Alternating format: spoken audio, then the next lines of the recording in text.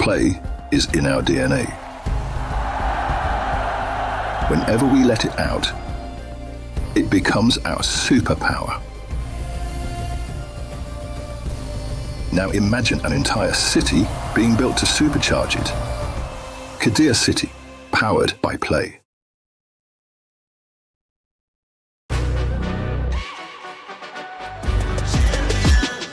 This ain't no regular thing. I came for the ring, you know what I mean. You see my name in the lights, better get right, I'm champion.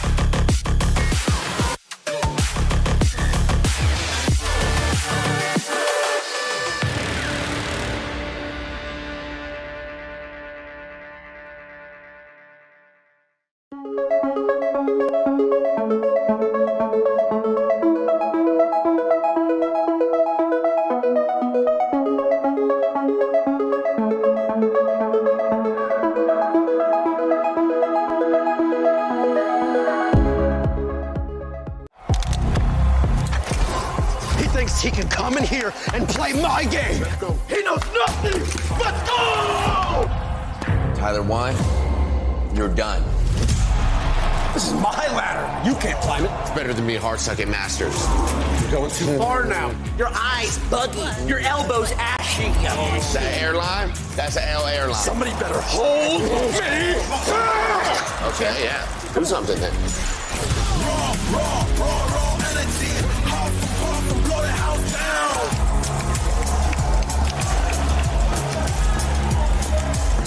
You look nervous. You look short. Everything's good? Mm-hmm. Fight.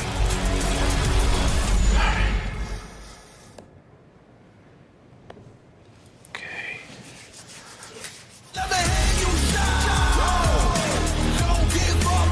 Do you really need the wraps? Yeah, that feels like overkill to me.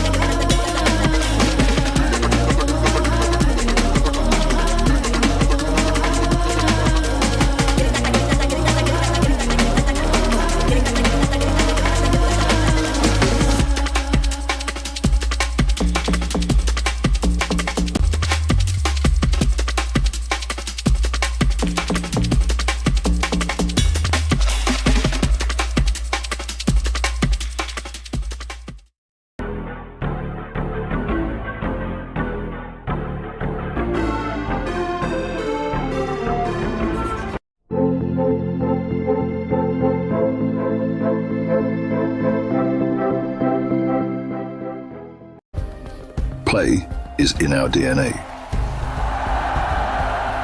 Whenever we let it out, it becomes our superpower. Now imagine an entire city being built to supercharge it. Kadir City, powered by Play. We were there. For every click, every clutch, every respawn. We were there for the years of grind. And we're here. Now. The proud founding partner of EWC. Powering the biggest event in gaming. Shoulder to shoulder with the world's best. Making history. Greatness deserves a stage. Lenovo Legion. Reach your impossible.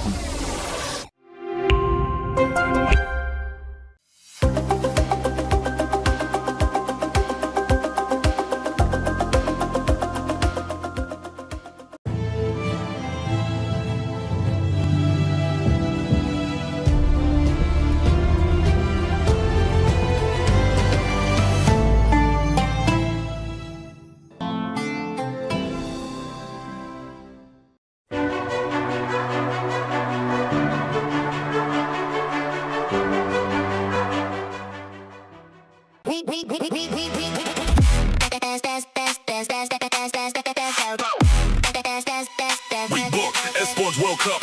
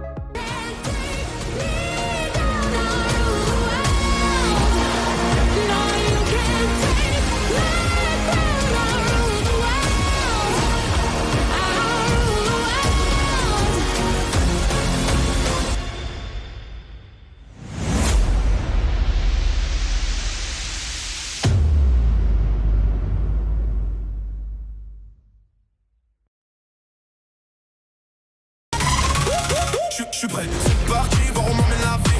Comme sur mon green, tu m'entends quand je respire. Top le veston, jamais été, jamais fait une trop de pas. Big plan, j'ai fait changer toute la piste. Regarde ma pêche, je pense pas, j'attire. Je coupe la line, laisse la qui laisse frémir. Nouvelle état, new name, toujours fluide dans le move. Main en l'air quand je rentre dans le groove. Garde ce regard, je suis déjà posé. Deux pas de tourne, glace dans mes yeux figés. Beat encore, puis je prends tout ce qui est à moi.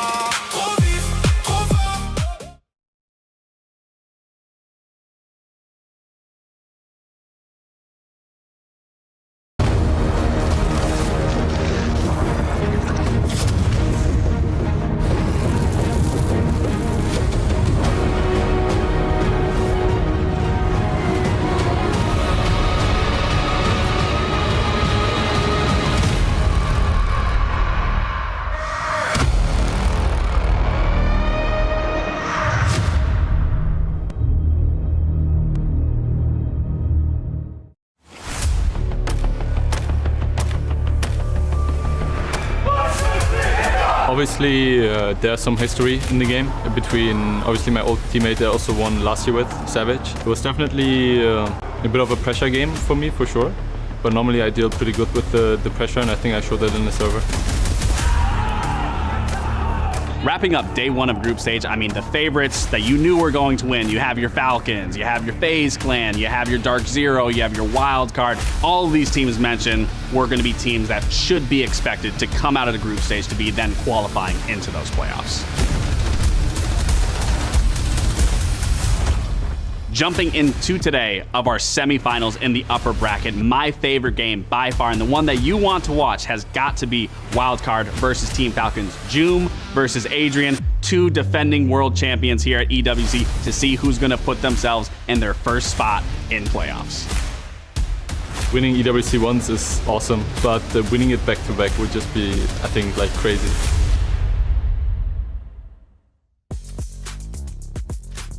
Welcome to the second day of groups here at the Esports World Cup. My name is Ed. I'll be your host on the B stream, and joining me on the caster desk we have Dave and Jesse. Guys, I feel like it's positives only today. We get best of threes again. It's upper brackets. We qualified teams to the playoffs. It was a good day. Absolutely, and the vibes here at the Esports World Cup are absolutely exquisite too. I'm watching Call of Duty in front of us, Tekken over to my left, and then the best esport in the world happening right behind us soon. It's a beautiful day for some Siege. No keys getting crushed today, so I feel like it's going to be better for the spirits of these teams, but everyone wants to compete, and everyone wants to punch their ticket into the next round of EWC. Exactly. It is great for the spirits, great for the mental as well, that we will have all of our teams staying in competition today. The winners of each match today also get like 4 days off in total. Yeah. That's a really big gap to rest, but also prepare for the playoffs coming up. Yeah, exactly. I mean, that's so important to be able to be rested and ready for those single elimination best of 3 games. Those matches have everything on the line, so winning today gives yourself a huge advantage in terms of prep.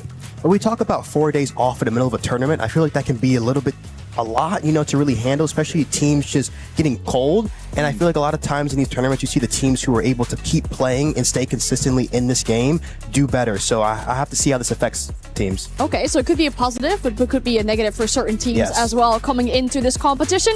In general, let's have a look at how this whole competition works, though, because we will have to get rid of some of the teams at some point to come down to just the Esports World Cup winner, because 22 teams is a big Siege tournament. So once again, a reminder of how this tournament exactly works. Tom Clancy's Rainbow Six Siege returns to the Esports World Cup for another year of intense FPS action.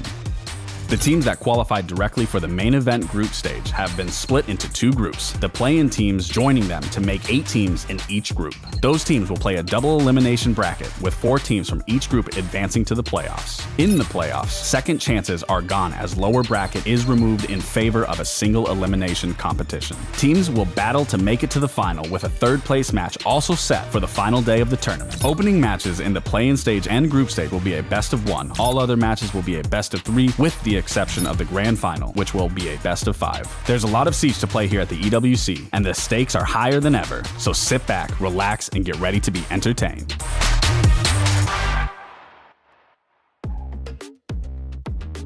And there's a few things that make EWC unique. We saw that yesterday, of course. Teams that come in here as the defending champions, they get this extra insignia on their key of their token of participation. The same for the Club Championship defenders as well, Falcons in that case.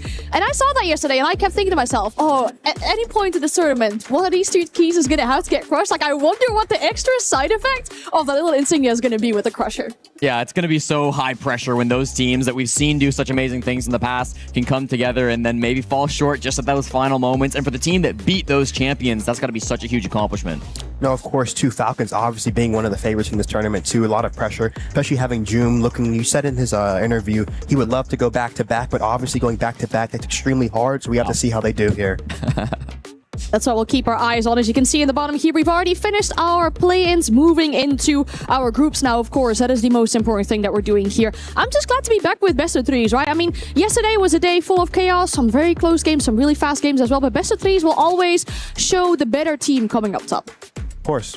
Yeah, I mean, best of 3s, especially when they're promotion games, like this is what's going to send you on to the top 8. This gets you involved in the club championship as well. You start acquiring some of those points so that you can represent your club and have that overall Esports World Cup success. So there's a lot to play for today. And best of 3s also offer in a different level of chess too, making sure you can actually get good maps for yourself. Because a lot of the times you see teams kind of have a good first map, but then the other 2 maps favor the other team extremely hard. So you have to make sure you get a balanced map pool to give yourself the best chance across all 3 maps here.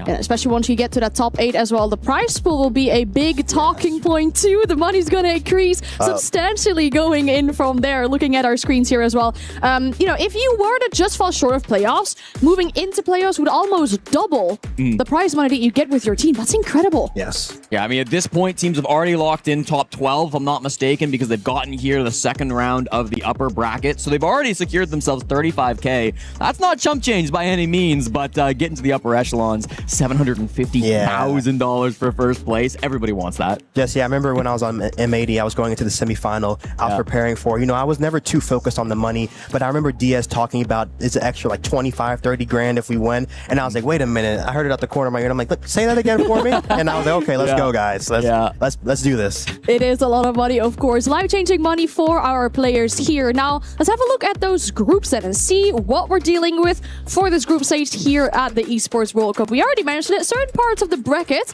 inside these group, I think it's safe to say, look tougher than other sides of the bracket. I mean, we're looking at that one with MAT Falcons over there as well. Yeah. And then looking at where teams will be dropping down into the lower bracket as well. You can face some really tough opponents. Yeah, there's going to be some really scary teams already in the lower bracket. I'm glad you mentioned M80. They had a really tough opening game up against the Falcons. Didn't fare so well in that matchup, so they're going to be playing down inside of lowers. We've got some other real threats playing down there. And so for today, the teams that lose, if they aren't successful in this matchup, they have to be really careful because there's some excellent teams waiting for them in the lower bracket. Of course, there's excellent team all over the board too, but I feel like there is an advantage when you do knock a good team into the lower bracket because it's just a less chance you have to face them in the end of the tournament too. So it really does put them just through the thick of things here. Yeah.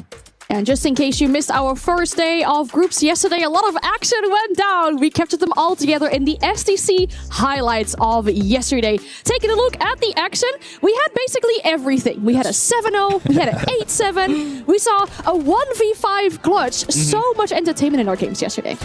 I mean, that's Siege. It's just one of the most entertaining games, especially on LAN. The game plays so clean. These players show up so well. And you really just get to see such a mix of the styles from region to region here. But then obviously you see how the game's the same too. Everyone kind of has the same idea, but you really get to see just different influences, how they actually view it. And it's just a beautiful thing to see. Yeah, you're seeing the highlights of that 7-0 you mentioned and CAG versus All Gamers. We're getting to watch CAG now play against Dark Zero, so I'm really excited for that game. It felt like we're starting to see some of the heroes of the tournament starting to emerge, with Chibisu having a massive impact in yesterday's matchup. Virtus.pro also extremely successful. This game was a lot closer than the scoreline suggests. It ended up being 7-2 for VP, but so many clutch rounds, so many rounds that came down to the final seconds where it could have gone one way or the other. It just goes to show in Siege, like, sometimes the scoreline doesn't show just how close the matches actually are. No, of course, the rounds can be really tight, but then in the 7-0, you see it can be a complete stop. So it really just does depend on how just intense these rounds are. Now, but speaking of this game, this was close. I mean, it said it in the scoreline, but even inside these rounds as well. Some incredible individual moments to really help these teams to get through it, at least on the side of GK. And then they played that super high-intensity match yesterday. They'll have to do it all again today in a best-of-3 later today on our second game of the B streams. Let's have a look at the schedule then for our matches. It's not just any opponent that GK is going up against either. It is Furia here later on the B stream. And then starting with Dark Zero and CAG by Veril going up against each other. These two teams have never played against each other before. Dark Zero come in here, of course, as a defending major champions, winning that trophy in Salt Lake City recently.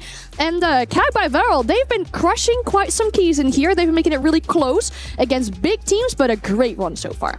Yeah, I think so. I mean, that first matchup, you might look at it on paper and say, well, that should be an easy stomp for Dark Zero, and I think they will be the favorites for a lot of people, but CAG by Veril have upset so many teams already at the Esports World Cup. They're looking very scary with what they've shown so far, so don't count them out just yet. Yeah, I'm really glad for CAG finding that footing again, because they have really been struggling over the last year since Reload. Certainly. And I feel like they've been taking great steps, but to beat DZ is taking another step up in that echelon, so I feel like it's going to be a great test to see where they are as a team. Yeah, let's start talking about Dark Zero as the first roster inside this matchup. We already said it, the defending major champions coming into this one. Their first game yesterday against Secret was a rather easy one. I mean, that Secret isn't the same Secret as we saw win the Esports World Cup last time around. But for Dark Zero, in case you're not familiar with them, my favorite thing about this roster is the brotherhood, right? They do everything together. Whether that is singing Justin Bieber songs before you dive into a game or meditating together, they all do it together and they have that team spirit. I feel like that's such a big thing that's going to help them through a lot of hardship.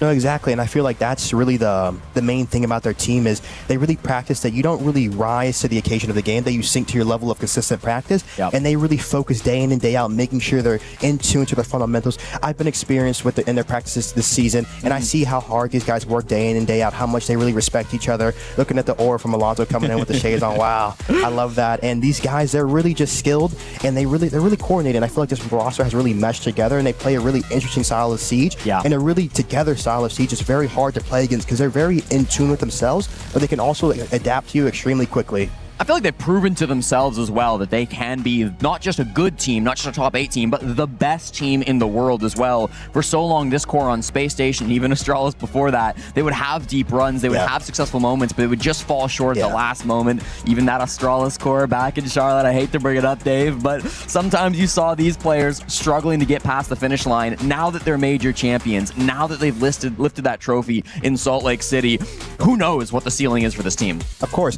And even with them, after that major win, most teams feel like they reached that pinnacle and they think that, it's going to stay there, but they know that they have reset, and they were really making sure they were able to get back on top of the fundamentals to actually come back and get stronger and keep growing as a team. Because, when you win a championship, you still have to wake up the next morning and you get reset. You're with everyone else after that. So you really have to make sure you're not hanging on to that high and you're able to come back down and keep pushing as a squad. It's really easy to get complacent if you've already won such a big trophy quite recently. We did not see that from Dark Zero at all. They were flawless to the group stage of NAL for a very long time inside of Stage 1 NAL. But for their opponents for today, for CAG, I think it is really important that they have to keep in mind that this is going to be a very different game than what they played yesterday. We saw it in the highlights just now, a 7-0 for CAG. I mean, Sharif was, 11-1 at some point. They were making very quick work of their opponents. And as we said, crushed many keys, but this will for sure be a really good test for them. Yes. And of course, to yesterday's game, they were able to really telegraph and pinpoint what all gamers wanted to do against them. With DZ, it's going to be a little bit harder because they really do like to make sure that you're thrown off by what they're going to do. So CAG have to be making sure they're not biting on the wrong plays and are staying in sync here and not getting really separated, because it's easy to kind of let yourself sink out of this game, especially in best of threes. It really tests the foundation of your team and making sure you can hold up and you're a brick wall with any struggles you run into. So they have to make sure they can stay in the game and stay flowing. Yeah, I mean, this is a squad who really struggled at Salt Lake City. They didn't have very strong performances at the last international event. For a couple of years, they've been having some weaker performances, and because of that, even after topping APAC North, they had to play through the play-ins. But the surprise of the tournament so far for me has been the fact they made it out of that crazy battle, getting top 2 in those play-ins to make it here to the top 16, then a 7-0 to start things off. Obviously, this will be the toughest opponent that they've played in quite some time, but with how they played so far, with the results that they've given, I don't think CAG should be afraid of anybody at the Esports World Cup. Of course. Well, they are only representative from APL North. They'll feel that pressure to keep the region, of course, satisfied, but also for their fans, right? There's a lot of people out there who are always ready for a CAG, and they'll be looking to do that inside of this best of 3 as well. Always a lot of surprises that we see from CAG. And speaking of the map pool as well, my main concern with this is that we've already seen so much from CAG. They really had to dig deep in certain matches, close to one series to really pull that one through. For Dark Zero, on the other hand, they've not given away that much yet, and only the first best of 1 they played. Yeah, and Dark Zero have a crazy deep map pool as well. They play so many different maps here, so it's going to be really tough, I think, for CAG to navigate this veto and try to find some way to come out on top. Yeah, speaking about Dark Zero's map pool, I was in their practice room yesterday seeing them print out all their strats, and they're actually complaining to their assistant coach that they have too many strats. Like, Alonso, can you please calm down with making so many strats? So their bag is extremely deep. Even if they have to play maps over again, they have so many different setups, so many different attacks they can do, and they're really prepared, because preparation is key at these events. Yeah. Well, I mean, that's the benefit of having such a deep support staff too, right? I mean, we all talk about Call Out and the culture he's brought to the teams that he's been on, but everybody in the back lines as well put in so much work to make this team as good as they are. Of course. Yeah, we mentioned Alo's aura, as you said, coming into today here, walking in. Let's have a look at the map feature then for this matchup. We mentioned it. CAG have showed us a lot already. They pick Lair in this instance. Yeah, a bit of a bold pick, I have to say here, Dave. Lair is a really strong map for Dark Zero. I believe they're 6-0 undefeated on this map. It's also a good map for CAG. Don't get me wrong, they love playing on Lair, but it really feels to me like they haven't managed to find a map in here where they have a lot of success on and DZ were struggling with. Of course, these are all 3 strong maps for DZ right now, so I feel like for CAG it's going to be a very uphill battle, especially with DZ starting on one of their best maps, like you said, 6-0 on it, and starting on the defensive side. It really allows you to set that foot in the map and just get the momentum flowing early, especially. Yeah, and I mean, like, it's not so bad for Keg. Like, they are good at all three of these maps, and that's kind of what we wanted between these two teams. I would rather see a series where all three maps are strong for both sides so that we can see the best of both teams, rather than like, okay, map 1 heavily favors this team, map 2 heavily favors that team, and then it's only till map 3 that we get something close. Very true. This might be a 2-0, but if it is, I expect both maps to have very deep score lines. I want to see some 7-5, some overtimes. I'd be surprised if we get like a 7-0 or a 7-1 on any of these maps. Right. Do you feel it's more likely for it to be a 2-0 for either teams, or for it to be a 2-1? Then should we have a 2-0 or a 2-1? Who do you think comes out on top? Also, given the map veto. Yeah, I mean, I'm going to say really close 2-0 for Dark Zero, okay? Because DZ, they're going to be the favorites. They've shown so much less just through this tournament so far, and I think they are really comfortable on both Lair and Bank. If there was one map that maybe leaned heavily for one team or the other, I'd say a 2-1, but I just feel like CAG, they've got a mountain ahead of them to try and take down Dark Zero on 2 of their best maps. I'm going 2-0 DZ. Okay, so we're agreeing on the desk. I mean, of course, I do think it's fair to say that Dark Zero will come in this one as the upper dog inside this matchup, right? Keg have already shown us a lot. Yes, they fought really hard, but this will certainly be a different kind of test for them going into this matchup. We do have a little bit of more time before we dive into our games, before our players are fully ready to kick this match off. So that means we can talk about this matchup a little bit more in the context of continuation in the tournament, right? We mentioned it. The winner gets 4 days off. They go to they go to playoffs. They get that part of the club championship. They get a big part of the prize pool as well. But for the losers, it gets a little bit rough. If you drop down to the lower bracket, the way that the bracket flips from here on, you have to play against the winner of MAT versus Liquid. So good luck with that one.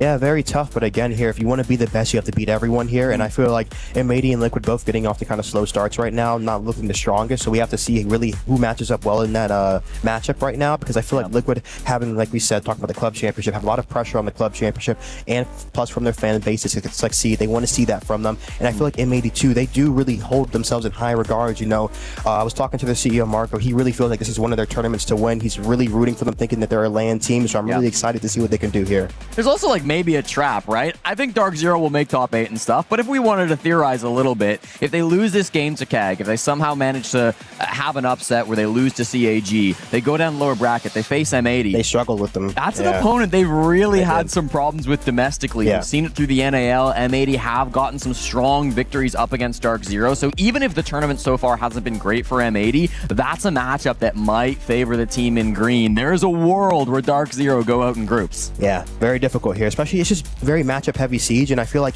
the game internationally kind of changes a little bit, so I feel like we have to see how that'll influence their matchup if we do see that. For sure. And then speaking of the game that's currently going on the A stream, Falcons versus Wildcard is a pretty good game as well. We get to see Joom going up against Adrian. I was telling to James a little bit about it, and he asked Joom as well. The last time he had gone up against Adrian was like 2 years ago when Adrian was playing on G-Who. Some European fans will know that team, of course, and have seen them compete through Southbreach. So getting to see former champions play against each other, and the nature that has gone and spread out over 5 different teams with our technical, EWC Championship defenders, it's incredible. And I'm excited to see, one of them knock out one another. That's not going to be the case for this one because it is an upper bracket game, but the stakes will be really high in this one, and especially that kind of revenge feeling, that, enemies instead of friends feeling will be big for this one too. Yeah, well, it's really cool because Secret, obviously, a great year last year, won the Esports World Cup, second at the 6 Invitational, but in the offseason, they really broke apart. Different players went to different teams. They've now kind of spread themselves across the globe to North America and sticking around in Europe, but the fact that every single player from that former championship roster has returned to Esports World Cup in some capacity makes it really cool. We've got a very high chance that somebody will repeat as a 2-time champion here at the Esports World Cup, so following the story of Secret throughout this tournament has been really enjoyable. And I feel like, too, you saw Joom talking about the pressures it can feel, and I feel like a lot of people can let that influence them worse and kind of feel like they have to do more and kind of get out of their player. But it was really important to stay calm and realize that it's just no bigger than any other game. And the most important thing is staying in sync with your team, and what's going to happen will happen. For sure. Time for a hot take. Of the former defending champions, maybe on the new roster or the current roster, who has the least like chance to win it again, and who has the biggest chance of winning it? Is it Falcons? Is it MAT Wildcard? I think Secret's the lowest chance to win. That's not really a hot take. I feel like a lot of people will agree with that, unfortunately, but yes.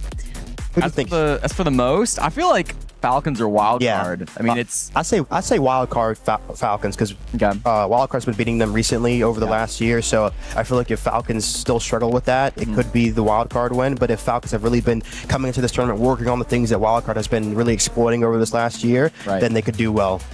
Yeah, I think the Falcons are just a team with so much legacy behind them, especially with the history here at the Esports World Cup. You know, that organization is used to being in finals at this tournament at this time of year. So we definitely expect to see Falcons showing up and having big moments. And even though Salt Lake City wasn't a great tournament for them, they still got top 8. It wasn't horrendous, but they definitely had higher expectations. I'm thinking this might be the time where we see them step up, bring this new roster into the international stage and showcase just what their potential is. I'm going to play a bit of devil's advocate there, because if we talk about Falcons a little bit more, sure, they'll feel a lot of pressure, of course, you know, for some of these players. It is in their home country. They will get to play in front of their home crowd again. Talking about EWC last year when they had such high expectations with the club championship behind them, right? That was a big thing too. They bombed out of the tournament. It was a very rough one for them. Very early exit. Didn't get what they wanted from it. This time around as well with the club championship. Yes, they are currently leading, but we are in week 5 of the entirety of EWC, and their gap to Na'Vi, as far as it was yesterday, was only like 150 points. So that is the difference between finishing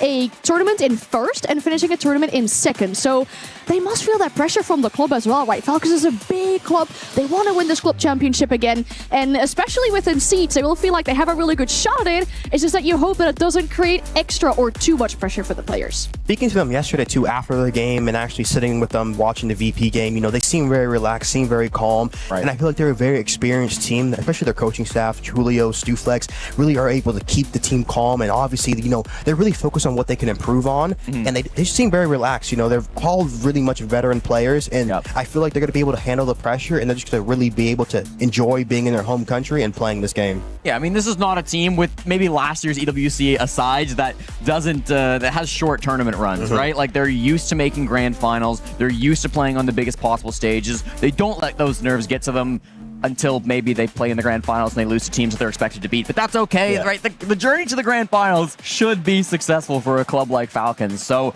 I'd expect them to have some big results. Even if this game versus Wildcard happening on the A stream doesn't go their way, they will be favorites in the lower bracket. They should be expecting to make a deep run, and they should be hoping to get, I think, top 2 at a minimum. Well, that's something that we'll look forward to on the A-stream, of course, with Falcons going up against Wildcard. We will focus our attention back to Dark Zero going up against ag.al inside a best-of-3. Let us remind you of the stakes. The winner gets to play in those playoffs. 4 days of guaranteed points for the club championship. Guaranteed big part of that prize pool as well. The loser will have to play against the winner of M80 and Liquid. The stakes are high. We've seen incredible performances from all players across the board on both these rosters. We talked about Sharif a little bit already. We talked about Anaton, you know, a lot of shield pressure as well. On the side of Dark Zero, who's going to counter that? I mean, the thing about Dark Zero is they have such a skilled lineup. I mean, you can look at everyone here. Noah's going to be very influential on the lurks in the solo place, making sure he can actually influence the round.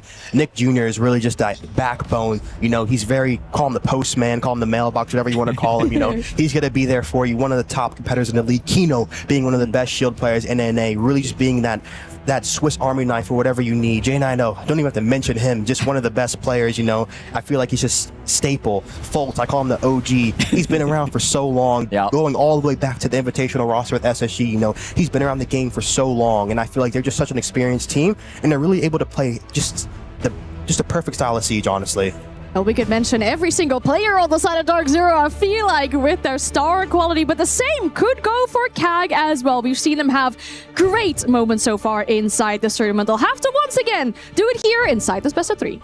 Indeed they will, and Dark Zero versus CAG by Veril. This is the match to qualify towards top 8. 2 titans of their regions. The best team coming out of APAC North versus probably the best team in North America, at least as far as international results go, the reigning major champions. Dark Zero will be the favorites in almost every game that they enter through these next couple of weeks. But Dave, here on Lair, CAG's map pick, what do they need to do to break through from Dark Zero, especially looking to some of these operator bans? Really make them uncomfortable. I feel like the key thing about this top level of Siege is being able to make sure your opponent has no idea what you actually want to end the round with. So making sure you're keeping them on the back foot and unaware with what pressure you're putting, because all all of that is giving them a read to where you want to end. So they really have to make sure, because you saw in that game yesterday how well CAG could play when all gamers were literally telling them exactly where they wanted to go, exactly where they wanted to push. You were able to read into that.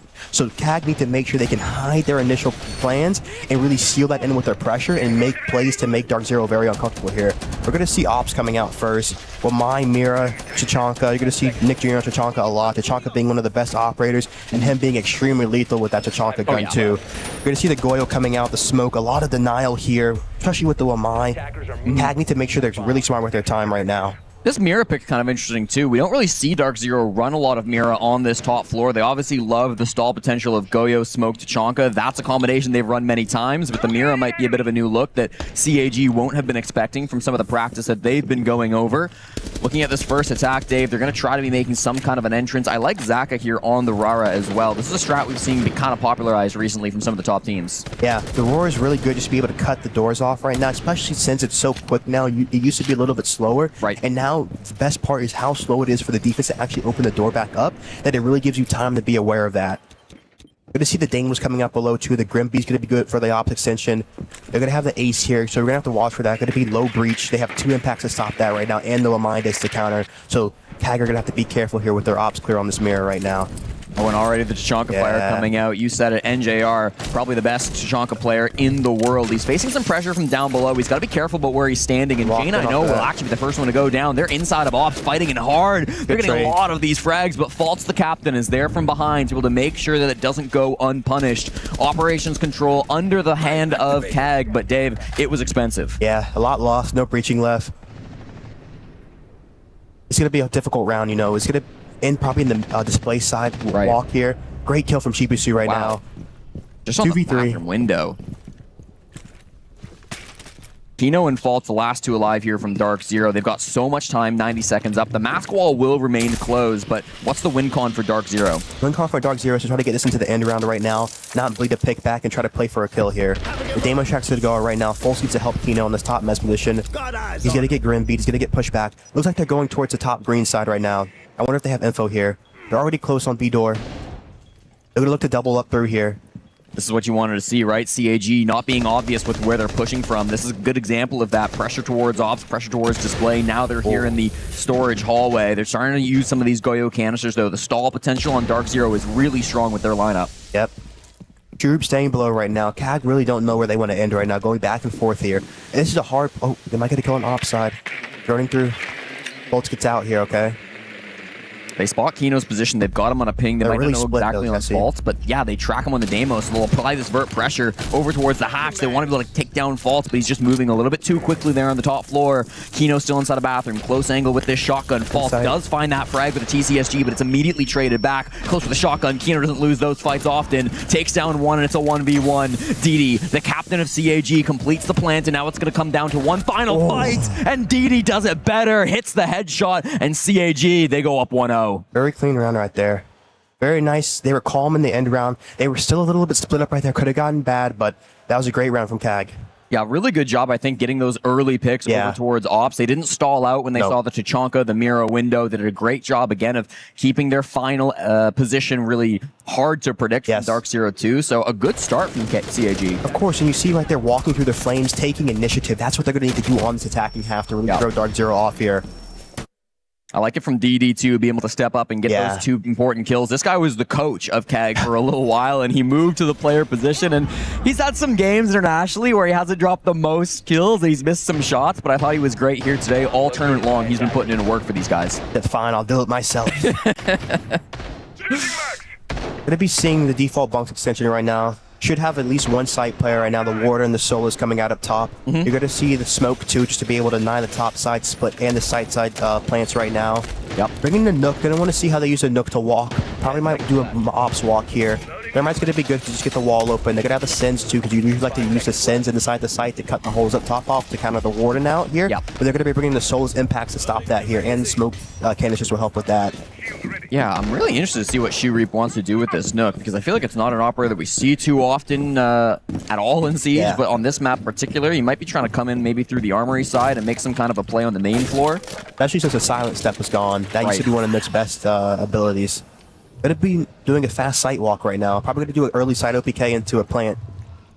thinking this one might end kind of early. Yes, of course. it will, Jesse. Everybody from Dark Zero except for Newers extending on towards that top floor. So Newers is going to have to be really good as the solo anchor player. This is how most teams play this bomb site now, with only one player on site and everybody else coming up top. Sharif has moved his way through past a couple of default cams, making his way towards the A door. We'll see him on this.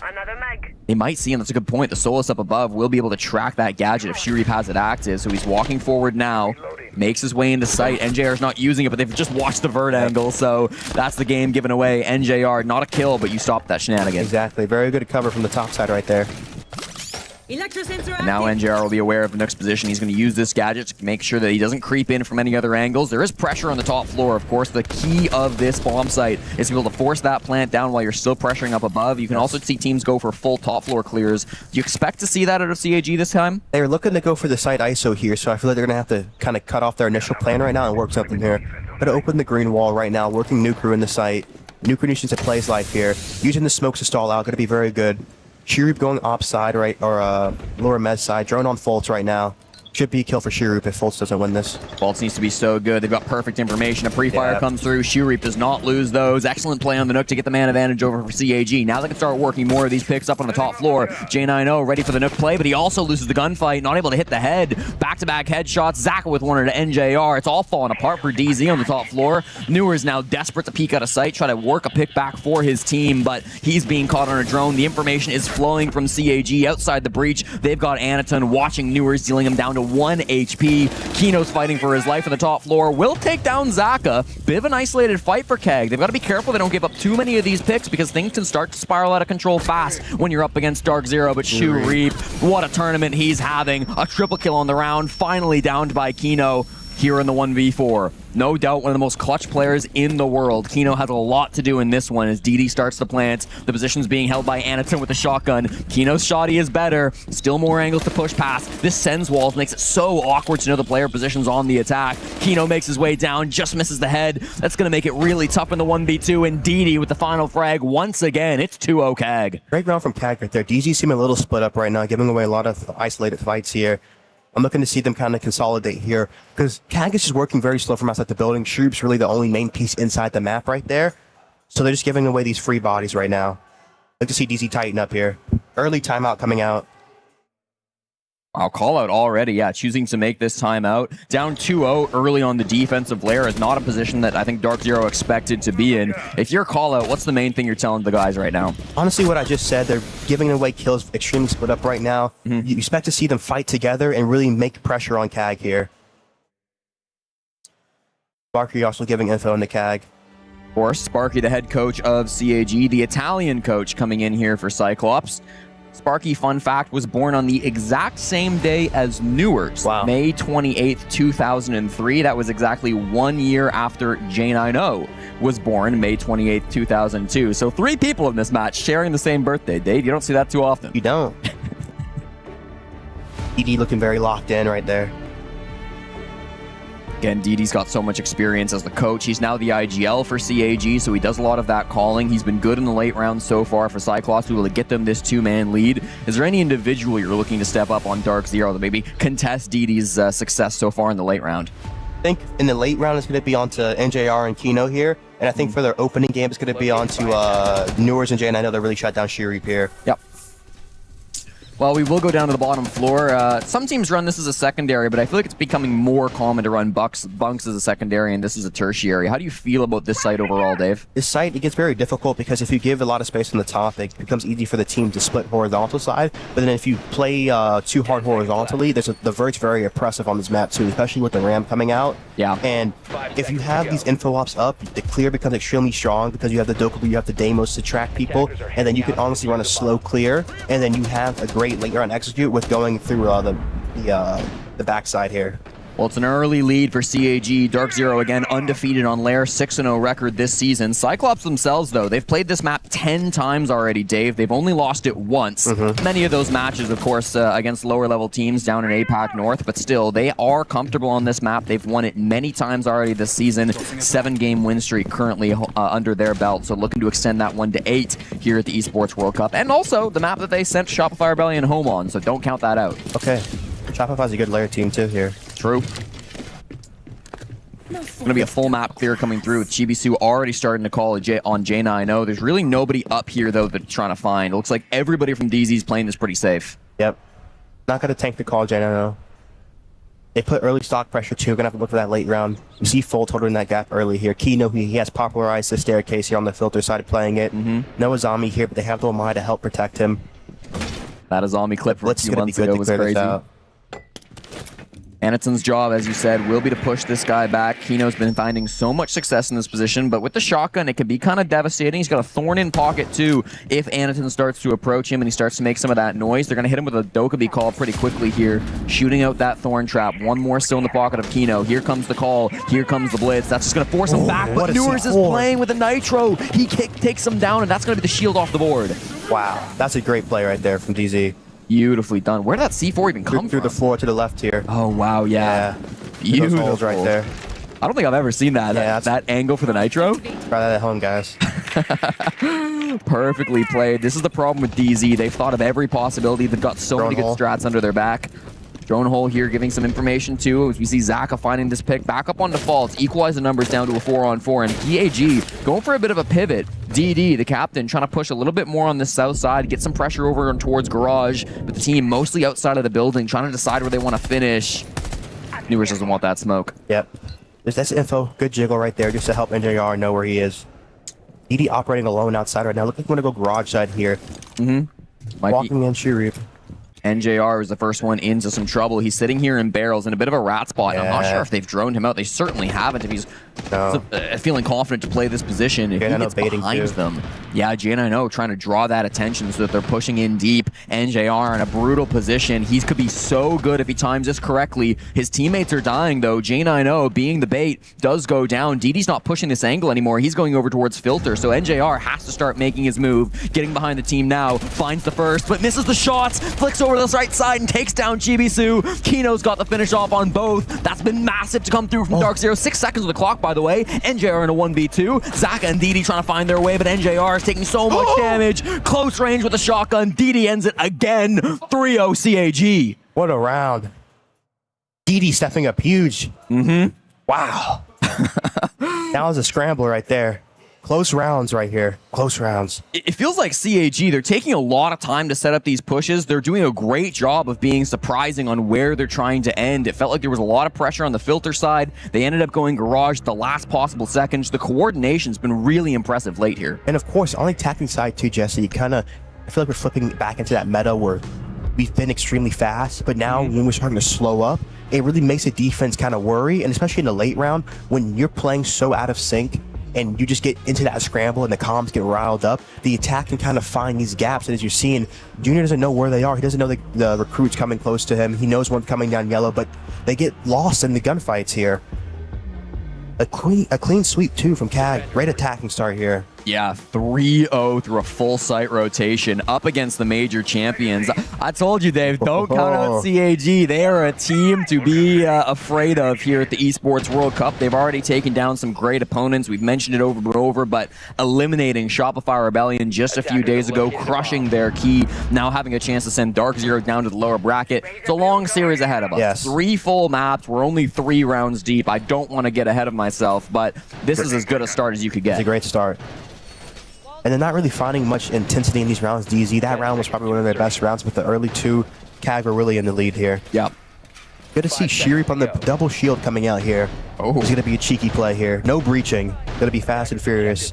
This is a spicy lineup coming out from CAG. The no breach top floor lair attack. I'm excited to see how it goes down. You've got the Twitch from DD as well. Try to make some space on those Twitch drones. Maybe deal with some of the utility that's been around here. Those thorn traps have been big. The Mira was brought previously. This time Fault is moving over to the Clash, so that can be an excellent shield counter. Yes. I'm worried CAG might not have droned that out. Of course, usually you're going to hide the Clash here. Going quick on ops right now. Too good to be able to slow. Going to play the C4 over the top right now. Going to see Clash already rotating over here. Good comms coming out from Dark Zero. J9O smart here as well to spot that out and then back up. He does not need to take a 1v1 No with match the for the shield. Clash, though. This is going to be really tough now. Starting to force back Great that power. shield. And J9O working with his captain to find the opening frag on a Shoe Reef. That's going to make things much easier for Dark Zero. You cut those shield players down to half. Anaton's still able to push some of these difficult angles over towards storage, but Zaka here in ops, just setting up these air jabs, praying False walks in. And this is a nice mini play too. Have the Clash stun, and you can C4 over the top right now. Watch for this here. It'd be very devastating. G9 was ready for it, but again, CAG, they're not committing to one side of the map to push. They can have players all around the map to try to draw your attention back. So as Zaka's pressuring over towards ops, the rest of the team have got some good drones over towards display, over towards storage. DD getting a lot of site information now, hunting for some Goyos, but he's not finding any currently. I want to see what they do off of this. It's a very hard round right now, especially no breaching. They're really forced to split this green side right now. Walking Skybridge here, probably going to have a display hop. Going to double up through top green door. They're flexing off this wall. Great to give them this control. No breaching, so they just really slowed them down here, forcing them through a doorway right now. Going to have a split display side here. Looking to see Kino use the smoke to stop, and they need to rotate this Clash shield to stop the Blackbeard here. Smoking off display. Yeah, DZ, I mean, reinforcing that storage window, they've clearly read into the lineup. Newers will get down through the floorboards, and seeing that blood, DD will be aware, sees a toe to finish off Newers. That's a great little frag to come through from the captain. Once again, 7-0 from the former head coach of CAG. Now they need to get into the building. Inside a bathroom, jumps in DD. He's got, of course, a shield of Anaton right in front of him. Dealing with this Clash makes it oh so awkward, so the shield goes to his back. Still fighting around ops as well. J9O's trying to lock down this other side of the site as this pressure in from Mez has been so devastating. Many of these air jabs being shot out though, so the utility not going to be quite there. J9O just trying to slow things down. 35 seconds on the clock. CAG need to get a move on. They're all funneling through this office door because they don't have to breach. DD's going to make this change, and he's going to swap over to the hallway. Finds the frag on the floor. DD takes down Kino. Now it's a man advantage once again for CAG. The flashbangs come through. That might be their key to walk in the doorway, but they're going to hold for now. Zaka just biding his time. The shield's been placed down, and it's going to be so much damage. CAG, they're finding frags all over the place. False with the SMG will get one, but it's instantly traded back. 4 straight now for CAG by Barrel. And you see, Jesse, they really made sure on that top side, they split them. They saw the Clash rotate chest, and they really went for the weak side, and that's what the game of Siege, the attacking side, is about. Seeing where the bodies are stacked and rotating to the opposite side. DD just making impactful plays right now. Really, he's in it right now, man. Wow. This is maybe the best game of Siege that I've seen DD play ever in his career. Honestly, the way he's playing behind some of these shield operators too. So commonly, it'll be the ag.al themselves who are on a shield and who are making those calls, but we've also heard it from some teams that it can be kind of difficult. False has said this, where it's like, if he's on the shield, he's got to be the front man. It's difficult to kind of tell what's going on, so a lot of teams will instead keep their ag.al behind the shields. DD's doing a really good job of calling these plays, calling these rotations, while also finding frags, following up his teammates, and getting those trades. This has been a real treat to watch. 9-0. The opposite of James Bond here. Oh, he might be a Bond villain at this point, the way he's playing against DZ. Little golden eye. Yeah, a little bit. Let's see here. Going back bunks right now. They're bringing more denial. The Solus 2 for the info here. The Zombie's going to be a little bit more better to contest on this max side right now. You're going to be playing a solo alert side with the Solus. I'm looking to see DZ really just break these attacks right now. Get really aggressive on them right now. Well, once again, it's going to be a shield push. Just as I said, DD's not running the shields. He will hop onto it this time, the Blackbeard being brought by him. Anaton on the smoke as well, so clearly a very different look from CAG. Last time we saw them, at least initially, trying to isolate that site and ignore the top floor. Do you expect a full top clear coming out from Keg? Yeah, with the shield with the glass too. I'm expecting a Pebbles door walk with the glass here just to cut the top off. And then they should try to use a split here. Maybe one coming through the op side, the Blackbeard helping go through display just to really be that catalyzation of their push here. So let's see this right now. Going to be a basement entry too. Interesting. Let's see this, where Shoob's going to go. Maybe a triple impact too from below. I'll also have to watch for that here. Yeah, I mean, Shoe on this Zofia, since the buff, one of the best operators to play from down below. You can get a free pick if you've got that information. They don't necessarily have great intel operators. There's no Grim, of course, being banned out recently, but even still, they've got the capability with their drones to spot out some of these players and try to make life difficult for Dark Zero. Group will change things up. He goes over towards the roof, so still not 100% committed to how CAG want to play this round. Cheesin, broke the push. See, that's what they needed right there. Great opening kill on the glass, especially. One of their power-ups down. Finally, some momentum. Dark Zero have gotten the opening picks the last 3 rounds, including this one. They've not been able to capitalize on it. This has to be where we see that conversion come through from DZ. Need at least 2 Jesse here. Be critical to be able to get a 4-2 split coming into the second half. Dark Zero will have to move over towards the attack. Shurip has made his way in quite quietly into operations. That could be a devastating trap being laid for Dark Zero, but they've got a shield to watch it. It looks like they might have some good information. Kino tossing those toxic phase, but he gets his head blown off. Bad timing from Kino, and Shurip will equalize those numbers back down to a 4-on-4. Pressure still facing towards this top floor. The can openers will come out to apply more pressure to the office side, trying to deal with some of this utility. The shield's already been blown up by Shurip, so he doesn't have to worry too much about that, but keep an eye on this time. A minute still to go, and Anaton's dropped the defuse get outside. They're going to give top here. Going to play for a green hard zone right now. It's a good call from DZ. Conceding some of the space. They do not want to bleed any more bodies. If NJR can deny time, he absolutely will do so. He throws out some of those fire grenades, making sure that things stall out just a little bit, and a bit of a rat spot too. G90 loses the fight. False also dies at the same time. NJR and Newers with so much to do. Newers in a 1v1 with the Blackbeard. You never win that one, Buster. That's going to be CAG. Masterclass right now for CAG. 5 in a row. Masterclass. Wow. Just beautiful plays coming out. You really see them just taking the time and finding the open space that Dark Zero is conceding them in these rounds right now. Dave, we might have messed up a little bit calling it 2-0 for Dark Zero. Listen, sometimes you mess up in life. That's it. But wow, CAG coming out strong here. Great opening, especially too picking it to one of their stronger maps, really showing that we're here.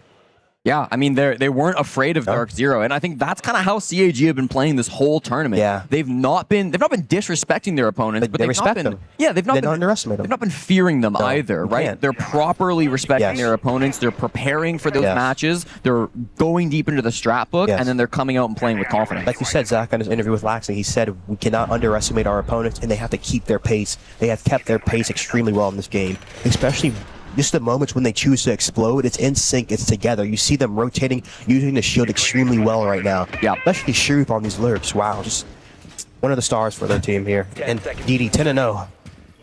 It was a year and a half ago when CAG turned a lot of heads, making the grand finals of Reload. And listen, we don't have to lie about it. People had some questions about the path they took to get to the grand finals. They had a slightly easier side of the bracket for sure, and the finals didn't really go their way. But to me, Dave, this feels like a bit of redemption. It feels like a little bit of payback coming out from the CAG guys and their fans saying, listen, we're still a top team. Don't forget about us. That's a step in the right direction here. Let's see if they can finish it out. A flawless half would be history here against Dark Zero. It is not common that they see that 6-0 facing against them at the Esports World Cup or really anywhere. When this level of team comes to play, they usually don't give up this many in a row. Early damage onto Shurip. Again, the opening pick has not always determined who's come out on top. These have struck first a lot of times, but it's not really been enough so far. They're going for this kill on the mute. Gonna be shotgun versus shotgun right now. Getting live drone the Nook, does he know? Gonna pop the wall. Here we go for the long range. Half damage over to Kino. Now the pistol comes out as the drop happens. He downs him, and Shurip's there for the finish off. Perfectly played to flush out Kino, one of the best SAS players in the world. He gets hard punished. There goes another one. It trades back and forth as False and Didi each pick up one. Shurip has been traded out, but this is still going to be a man advantage for CAG. CAG just working really well together. The coordination's on point here. Let's see how they have range control right now. Could look to end filter side. I don't think they're doing the filter stairs hold. Kino's dead here. Right. Soul's playing the top side. DZ really forced into making these plays on the flank right now. So CAG can either slow up and wait for this play by Fultz, or they can go straight to the site. Fultz going to spot the gap on the Solus right now, walking through. Oh, Fultz, he's to your right. Fultz. Oh, Fultz. Fultz. Oh, no way. He loses that fight. DD finally goes down. It's his first death of the game, but that could have been so much better for Dark Zero. Newers takes down Zaka. This goes down to a 2v2, but the time is very favorable for the team from APAC North. Chibisu and Anaton have plenty of time to work this site and re-grab the diffuser. A lot of utility on Anatune right now. Let's see how he uses the flames and the smokes to isolate the site off right here. True. Should play for a hatch drop. Has 2 cans left open right now. The Nook shotgun, 2 nades left. It's going to be crucial in the stock walk. They're going to take their time with this one on CAG. They know that if they rush it, they will certainly fall to pieces, so they've got to make sure they can put together a good filter push. They're going to go filter side, as you said, starting to make their way past these cams. The Nitro Cell, not something they have to worry about like last time. Doubling up here.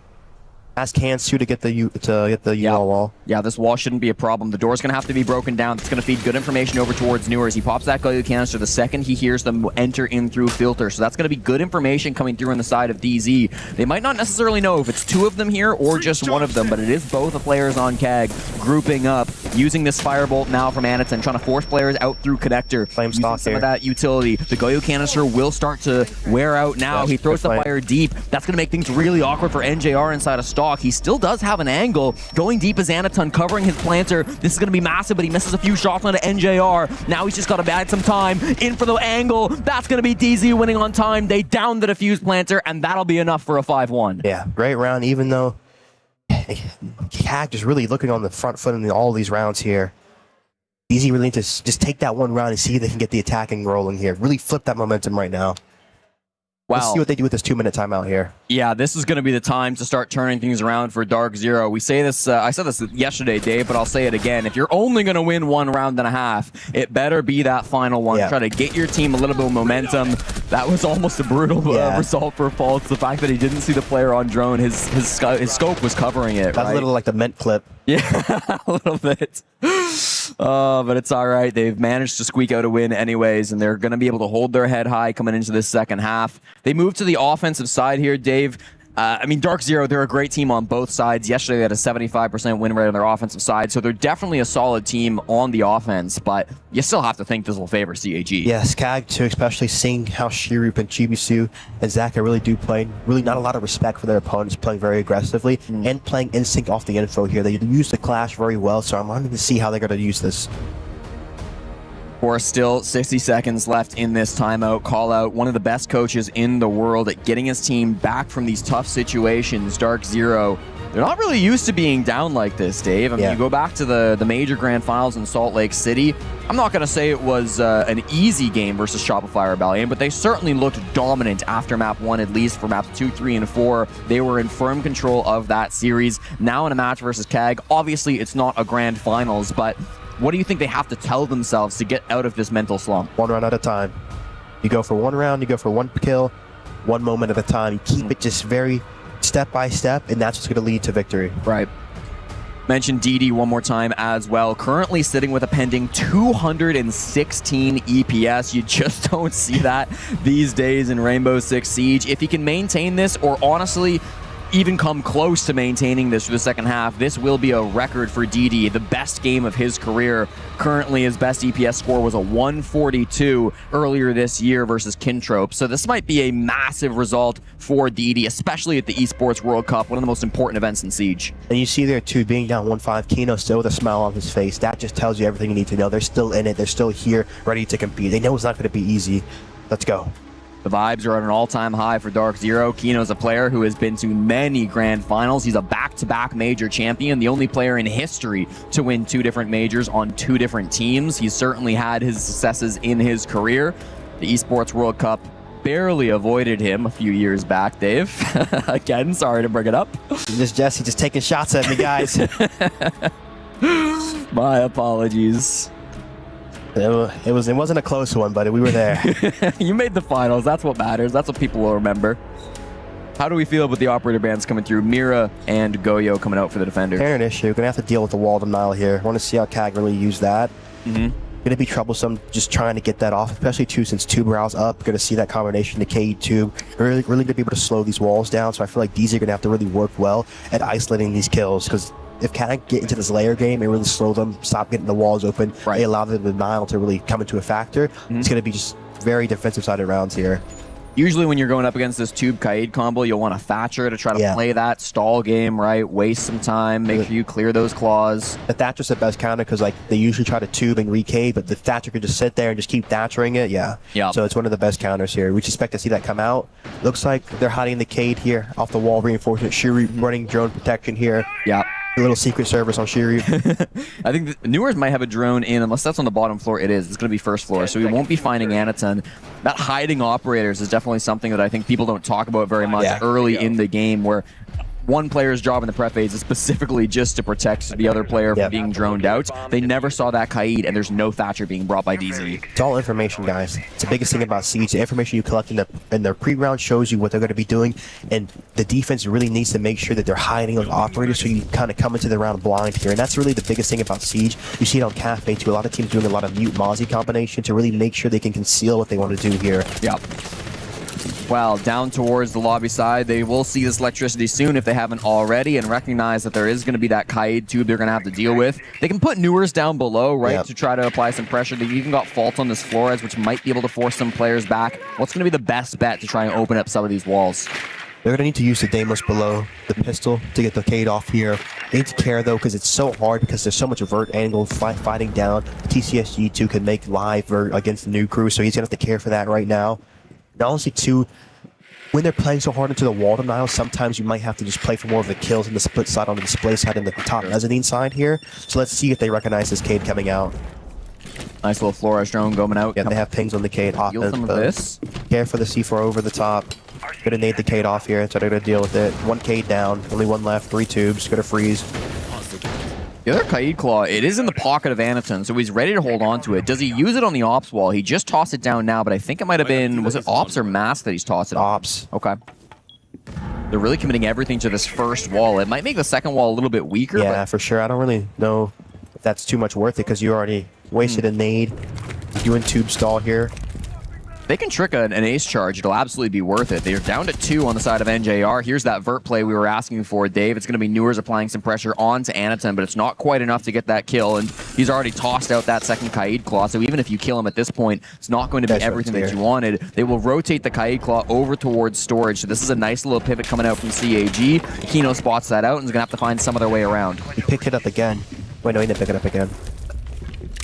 Okay. Playing mind games with all five people tracked right now, so he has 3 tracks still right now, so they're gonna get this wall open. No Kaids left, no tubes left, only 1 smoke right now. Really milking this utility.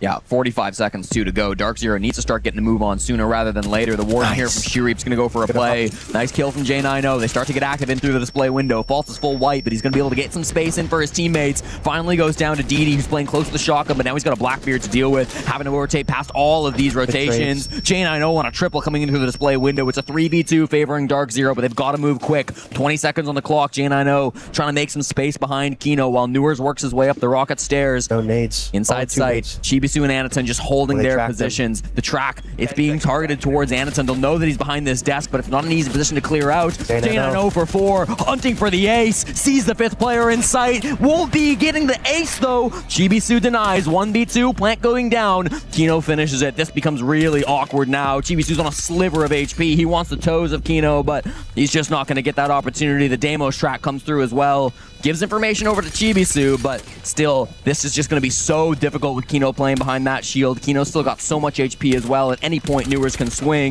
Chibisu biding his time, wants to take this slow, having to go for the reload, trying to find a head on it. He knows that's the win con, but they play it perfectly on the side of DZ. It's a 4K from J90 and Dark Zero put 2 together. I think that just shows J90's skill. You know, coming out of a weak half, 4K immediately, really making sure he just gets back into the game right there. I mean, this is what you need if you're a DZ fan, seeing them come out on the attacking side strong right now.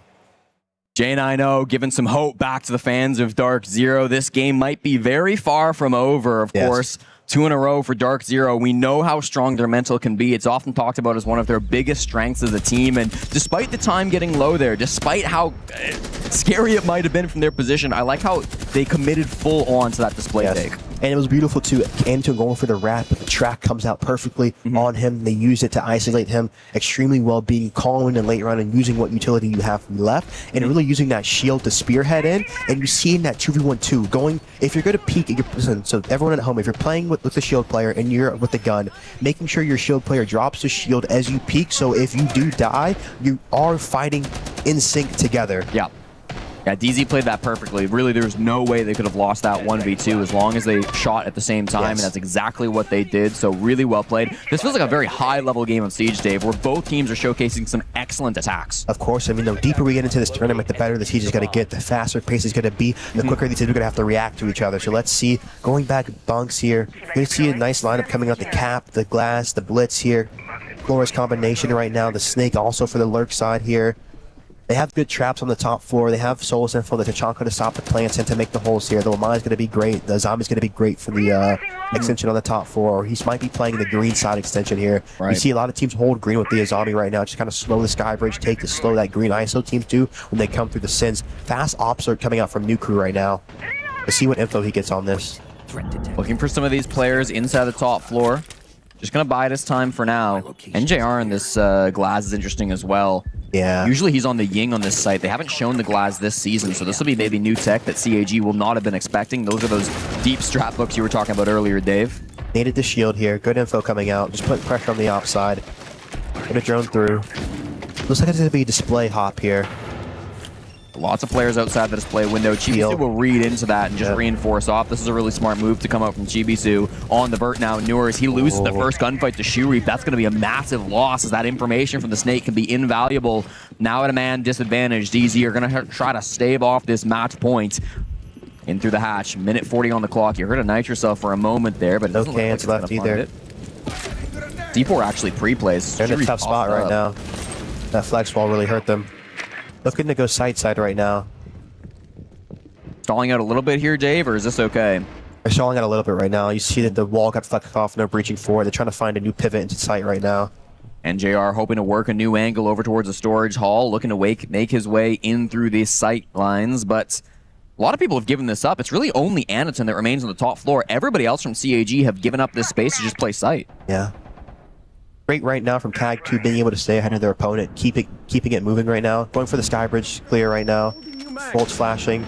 Anaton full blind spraying. Oh boy, this is a tough fight. Fault uses it perfectly with the smoke. He gets that early frag on Anaton and does get downed, but his teammates should be able to pick him up later in the round. They're more concerned about Zaka at the moment, who's playing at the bottom of these green stairs. Kino will now double back to help his teammate. There comes the Solus. It's Chibisu. He can finish off this down, especially if he times it right when the pickup's happening. Perfectly flanked by Chibisu. He grabs the defuse kit now, and it's a 4v2. He can play close with the shotgun. This is the worst case scenario for Dark Zero. NJR with the sniper, trying to play close range. Chibisu gets all three, but there's still J90. 20 seconds. Feels like the damage has been done. Everybody on Keg now just has to hold their angles. It's a crossfire at the bottom of green stairs. J90 has to look every direction. There's no hope for him. A beautiful flank pushes CAG to match point. Beautiful from Kag right there. You see them really making sure that they flex that wall off. That right there honestly wins them the round on the top. They peel off the top right there. Play a nice Skybridge extension. Anaton gets it down. Or actually, no, the Zaka gets it down, plays the layer off. Chibusu's ready for the flank. He's a soul. He can see if they have info on him. Kag staying ahead of their opponent right now, staying multiple layers deep. Great rounds from them.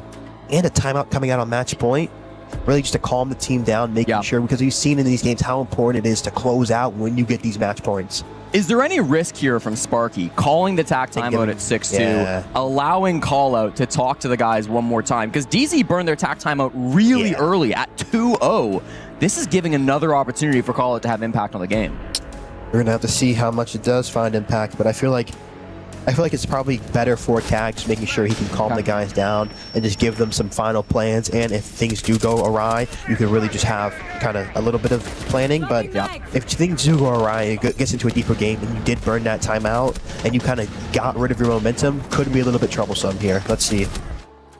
Once again, what a round from Chibisu. That flank was absolutely brilliant. He was the highest rated player from CAG back during stage 1. So far in the tournament, he's taken a bit of a backseat to Shurip, who has just absolutely taken over the Esports World Cup as the best player for CAG by Vero. But Chibisu is still one of the best players in Japan, showcasing his skill today. Yes. And Didi. Yeah. Didi's is actually insane. Yeah. Just wow. I've never seen him play Siege quite like this. Didi, again, the former coach. He's 25 years old, on the older side for gamers here at the Esports World Cup. Not an ancient old man just yet, but still, he's been putting in the work for a long time. Hiding the clash again. Or hiding the clash instead of the K this round, should I say. Gonna be able to stop and just fight against the shield. Not bringing any Zofia. The Damus is really going to be the main counter for the clash from below right now. Shoot, playing alert. Might go for an early opening kill outside of the garage side when they like to open display here. Okay. Let's see it. Watch for Shurip here. Definitely in an aggressive position. There's a lot of players starting by garage. He's gonna impact out. Uh-oh. Uh-oh. You gotta go for it. Shurip, he's got impact in pocket, ready to make a big play here. You gotta wait till he opens a window here. J90's already up towards the roof. Newers is a little ways away, so he might have missed his chance. NJR could come looking, but this run out doesn't seem like it's going to result. Oh, back with the repel. Yeah. I think that's J90, yeah. Oh, they're holding for it. The timing. Oh, they don't know for sure that it exists. Here comes the repel. It's going to be a little bit late from Shurip. They might have heard that impact. They're already on the roof, though. Doesn't seem like they're going to get involved with it. So no harm, no foul. Shoereap will just scurry away. Going to go top filter here. I don't think they know he's below, actually. So Nuker's going to have to care for the flank here. This might be difficult if Newers doesn't recognize Shoereap's position. We'll see if Newers has that track as well onto Shoereap. If they've gotten that ping out, if they might have any idea. They do have the Ela track. So if Newers knows that the Ela is roaming downstairs, he could go for the track, but not sure he's got that information. Great confidence from Shoereap right now, too. Just kind of jaywalking it across the map here. Yep. Just being a thorn in Dark Zero's side. Not giving him anything right now. And already we see Kino and the Blackbeards pushing up through Skybridge, so Shoereap could have a really big flank. He is all alone, stalled temporarily by this Lion charge, but the Toxic Babes will slow Kino down as well. Here comes the flank now, and it's perfect. He gets one, he gets both. Nice shots from Shoereap, exactly where he needs to play over towards Skybridge. Now Newers from down below, desperate to get a pick back, but he just can't find the angle. This is map point for CAG. 3 players left to find, but Faults is still hitting heads. DD will go down. That's going to be a big frag onto the captain of CAG. Shoereap still lurking down below. Newers has to win this fight. With the track outlet here. They have pings on him. It should be favorable. He canceled it, actually. He's got information, so he doesn't want to give up his own position that he might be coming for the swing. Brings out the AK and wins that fight. Back to a 3v3. Newers bails out DZ, but there's still a lot of work to do with less than 60 seconds on the clock. Zaka finds Fault for a late trade. Chibisu finds J90. Newers has to get the 1v3 against the Clash. Doesn't have the defuse kit. It's across the map, and they all know where he's coming from. Solo HP. Everybody thought Dark Zero were unbeatable on Lair. 6-0 so far this season, but CAG have proven that that might not be the case. They're playing it slow, wasting their time, and the peak from Anaton ends it. For the first time this season, Dark Zero lose Lair, and CAG take the lead in the series. Yes, very great map from CAG right there, especially their pick, showing it's a strong pick there. If you're a DZ fan, don't be too worried. Still a long series here. Let's see how they bounce back on their map pick. Perfectly done. I mean, we know that Dark Zero are a great team. They will be battling back on these next couple of maps, but still, what a statement from CAG. Really is. Yeah, it's a good result here from CAG on this first map. Incredible, especially with these first few rounds all going in their favor. We saw the tech time after round 2.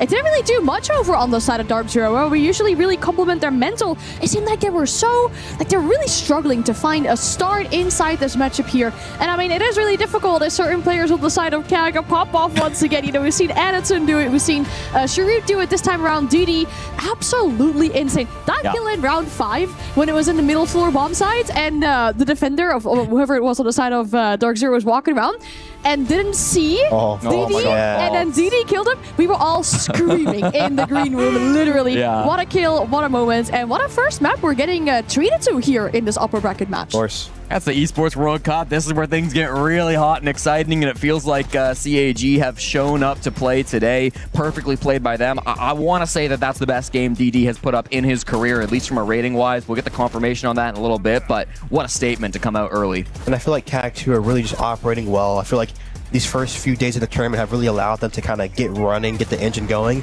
and they just look really good right now. They look in sync, they look together, they look confident in their plays they're creating.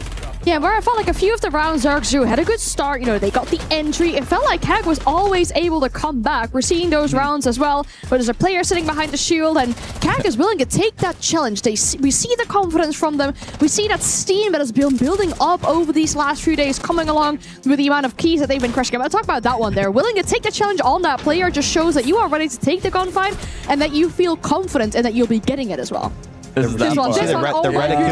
reticule perfectly blocking him. That's so unlucky. And thank God DZ came back to win that round. That was one of the few where they did come out on top. They had NJR there to get the instant trade back, but still, it just shows the level that CAG are playing on at the moment. They're always ready for these plays, and they're so quick to hit these shots.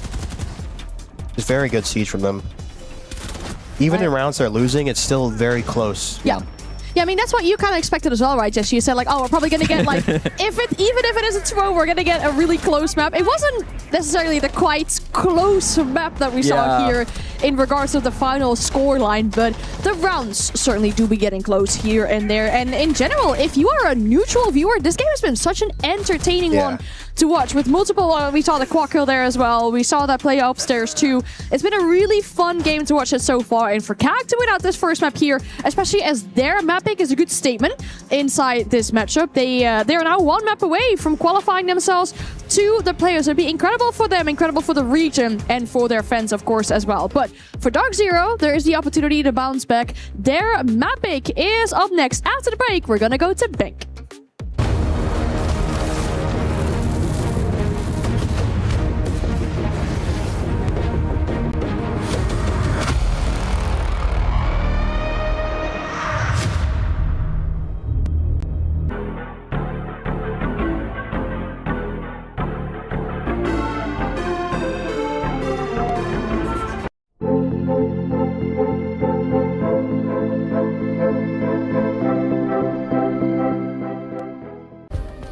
Play is in our DNA.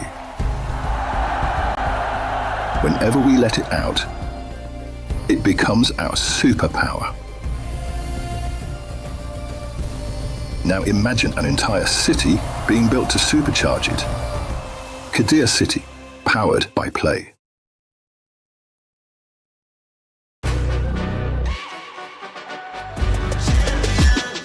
This ain't no regular thing. I came for the ring, you know what I mean.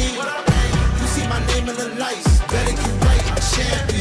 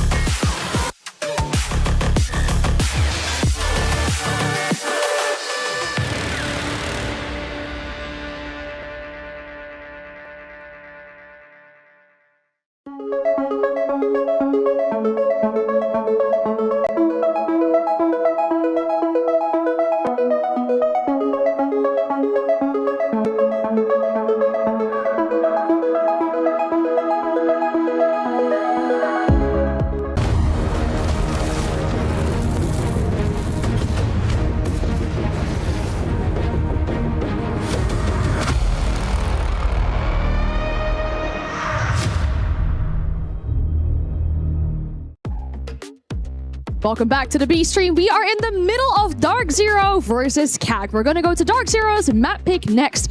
That is Bank. We've seen a lot from CAG already inside of this tournament. We've seen Bank from them as well. Yeah, of course, this has been a map that they played up against Fnatic. Wasn't the best result coming out from CAG. Probably part of the reason why we wanted to see DZ pick this map in the end, but still can be a good map for CAG, right? They won it a couple times back in APAC North. They know how to play on Bank, so I'm expecting a high game from them once again. See a little bit of that preparation coming into DZ playing a map, picking a map 2 that they have shown. So obviously going into that map with a little bit of knowledge of what CAG are going to do. So I feel like it's going to be a bit, just seeing how CAG can kind of change what they've shown. And honestly, too, since they lost that actually against Fnatic, see what they can improve on. And honestly, just with that momentum they established throughout this whole tournament and then going into that first map too, I want to see how that really translates into this pick here. Because we've seen it backfire so far inside the tournament as well, where teams are like, oh, you know, you've lost that map before, I'm going to pick it against you, and then they lose like 7-1 or something on it. What do we need or want to see from Dark Zero here to bounce back and keep themselves in that upper brackets? I think Dark Zero just need to really find their footing in the game. You know, I felt like just they were really close rounds, and I feel like CAG always kind of had to step ahead of them, and they were always putting DZ on the back foot with the flex walls. They were running out of hard, reaching with their op lineups. They were really playing the layer game really well, putting that deeper hard zone and combining good flank plays and not give them the free space. And I feel like DZ just need to find a way to punch through on CAG and kind of put them on the back foot and make them kind of scramble. Because you saw in one of the attack rounds they won that first round, you saw DD screen all of the Grimbees in, all the flashes in, how just sporadic you get. You can tell when you have the head spinning of your opponents because they're looking every which way for where you are, and that's really what DZ need to create for CAG to just kind of be on the back foot. Yeah, I mean, for a couple of rounds there on the attack, we saw Dark Zero kind of stalling out when some of those flex walls would go up, when CAG would kind of pull back. And I'd really like to see Dark Zero maybe adjust to that a little bit quicker, maybe be faster to get those kills before the fallback comes through. It's not something we're used to seeing from Dark Zero, where they do have that little stall at the middle of the round. That's just not been a part of their game for the last couple of months. So cleaning that up a little bit could make a big difference. Of course. Well, Dark Zero start on the defense here in this second map. Any player as well in particular that we're looking to that maybe feels that extra pressure? I mean, certain players had a slower start on layer, right? ag.al didn't really get off the bat very well, then had the quad kill to kind of bounce back there. Any player that maybe has a lot of pressure or feels that pressure here? I feel like these guys do a very good job of just handling that pressure. So I don't think there's any pressure on the side of Dark Zero right now. They really try to just go out here and have fun and enjoy these games. So I feel like I just need to see them really get into that and just kind of find their footing and play Dark Zero solid siege here. Right, so far the stakes are high in this matchup. A ticket to the playoffs is what is on the line. KAG have a great start so far in this matchup. Will they get a 2-0 or can Dark Zero bounce back? Do or die now for DZ as they have to be able to showcase on their own map pick why they are the major champions, how well they can be in some of these maps here in Rainbow Six. They're the favorites for a lot of people coming into this one, up against CAG. Once again, this has been a strong map for Dark Zero. 5 wins, 1 loss so far this season on Bank, only losing to G2 and stomping back in Salt Lake City, and they've beaten some really big names on this map, Dave. I'm talking about FaZe Clan, I'm talking about Wildcard, I'm talking about Shopify Rebellion. Again, it's been a little bit weaker for CAG. Lost it to Fnatic a few days ago, but they have a strong record in APAC North. Let's see right now. Good to see the ace spin coming out. Double projectile breach. That's like really good. That really enables on the open on the CEO not being able to get the E3 wall open, get the E2 wall open, hold those cuts. Really makes it a more defender-sided game, especially too on the janitor extension. You see a lot of teams bringing that projectile breach to get that wall open to displace the janitor position. It makes that so much stronger too. The mirror Wamai, those are two. I feel like the mirror, you could. The mirror's a little bit iffy for me. The Wamai's very good. I feel like the Wamai is just one of the best ops just to stop pushes right now. Yeah.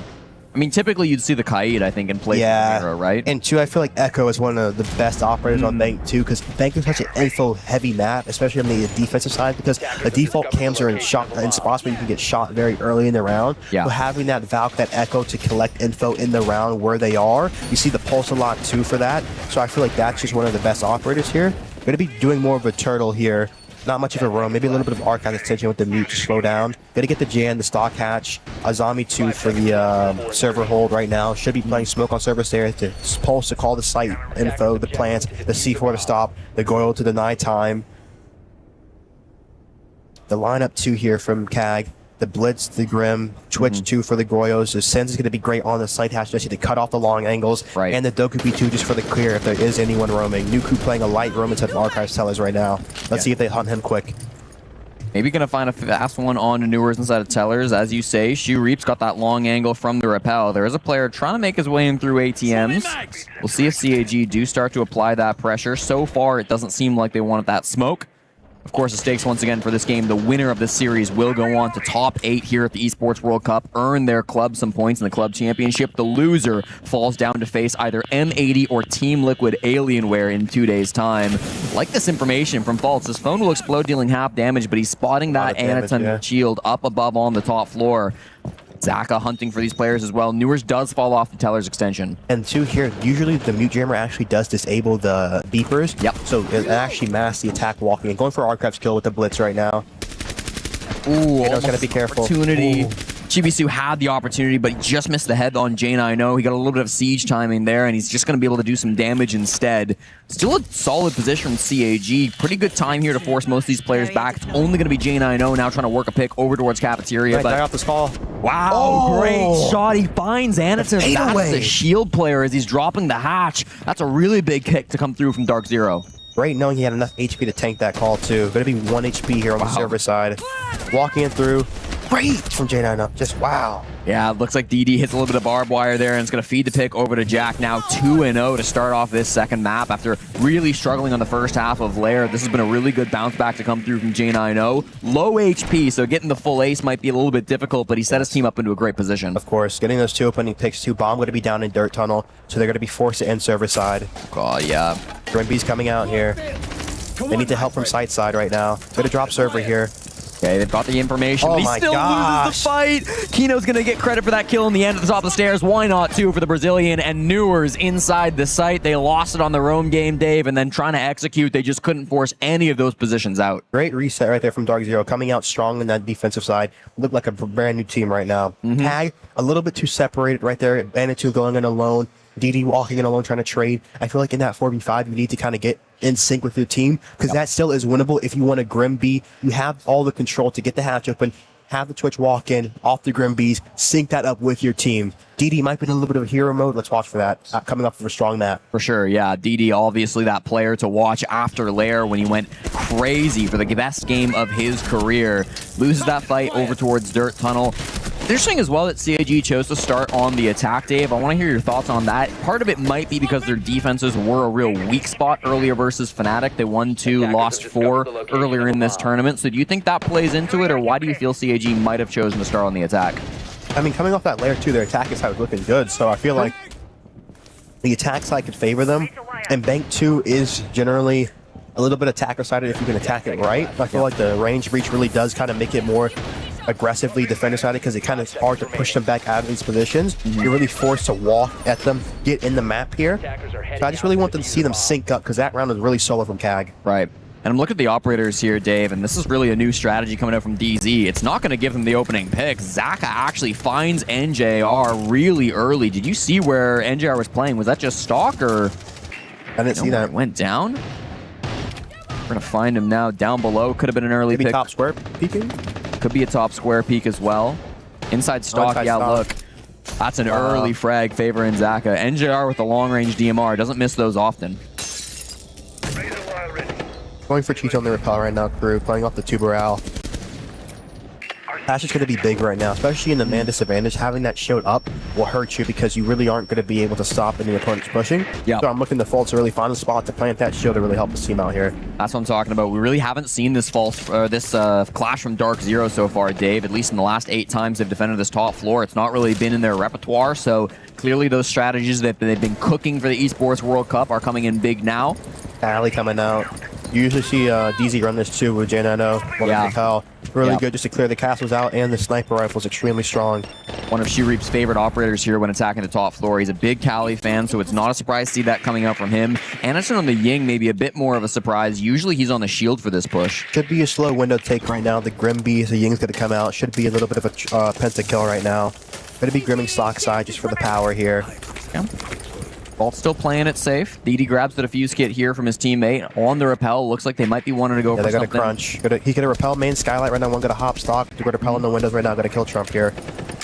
Here's the game plan. Already deep in lobby is Shreep. He's starting to make some real space over towards Spiral Stairs while his teammates continue to work these windows. They'll be safe from any flanks, but inside of stock, we're seeing Faults get aggressive. Gotta be careful of those air jabs. One goes down. It's J9O for a 3v5. Here comes the fight still from Faults. He will get one back. Still gonna be in an awkward position though, as Shreep has made his way all the way up these lobby stairs. Playing the Cali a little bit unexpected, but hey, he's gonna find the angle when he needs to. Loses that secondary fight. Kino swings out from an angle not expected, but this is still a 2v3 as the plant begins from DD. Faults is getting behind. Hello? Inside of Janitor, nearly finds the pick, but Chibisu will take him out instead. Last one alive is Kino, and there's nothing he can do as CAG tie the game. Very good round from CAG too. You see on that execute how split they are, and they can honestly see how it's affecting DZ, because they're looking every which way. New Crew's in Penta. He's looking deep. Guy walks up gold. They have the main sky repel, that being one of the best spots in the game now. It used to be the drop down, but now the main sky repel really cuts off long desk, anything inside that stock hallway. Right. And it's very safe because you can rappel down, get a kill, and get right back off and influence around somewhere else. Because you see them looking to see if he's still in that position. But Chibisu is already rotating stock, taking the position back from where his teammate had just died from. So it's beautiful from CAG here. Really nice start to come through. We go back and forth 1 for 1. And Dave, we got a bit of a weird one coming out. Archives Tellers, the third site from DZ. Talk to me about this play. Tellers is a very deep state win con site cast. You're going to see them probably concede the top 4 a little bit here. Play for the C4s in the horizontal. Going to be an open hard zone with the Echo for deep state win con. And you're usually going to play for a top retake so you can deny the plants from up top and off the Echo drone here. So there's a lot of different styles of defense you can run here. You just have to make sure you're not giving much kills on the clear right now, okay? Right. You're going to see Shearer bringing out this Nook because they're reading into that. They're bringing out the Dokubi. They're going to be aggressive in the opening because if you can get opening kills, you can really flip around onto the defense and force them to make that play before they want to. Dark Zero again have played Bank 6 times this season. They've only chosen to defend Archives Tellers a single time. That was May 10th versus Ninjas in Pajamas. And they did run a similar lineup with Faults on the Echo, J9O on a Castle, but some of those other operators have been moved around here for Dark Zero. They did win that round, so a flawless 100% defensive win rate for DZ on this site for the season. CAG won experience attacking this map, attacking this bomb site as well. That was also a victory, so one of these teams will have to experience their first loss. Little light ascension up top too. Double reinforcing Jan walls. Probably have some pests up here to stall, and they reinforce the Jan hatch here. And the stock hatch right now, so they're just baiting this info up top. This is a classic play from Shuri on the Nook. Do they know? Under the default cam, it certainly hasn't been shot out here, so it might give a little bit of false confidence over to J9O. There's no barbed wire that I'm seeing on the stairs here, Dave, so this might be a really nice little walk-in. Here. The castle barricade's also kind of enabling Shuri to make this walk, because in through Tellers, they're not really able to see him. So he can just play this kind of safe behind the pillar. I like this from Shuri, biding his time with DMR. Ram 2 going to be extremely strong right now. 2 impacts inside the site to stop that. Echo sitting on the mute jammer to counter the Dokkaebi right now. Floor is coming out just to clear stuff. Yeah. I mean, how do you like this defense so far? Because it's only J9O actually playing the top floor. Very good right now. They're wasting good time here. Haven't conceded a kill right now. It's going to be difficult here with the Nook climb.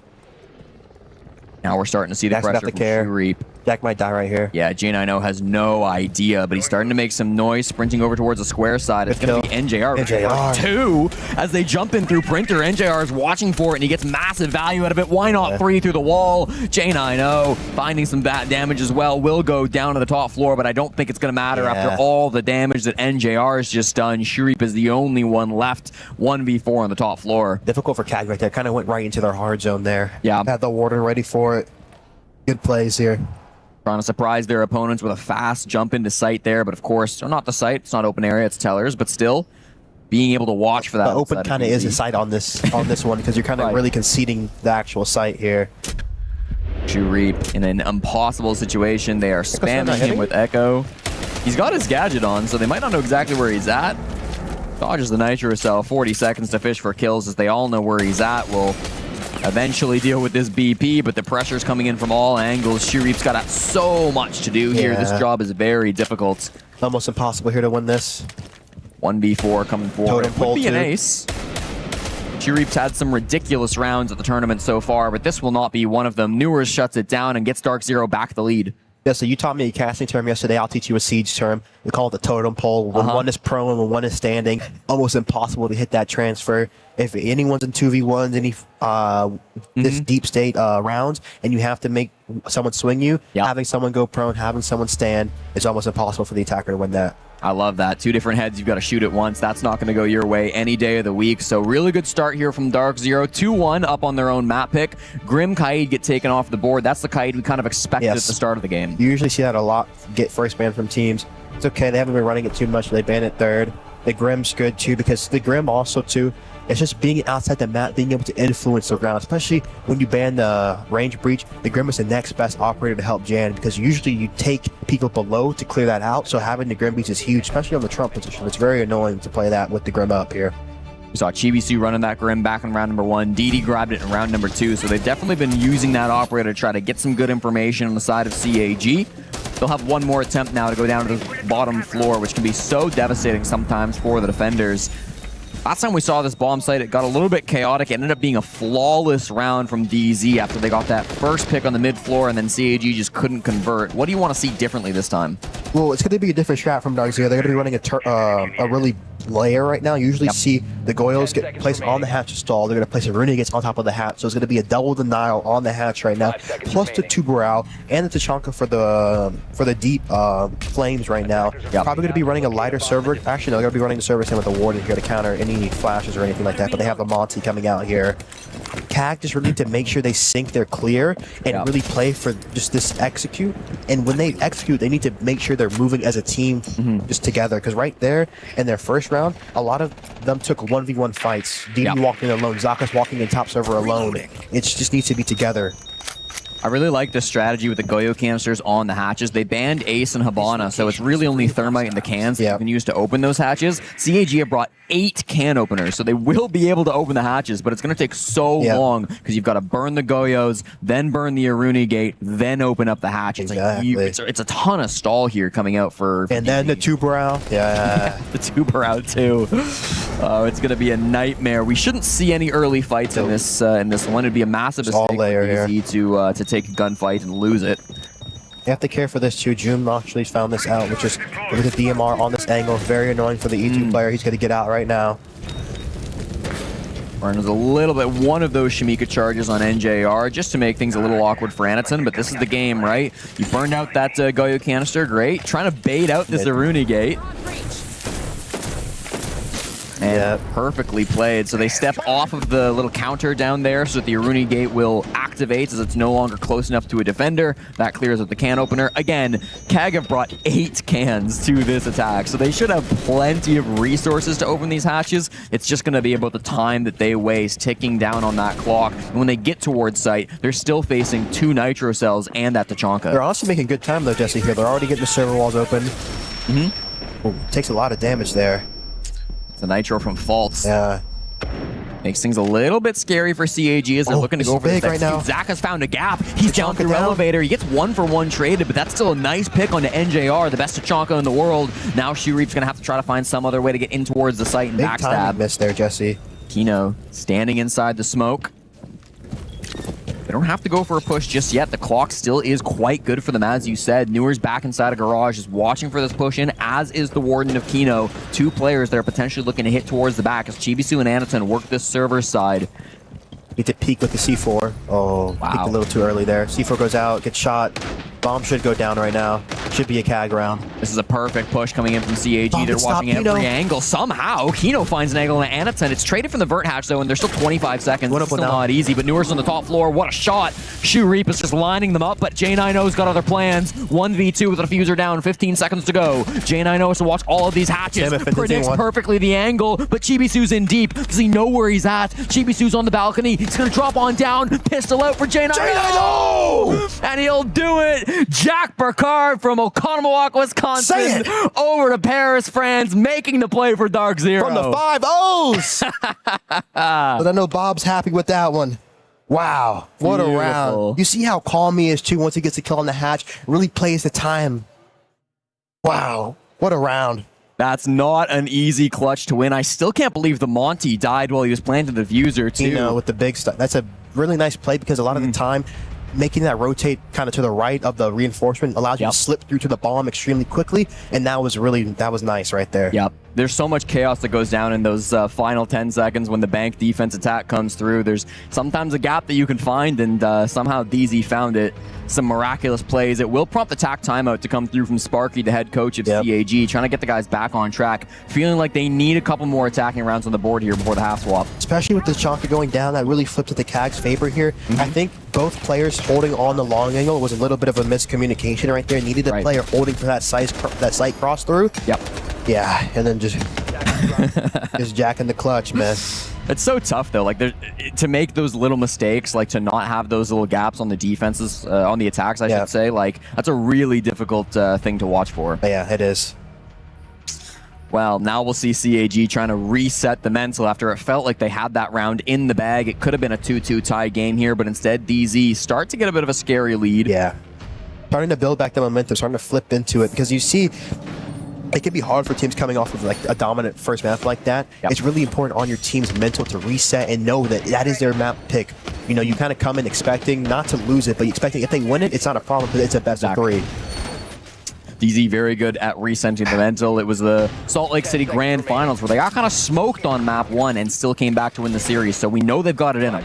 We see, too, they're reinforcing the double kitchen walls, too. That also hurts to help clear the gen extension because usually people, they like to track, like to buck through that second wall so they don't actually have to be inside of the office. Right. And that's just going to bolster that gen extension here, especially with the Grim, the Habana, and the Ace all being banned. Right. Seeing the Solus coming out, too, Solus is extremely good, too, because we saw them go for a plant inside the site. You can can scan the site. You can throw the smoke to the counter here. Thorn's going to be great. A trap op for the stock call shield. The Warden is crucial also too. They have been bringing the Ying in that first round. Let's see what util they get with this Florist. Got to get rid of the stock call shield.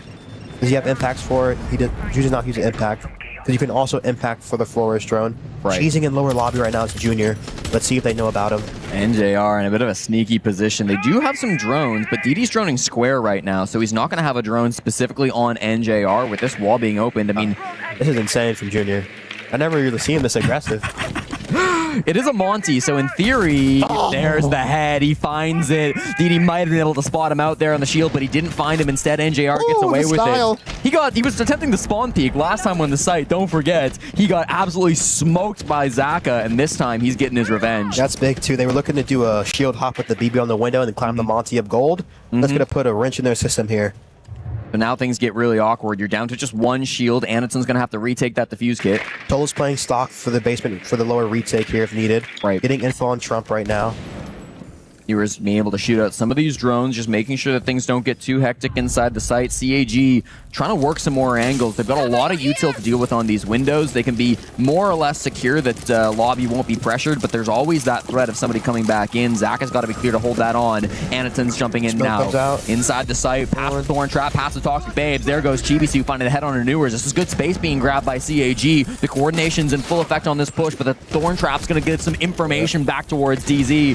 NJR gets that pick. It's a second of the round, and Anaton is hoping to find some frags back here. Kino's down by Chibisu, who's playing so well in behind his players. Shuri finding some pressure too. It's J90 and False to lock things down. J90 in elevator. He's got the angle. Goes 1 for 1, but kills the Blackbeard. That might just be enough. False now. 45 seconds to go. He's on the Solus. Diffuse gets in hand of Shuri. These players are somewhat isolated. He might be able to work himself into a 1v1. False has got to be careful here at the top of the main stairs. Knows the players by the bomb chassis. Just barely sees Shuri, but he's listening to these fights. Over towards A, he's going to find Chibisu. What a shot to come through, and he knows this last player's position, but Shurip is better and wins the 1v1. CAG draw this back to a 3-2. Great round from CAG right there, flipping into their play immediately, really just stacking up, forcing the fight to come through on the CEO side right there. Great round from them to really bring that back after their Monty died here.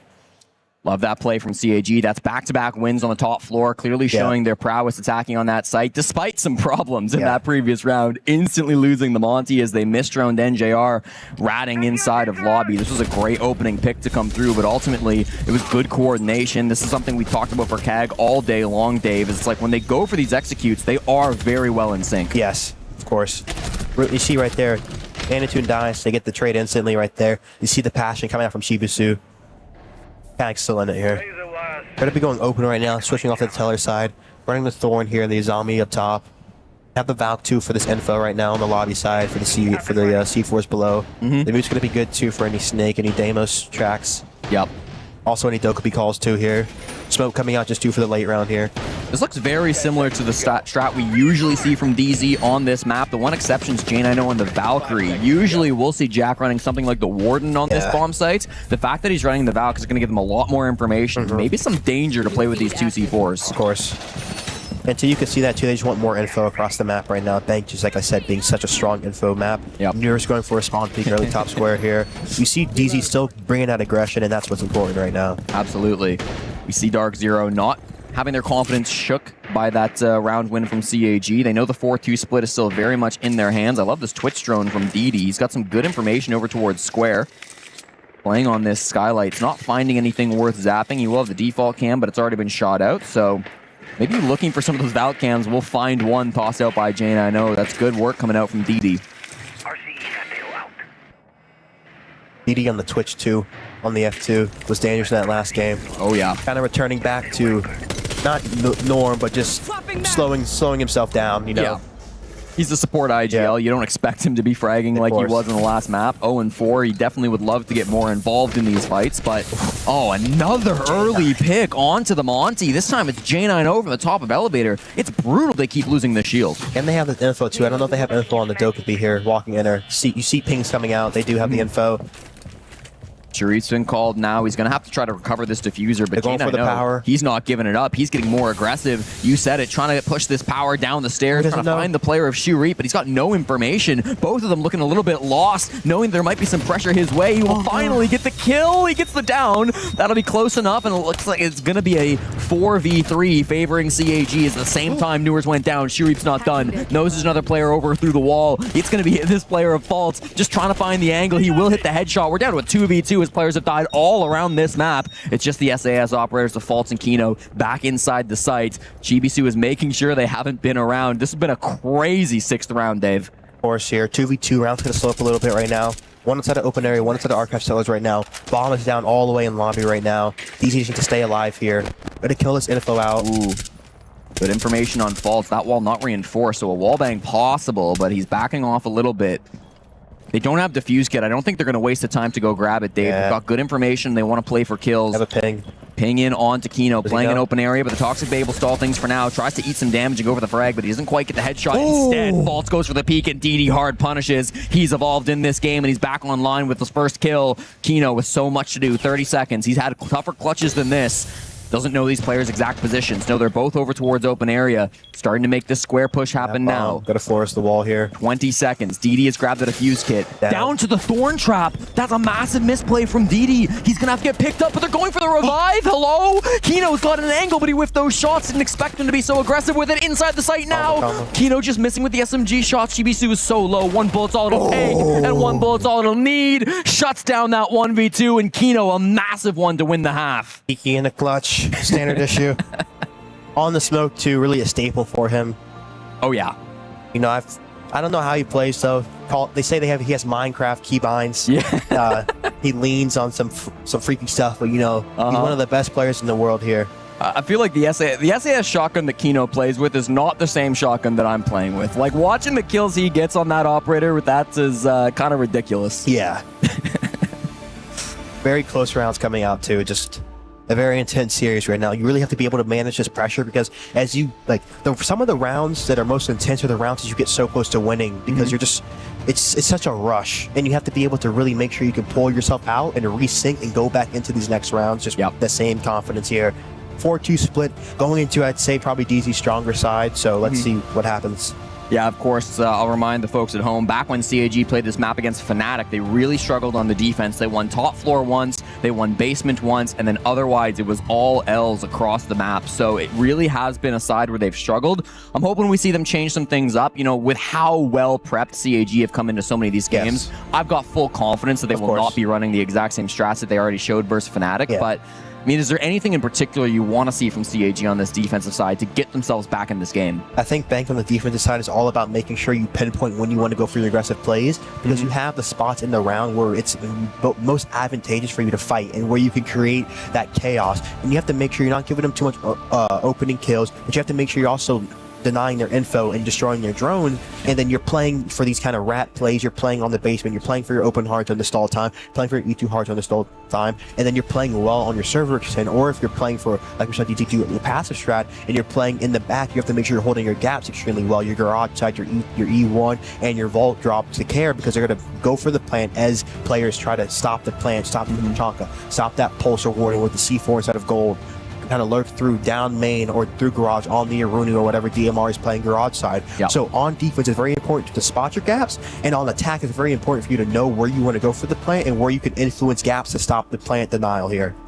Map 3, if it's required, will be Cafe. That's a map that both these teams are somewhat familiar with. CAG playing it just once this stage. That was against D plus Keo, where they lost. And DZ with a rougher record as well. Last time they played it was 7-0 to M80. So, of course, Dark Zero want to get there. CAG would like to see this one ended in 2. And as the operator bans come through, Dave, is there anything you're looking for in these next couple bans? The Mirror's going to get rid of, I'm seeing maybe a Cade here or the Echo.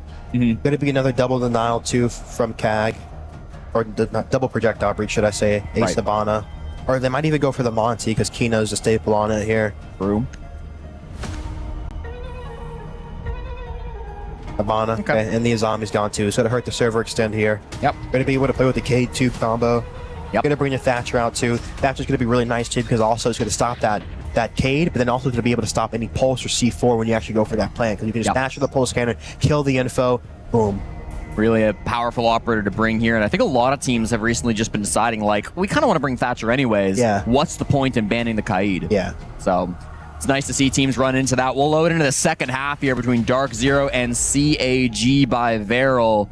Winner of this game making top 8 at the Esports World Cup, getting a massive prize pool boost, and of course getting those club championship points for their club. So lots on the line in this series.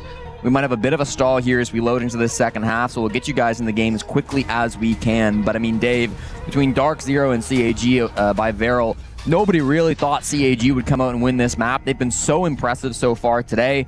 The battle is far from over between these two great teams, and I'm just so blessed that we've gotten a great game in front of us. Of course, I feel like that's all you can ask for in a tournament like this, making sure that the games are very intense. And I feel like all the way from play-ins to now, it's only heating up, and I cannot wait to see just how hot it gets in here, man. Wow.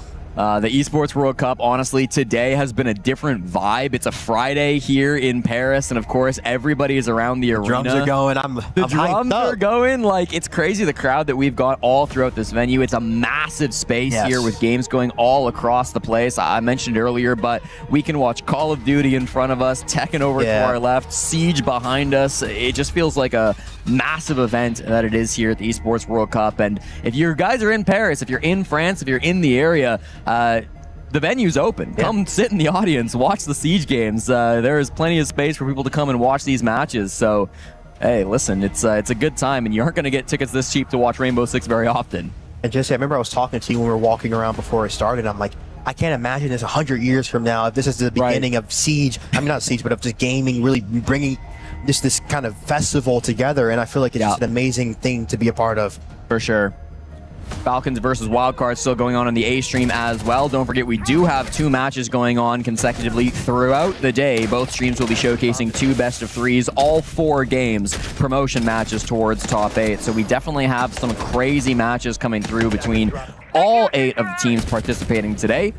DZ versus CAG, of course, representing the best team in North America up against the best team from Japan, going head to head. These 2 Titans have often been somewhat lopsided, you could say, with APAC North always being a bit of a weaker region than North America, but they've had their moments throughout history, even going back to that old Norarengo roster that used to have some big success stories. So Waka's time in the sun, but it's nice seeing a new era of Japanese Rainbow Six Siege. It feels like CAG are starting to lift the banner maybe higher than it's ever been held before. Yes, I feel like you can really start to see that confidence coming through, because I feel like a lot of times teams will take themselves out of these games by not really feeling that they're in it, or as they're even like they're really allowing the favorite to really kind of affect them. But if you come into these games just 0-0, you come in that they're another team, they're another person, and everyone's beatable, you can really have the best time in these tournaments. Yeah, I think some teams, some younger teams as well, almost defeat themselves before they jump on the server because they think, all right, well, we're not beating Dark Zero. These guys just want a major. Like, we're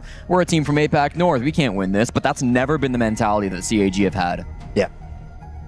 Especially, too, just talking about Zaka in his interview, just really present, really staying focused on the pacing and actually what they can control. And what you can control too is actually exactly how you said, how you treat the other teams, not building anyone up, not putting anyone on pedestals. And that was the first thing we did on Astralis before going on one of our major runs, was making sure we treated every team the same, knowing that every team is human, and that if you're putting in the hard work, that's what gives you your confidence. You know?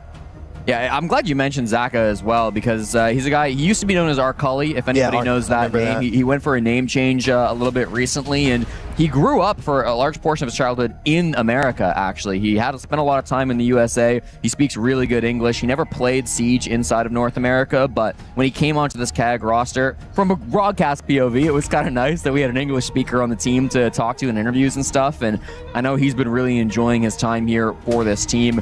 Was part of that CAG squad that made second place back at Reload about a year and a half ago too. So it really has been kind of an evolution from CAG, getting these new players onto the roster while keeping that old core specifically built up around Anaton. It's been excellent to see here at the Esports World Cup. Anaton, not the longest standing player on any organization, but certainly up there. Has been on the squad since 2018. Wow. Signed with one organization. Actually crazy how long he's been a part of this team. The journeyman.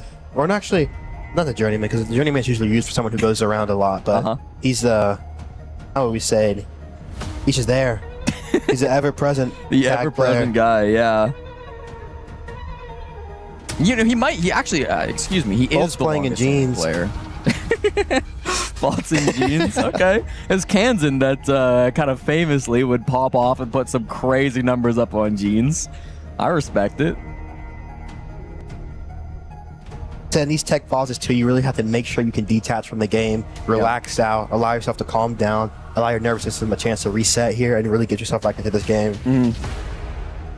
Well, this is going to be a big opportunity, I think, for CAG to maybe reset themselves a little bit this game. I'm not going to say it's gotten out of hand, but they've had a couple of big moments that they haven't really been able to capitalize on. They've had some really good pushes. I think back to that basement push as well, where they had the plant going down. It felt like they had the man advantage. Everything was going their way, and it didn't quite end up being the play that they wanted to make. But sometimes these teams do find more success on the defensive side, so we might see CAG be able to bounce back after that. And on the side swap, just have a little bit more success with it. I do feel like the pressure is kind of off at this point for them. I mean, they've come so far in this tournament. Most people thought they would be out in play-ins. Yeah. Now they're here in the upper bracket playing for top 8 against Dark Zero. Even if they lose this, I mean, they should be feeling proud of themselves getting this far and then still having another chance in the lower bracket. Of course, but I feel like as a competitor, you always want to win. Yeah, So, for sure, for sure. So I think for them, they're going for it here. You know, it's never guaranteed how close you're going to get. So you always have to be present in the moment and really just go with the momentum you have. Yeah. And I really want them just to succeed here. Yeah. This could be a big moment for APAC North as a region. That's Reload top 2 performance. Got a bit of an asterisk on it just because it was an invite-only tournament and because it was an interesting format, to say the least. A lot of different things going on. Yeah, a lot of things going on in that tournament. So CAG, this would be a massive match to silence a lot of the doubters, a lot of the people who kind of look down on APAC as a region. It's been so long since we've seen a squad really step up and achieve the highest level out of this region. Never have we had a champion coming out of the APAC region, so CAG, certainly a lot of pride on their shoulders. I mean, those Secret Lab cherries, too, are really nice. I'm about to take one home with me. See if it can fit in my check bag. Dude, I was looking at some of them backstage. They have a bunch of them lined up kind of near where we get our makeup done. One disappears. Yeah. Would anyone notice? I don't know. Kind of a long trek to bring it across the Atlantic, but you never know. Maybe somebody who lives a little closer could figure it out. Hey, Secret Lab, you know who I am.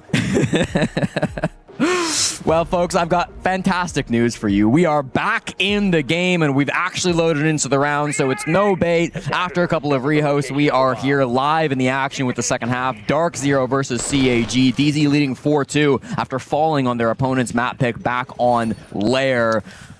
Answered with a 7-2. This could be a 7-2 followed by a 7-2 if DZ can respond in kind with the perfect half. Let's see it here, Jesse. Going lower floor right now. The Aruni, the Smoke, Thorn, Wamai. Shield on Wamai here.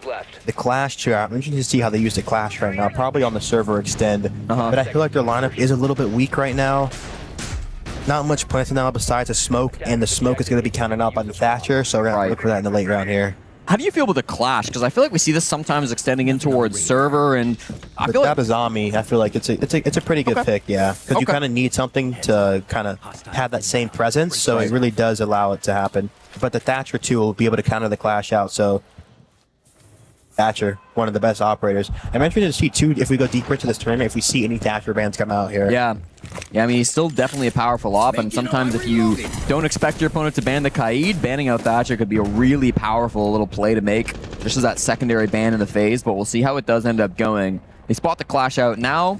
It's going to be Anaton here at the top of the blue stairs and Zaka down inside of server. That's going to be kind of the main hold that they're doing. Shuriep just inside of elevators at the moment here on the mid floor will be droned out in just a moment, but again, probably not looking to take a fight here on Shuriep.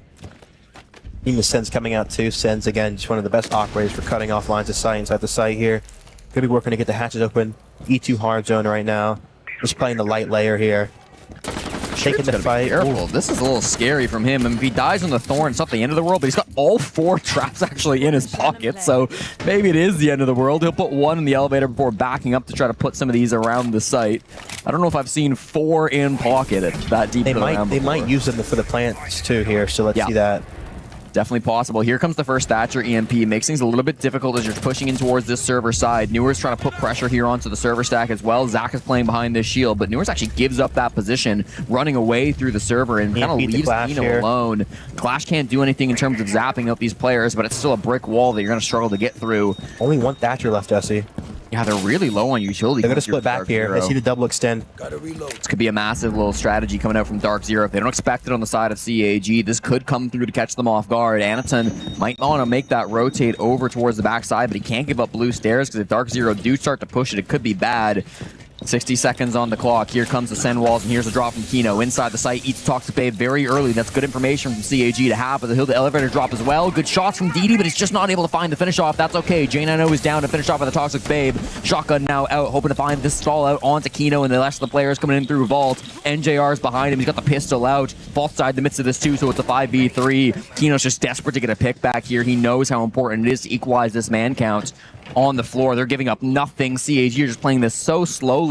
Over to the main stairs goes Newer. He starts to apply this back pressure. Instantly dies to Chibisu. DD takes down Kino. This will be a flawless. Not quite. NJR gets one back, but Chibisu's so good with that DMR. It's going to be KAG for the first round of the half. DD played that beautifully, making really himself a rock in a hard spot, not giving his life away for free, allowing the crossfires to activate. Run around from KAG. Really stalled him on that server extend with the clash with Lamai here. Been really nice to see that from CAG. I like the adaptation from Dark Zero. They looked towards server. They realized we used all of our EMPs. This is not going to be the place where we want to push, but even in that desperate plan B, trying to go in for the vault push, there was the smoke ready for it. So that's a tough bomb site to push. Dark Zero's second loss on that bomb site, attacking through their last 8 plays. They're usually very proficient attacking there, so a good sign early from CAG to win that one. Yes. Looking to the CEO site now. Patting the clash right now. Rooney will mine. You see the projectile denial brings such a big part of this defense there. Rooney, the Wamine is trying to stop the castle barricades from getting open. Right. The smoke to deny the plants right now. Bringing out the glass, Thatcher, Sophia, Nomad combo. I expect to see them doing a window take right now. The fast shoot to deny any type of smoke. So C4 coming to stop the plant here. Twitch outside of the lobby side, DMR in hand. Switching off the Thatcher for the Flores, bringing out the Thermite, going to be repelling in top square, getting the wall open here. Flores to destroy anything on stock side, marble side, on the Jan Hall side, and the Cali playing lobby to clear the castles here. The double sniper play coming out from Dark Zero. We see this from them every now and again. This is not a new strategy from DZ where J9O jumps on the Cali and Kino jumps on the Glads. What's the goal of this execute, Dave? Really just to make sure you have the Glass being able to cut the sight side here, and then you have the Cali on lobby who's so punishing because if you do give away angles to J9O, he's going to kill you with that sniper rifle here, so gonna have to care for that. And the Cali too. You really don't see people use it too much, but in this site it's so good because you're actually able to just really get rid of the castle safely, and you get more utility than the Sophia, than the Ash, and the gun is a lot better. Right. Plus the secondary coming out too is really good. Fast square walk from New Crew here. And Newer's looking for a freebie. He's got the Clash kind of close to him too. 2 air jabs in pocket to try to deal something up against Anaton. The Flores drone will start to force him back, so he can't play too aggressive on this position. First, a little bit of barbed wire going to be dealt with there in the whole wire. Jab comes out. Not going to immediately apply pressure. Anaton knows of that air jab, so he's not going to be able to walk forward into square unless that does get dealt with. Really good information from Kino inside the site here. DZ setting up an execute.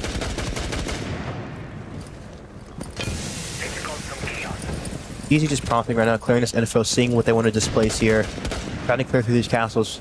One outside right now. Popped out of stock. Okay. Might try to play the power top square. There's the they force New Crew into the wow. They look. He's outside, forcing him. Wow, that's a beautiful play from KAG right there. Yeah, Anaton outside, safe on the shield when he jumps out. Now that just makes things really awkward. Kino takes a lot of damage, but NJR's in sight going for the plant. The Toxic Babe's coming through to try to stop that, and NJR will take some gas damage, but can he get the plant down in time? No, he can't. Not when Shurip's hitting shots. He goes through the body shot and takes down the plants. Now Dark Zero are completely scrambling. They've got a 2v4 here with a defuse kit not going down. They've got time to try to work for a plan B here, Iconic, but it just feels like they've lost a lot of their resources to go for this push. Yeah, Fultz needs to hit a repelling while Jack walks up here. They need to time this 3-2-1 it. It's gonna be difficult with Shiru playing close still though. But he back up. He's back into long desk right now. Yeah, he is. Long desk, Penta, and Clash Jan Hall with the mine still playing instead of E1 or E3, should I say? Yep. It'll be very difficult here. User down inside of CEO. It is in the site, but doesn't mean it's going to be easy to pick up and go for a plant. J90 here with the SMG on the lobby stairs. We saw this from Keg just a few rounds ago, trying to make that aggressive play happen. Smoked off the window. Good night, Faults. Good night, J90. Keg with back-to-back rounds. Tie the game at 4. Shirip, man. Really getting into it here. Seems so relaxed, too. Hands on top of his chair. He's cool right now. Chibisu and Shirip doing so well for this CAG team. Shirip having the big moments in that last round. He leads the tournament for the most kills, 107. He's the only player coming in today with over 100 kills. The next closest was Chibisu at 86. Wow. Of course, it's an advantage playing through those play-ins. Yep. On the other side, the top frag from Dark Zero was Kino with 10, so it's not exactly a fair competition, but still great to see Shirip putting in that work. He went 13-4 versus all gamers yesterday, so he's back in full form. Easy timeout coming out.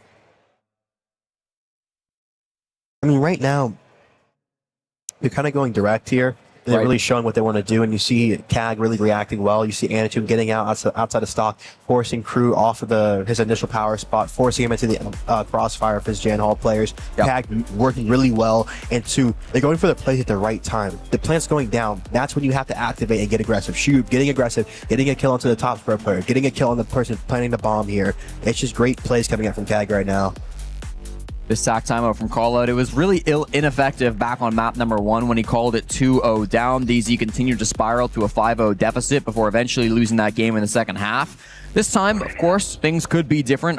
Callout still remains one of the greatest coaches in the world, part of that Team USA that'll be participating at the Esports Nations Cup later on in November, which is a really exciting tournament that is going to be coming up pretty soon here. Head coach of Team Japan also represented in this matchup, as Didi will be moving back over to the coach job for the Esports Nations Cup coming up in a little bit here. Definitely a battle of the minds happening now on Bank, as Dark Zero are just 3 rounds away from falling down to the lower bracket. If they lose this series, they will play either M80 or Team Liquid Alienware in an elimination match 2 days from now. And as we said, Dave, they don't have the best record playing against M80. Yes, but M80 have to get through Team Liquid first, you know. Yeah. Team Liquid being a tough opponent. Going back into this game here. A little bit of a funky lineup coming out. The Amaru coming through. Ying taking some pace to CAG right now. Bomb sniping open, keeping the Clash, the Cade, the Nari setup, the Goyo 2. Going to be running a little bit of a default extend. Not an extend, but of a default layer right now. The Clash is baiting on the top here. Layering off of the Wamai. Playing for that horizontal extension. Changing mags.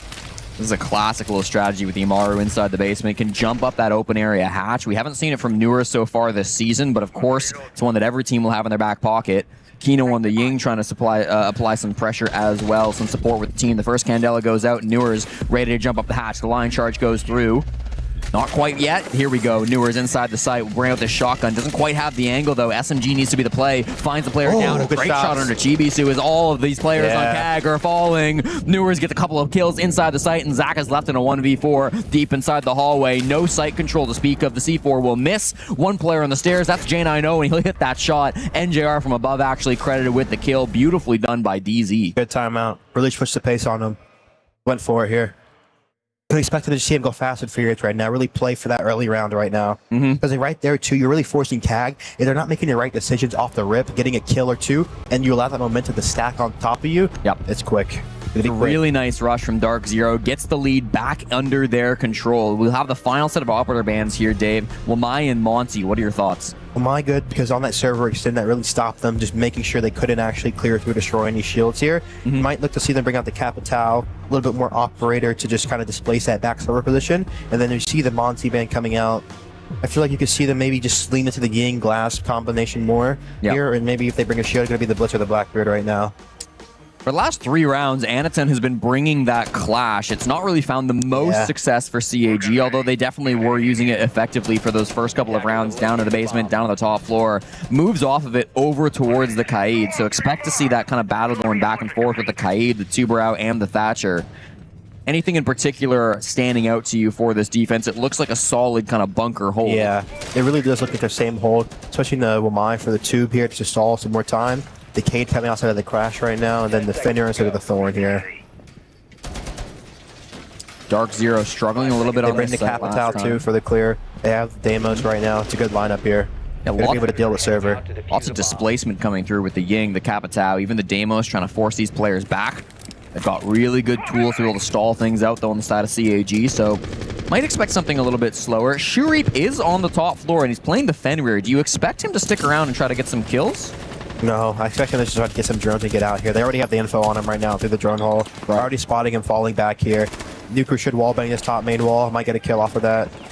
Shurip's got to be really careful he doesn't overextend from this position. He's got the skylight above him, and he is aware of that, so he needs to just be cautious of what angles he's exposing himself to. Gets droned out now and should absolutely fall, but he finds the headshot on a bolt. Down too. Oh, that's a massive pick. He'll know that he's just killed the Thatcher, and that makes things very easy for Anaton because there's going to be no other way to clear those Kaid claws. Dave, that might just be the round. Difficult now. They're on the back foot already. Oh, almost gets a kill there too, Zaka. They might go a little bit more aggressive here. They're going to get the layer off. GBC still in danger zone right now. I love we're seeing these hatches being electrified. Anaton, the second that Thatcher went down, he just threw those claws. He doesn't have to juggle them with a Thatcher dead. It'll be a difficult round now.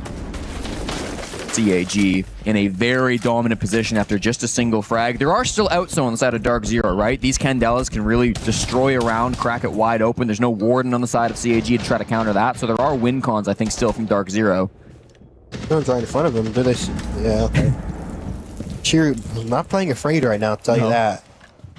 They haven't all tournament, right? CAG, they've been respectful of their opponents, but they've not been fearful of them, and that continues to be part of the game plan here against Dark Zero, even in an advantageous spot. They're willing to take some of these fights, but I think things are going to return to normal now. DZ will work on the walls. They'll have to wait out these Goyo canisters, wait out these Tachanka fires. E4 coming out from behind the bomb. It'll be way difficult to displace Anatune right now. They did a backup, okay. Side is going to be closed still. They'll have two C4s. They're going to play the Ying and the Flames right now. He was trying to come down these main stairs. They probably won't be able to get any angle on that Kaid Claw, even though it's in the sight. NJR has one of these hatches open. It was popped by the defenders. Here comes the smoke, and the plant will begin in through the Sens walls. This is going to get awkward, but it looks like the angle's there for Shurip. He kills Kino on the plant. This is going to go back down to a 3v4. Man Advantage still favoring in for CAG. J9O firing in through the smoke, hoping to find a pick, but instead, he's just fighting the air. Not able to find these kills. In through the Sens walls, NJR on the hatch is still just desperate for a player to come through and peek him, but Dark Zero, you have to make them work for these kills. In goes the nade. That's not going to even force GBC to move much. Just having to rotate off that. Newers goes back over towards the open area hatch.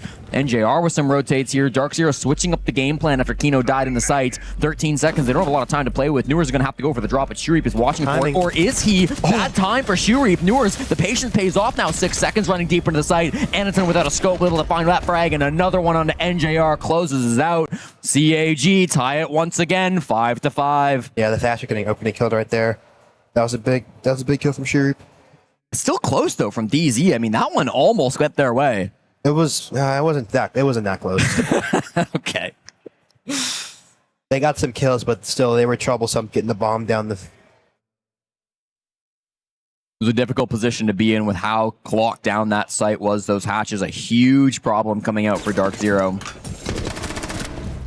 And so this is kind of the theory of it in operator bans too, right? Kaid is the most banned operator for defense on bank. When you leave him up, you want to have a game plan for him. Dark Zero have that game plan, but if something bad happens, as it does in that round, everything can just go out the window. Of course. Going back to the top floor here, Clash again. Sola's coming out too. I'd like to see if he's playing below, if he's going to play the J inside position with that and play for the retake. Bringing out the Glass again, Thermite here, Flores, Ash. Going to switch to the Cali. Probably going to switch up to Ash here. Wonder what he'll switch to. Capital. Probably going to be a Trump kill right now. Very similar lineup to what we saw last time from CAG. They have changed things a little bit with the Tuberau coming in instead of the smoke, and of course no Wamai available, so they'll run the Thorn instead from Zaka. This was a successful defense coming through from CAG the last time we saw it, and we're seeing a similar push coming through from Dark Zero too with this double sniper. So Shurip getting aggressive right here on the windows. Watch for this opening kill. See if he can get one. Shurip looking for make some kind of a play. He was on cams just inside of the hallway there. He's close on these castle barricades. If they pop these windows, it will start to open up the angle for him. Playing very risky here in this position close towards the site. He hears the Glass for sure. That's Kino outside the window starting to shoot out some of these positions. Here comes the windows being popped open, but I like how Kino's playing this. Is quite safe. I'm going to peek to lobby right now. Careful. Oh, opportunity. What a shot, dude. Faltz is getting smoked these last couple of rounds. This has been tough for the DZ captain, but it's answered right back. NJR gets the kill back on a Shirip, and that's going to be the damage dealt over towards CAG, but you lose your Capitao just for a Tuberao. I think that's probably favorable for CAG. Yeah, really is, especially they're looking to eye up that Penta clear. Diffuser down as shown by our observer, so that's going to take a little bit of time. Certainly will be recovered, but the clock will continue to burn as they have to go grab that one. J9O dealing with some of these castle barricades quite nicely, but not able to find a freebie as he's looking for it. They're going to have to pivot here, probably. They might still on the repel here. Impact off the air jab. Looking for stock. Might try to flash stock, haul, and walk curve. Stock might end up being the play. Zaka's here playing alongside Anaton to try to lock this side down. There's no footholds here directly on the jump in, but you've got the clash of Anaton trying to make play. Does he not see the player over to his right? This could be devastating. Newers might have an angle to the clash, but just barely misses it out. Flash will force him backwards as the team's starting to push in through top square. Kino inside the smoke, looking inside the site deep, hoping for an angle, but nobody's rearing their heads. They just don't want to give Kino this opportunity. About to hit that 60-second mark, and CAG playing very passive at the moment. Map control's been decent from Dark Zero, but not finding the picks. Bit of prone through here. Kino's in the gap here. Chibisu, the Penta player down. Would have walked to long desk. Oh, Kino, this is gonna so eat up nasty. right now. Nobody's inside a janitor. Nobody's long desk. There's one. Great straight shot. on the headshot DD. One bullet's all it's going to take. Now NJR inside the site as well. Knows there must be a player over towards tiles. That's going to be Zaka. He goes down, and it's a clean push from Dark Zero. Well adapted there after losing their opening frag. Yep, that was great. Great way to pivot that. Coming off the match point. Yeah, map point, DZ, 6-5, one round away from sending us to Cafe and maybe forcing CAG down to that lower bracket. This game's still wide open, though, for CAG. One round is all it's going to take to force them into that overtime, and who knows how that one's going to come down. You get one chance to lock this down, Dave. You can't go down to the basement, of course. It's locked. The top floor is not going to be the choice. They go open area here on the side of CAG. Do you like this call? What do you expect to see, especially different from that previous round where Dark Zero went for the rush? I think open's one of the better sites, too, here. Looking to extend more to the top right now. They did more of a horizontal extend, really giving that map space on the top floor here. You see them doing a stock haul shield. Going to play the top, going to play Jan, especially since you ban the range reach. It's a lot harder to actually clear out the E3 position, to actually deny the hallway, the Jan hall, and then actually clearing out Jan 2 from the windows. It becomes very difficult right now. Again, bringing out this blitz, the line, the Zofia. Going to be something quick, especially with the Dokubi. Might be a quick rush through the R. Kelly wall, or what should we call that? Printer? Yeah, not printer, but you know the... Oh, just like stock? Yeah, the stock room there by Square? kitchen. Yeah, by kitchen, yeah. Yeah, by kitchen and square. Well, we'll see if that ends up being the play. That is where Kino's headed right now on the bottom right side of your screen. Yep. In towards the door, getting aggressive with it. J9O also on the Nook, so we've got plenty of surprises up the sleeves at Dark Zero. You got to deal with this pipe first. And they're going to impact and rush through. Glass got a hot printer window. Okay, here comes NJR, makes the space now. Still got some droning to do. Of course, they spot that Thorn towards the top of the main stairs, but Kino's got the shield in front of him, and he's ready to go for the play.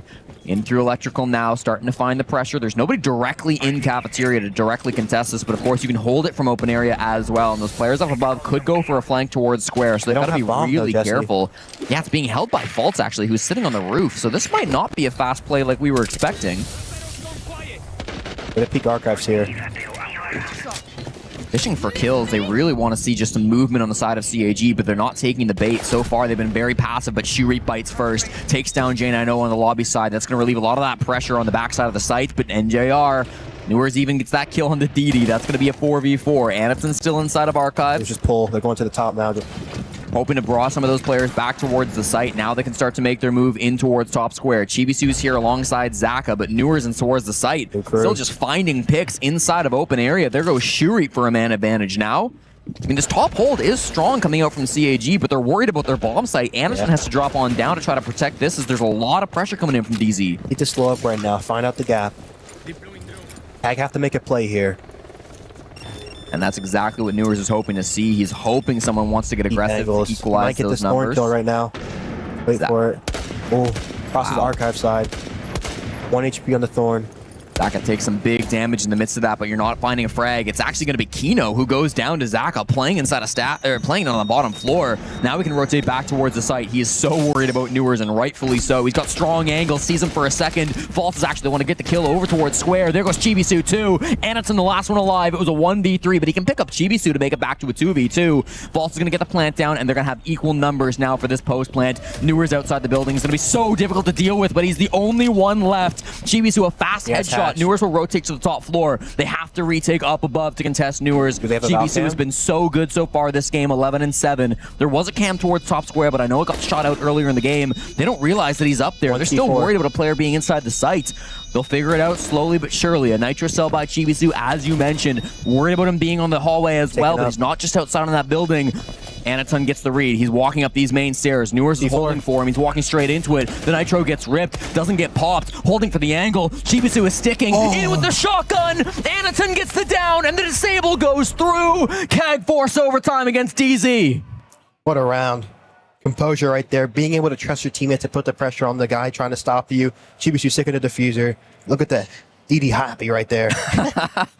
Rightfully so. I mean, that's a round to get excited about. It was so difficult to win that one. I feel like Newers did so much work on the glass outside of Printer, got that plant down in the end, tried to play the post plant, but in the 2v1, they just played it perfectly. Yeah. Ooh, hearts are racing now. Side siege. Dark Zero, that was their out. That was their ticket to map 3. That was their escape from match point, series point here, but now they go right back into the thick of things.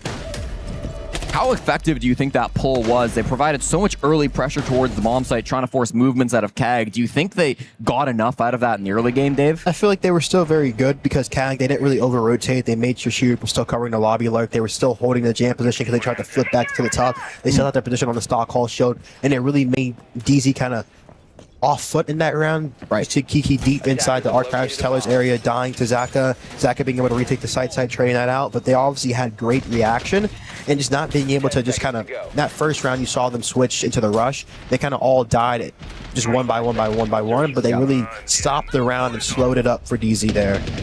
Well, Dark Zero, before this game began, chose what side they wanted to start on in overtime. They chose attack, Dave, so they will push twice here in overtime. CAG will get to defend twice through these next 3 rounds. We go down to the basement, of course. CAG have won this twice so far. They're going to play it nice and safe with a pretty stall-heavy lineup, but... No, they're getting aggressive, Jesse. Are they? Yeah. Oh, you're right. Zach on the top floor right now, with the Cade here. They're going to play for opening kill. Okay, this might be a little bit of a change of pace then. Yeah, DZ it is. Not going to be necessarily ready for it. They've still got that Kaid. If they get another early pick on defaults, then that might be devastating. So expect the captain of Dark Zero to play a little bit safer than previous. Zaka and Shuri falling off from this position. There for the main sky. Don't do it again. Could you imagine? It's Kino this time, so if they lose the Ying, it's not as devastating, although certainly wouldn't be a positive coming through from Dark Zero. Here's the first fight from NJR. Takes down Anaton, lurking in through Archives. That's going to be a really big pick to take down the Valkyrie. Now you can just freeze around here from the attacking side, force them into their lair. Yep. Oh. The players on CAG know how nice it would be to get a pick back, but it's also so risky. They feel like it's not in their favor. They're going to fall back and play the 4v5. This is still a bomb site that you can win with a man disadvantage. They've got a nitro cell in the pocket of DD. They're going to have those Goyo canisters to try to stall things out, and even these Elemines being held by Shurip. Going to play server stairs, Shurip. Ada still on the site side. They have the Thatcher. 4 EMPs left here. Shurip lit. I think that was Faults up above. He had a vert angle on through top square, so it's going to be a little bit awkward for Shurip to play that position now. Dark Zero just biding their time here, working their util. Hitting lower main right now. Might walk up off this nade. Here comes the play. Chibisu, that's a critical kill straight on to Newers. You take down the entry frag on the side of Dark Zero, and now it gets awkward. Shuri full wipe. Not worried because he's got that Goyo canister burning things out from up above, and this hatch is still being stalled out by DD. They'll get it open because the Thatcher is alive. This makes Shuri's position very dangerous on blue stairs. He is going to die at some point through this round. The question is how much time can he delay with the Ying Candelas? It's surely only a matter of time before he ends up down. NJR's killed Chibisu in the midst of this too, so this gets really awkward. Server rack too. He's playing that backward position, trying to shoot the Candelas. Shuri can't do it, so it's instant death from him. DD dies on the hatch, leaves Zaka alive on the 1v4. This seems almost unwinnable, and from the hatch, it will be NGR a clean kill, and that's going to be Dark Zero back onto map point. Clinical round right there. You see just how they use their utility, their drone work to make sure server They had the guy behind the serve rec. They spotted him. They used the Ying. They used the Grims to pin Shirip on the staircase. The Ying rolled right on top of Shirip. He missed it with a shot. Gets instantly blinded. Shotgun comes in. Clean round. 7-6. Match point again. Well, that's the first time this game, Dave, through 5 rounds that the attacking team has won the bottom floor on bank. A couple teams have come close. We saw CAG's good attempt in that first half, but ultimately it wasn't going to be enough. No surprise seeing CAG choose that for round 13. A bit of a spoiler, but there might be a surprise for round 14's bomb site selection. Before then, I mean, we can still highlight some of these great plays that came through from Dark Zero. It was clinical to close out that round and get themselves the 7-6 lead. But now CAG choosing Dark Zero choosing open area for their one and only overtime defense. I like it. Yeah, throwing them off here. Good lineup right now. Double denial. They have the Tachanka for the site isolation. Smoke up top to stall the roam clear. The mute's going to be good too for the info op, and the Monty's going to be good too to deny the info here. A reminder that back in the first quarter, Dark Zero went Archives Tellers and got a victory on that in round number 3. So they've only shown this bomb site once. That was back in round 6, where they found that successful victory. And the operator lineup is looking pretty similar. NJR on the Tachanka is a bit of a switch up after that Thorn is not being chosen to get brought out. And J9O switching from the Valkyrie over towards the Mozzie. So still hunting for this information. Lobby can be so devastating with those drones, but it's not looked like he's been able to find any of them so far through this early prep phase. CAG, a must-win round here to force that victory up against DZ. Otherwise, map 3 will be next. Cafe so close to rearing its difficult head here against Dark Zero and CAG. Ram going through on the top right now. Going to be playing this Arc of Attention with the C4.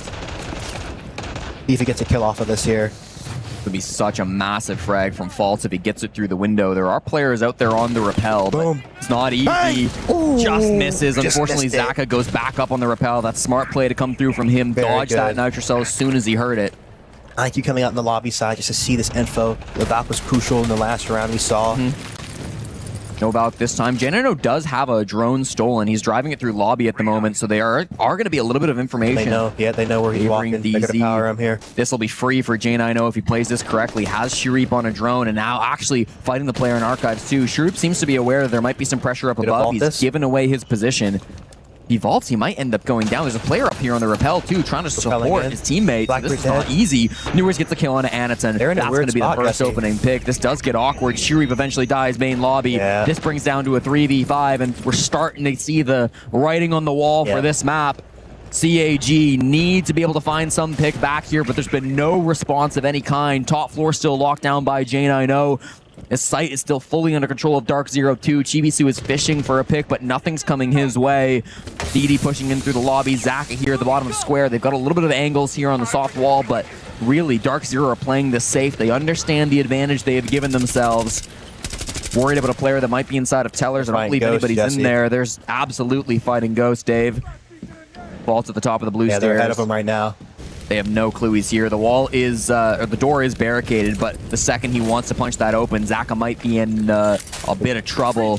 DD starts with this, and there's the play from False. He gets the downer to DD. Kino's some good damage. They find Zaka as well. It's just going to be Chibisu, a 1v5, a flawless round on the board for Dark Zero to end this map and force Cafe. They will get it. A solid bounce back from Dark Zero as they extend this series. Jesse, let me talk to you right now. You saw J9O playing the top floor. He didn't get a kill right there, but he initially got 2 of his teammates killed. They knew the guy was in lobby. He was distracting him. DD flipped onto the opposite side rappel to look for him. The Blackbeard swings in. New Crew gets a kill off of that. They get the kill on the guy in lobby and essentially wins him the round. What a bounce back from them.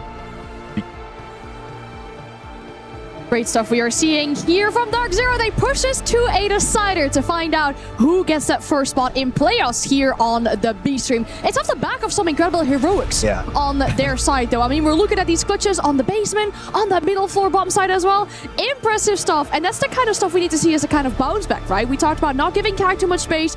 Getting these clutches out of the bag has been the most important thing. Of course. And I feel like, too, you really see them kind of know that they can reset themselves coming out of that strong first map for CAG, and they really were able to flip the momentum, and you see them going into that map smiling, having fun, making sure that they can actually perform their game. And that's DZ's biggest strength, right? They've got Call Out, that coach, the culture that they've been building up that we've always talked about from this team. It feels like they're starting to put the pieces together. They've gotten this second map in the series. CAG have shown themselves as a difficult opponent, but DZ, they're just as tough. Yeah.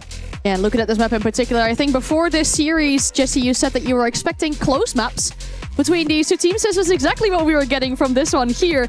And then looking at this one, I feel like on the side of CAG, some of these opening kills they were getting in that second half, in my opinion, I felt like that was going to destroy the mental of Dark Zero on some of these. Like, we're looking at the player rappelling upside down, like the sneak kills they were getting with Nock as well.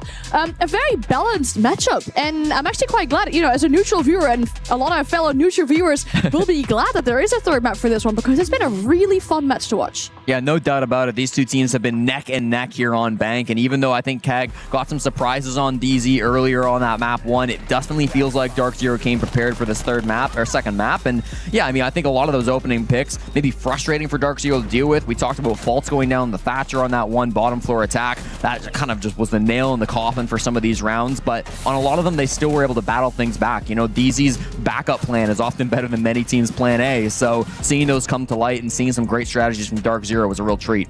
Yeah, it was a great game for them. Really well bounced back. And even though CAG lost that, they were still very competitive on their map. Yep. So I feel like going to his decider is going to be a very even game. And Cafe, too, it's a map where on a defensive side, you're really forced into playing aggressive. So being able to like make sure you're actually timing your plays correctly to stop what the attack's doing. And the attack making sure that if you're going piano side, you're carrying for the runouts. If you're going on the C1 side to play for the nades, that you see yesterday how hard GK were fighting for that balcony. And that's really going to be where the rounds lie.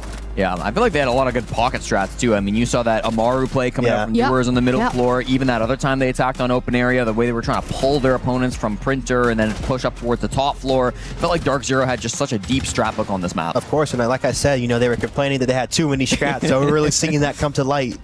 I like what you're mentioning about the sides on Cafe, because the important thing for CAG here is that they find themselves in the driver's seat regarding that, right? They had the better round differential on map 1, meaning they get to pick the starting side on Cafe. We saw a very attacker-decided Cafe yesterday. Would you feel like CAG might pick into the attack here, or do you think defense is still better? I think the attack, it just depends whether you want to finish on the stronger side or start on the stronger side, because I feel like it can be hard to get that momentum going and then go into the weaker side and have that momentum flip onto you. So I feel like, honestly, map 3, maybe you start on the weaker side, try to get those rounds that they wouldn't expect, and then you finish out on your stronger side here. Yeah. All right, let's see then what's going to happen. We're going to find out all together which side CAG pick for this final decider map. And we're going to find out who qualifies to the playoffs. We'll be back with you in just a few.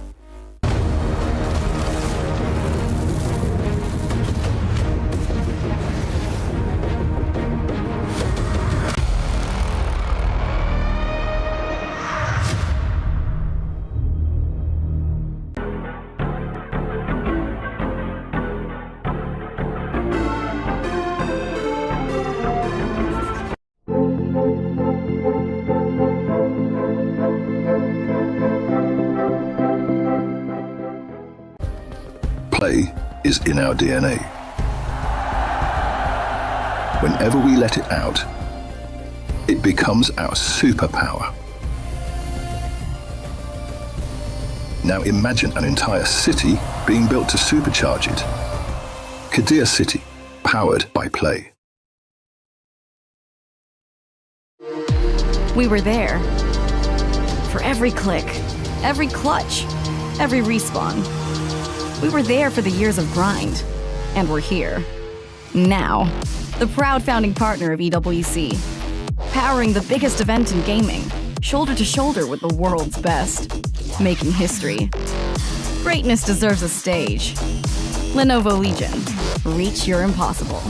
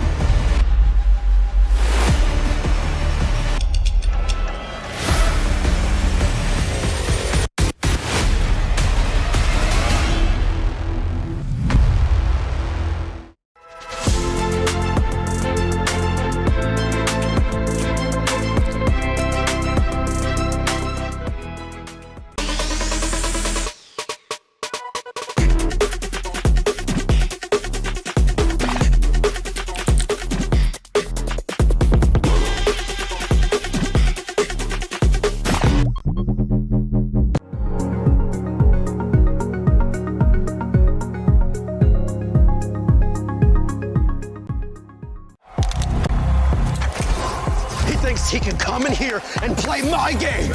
He knows nothing. Let's go! Tyler Wine, you're done. This is my ladder. You can't climb it. It's better than me hard sucking masters. You're going too far now. Your eyes buggy. Your elbows ashy. Is that airline? That's an L airline. Somebody better hold me. Okay, yeah. Do something then. Raw energy. Hard from blow the house down.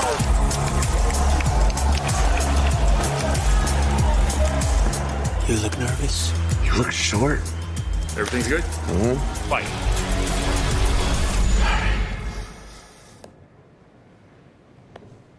Okay. Let me hear you shout. Don't give up. Do you really need the wraps? Yeah, that feels like overkill to me.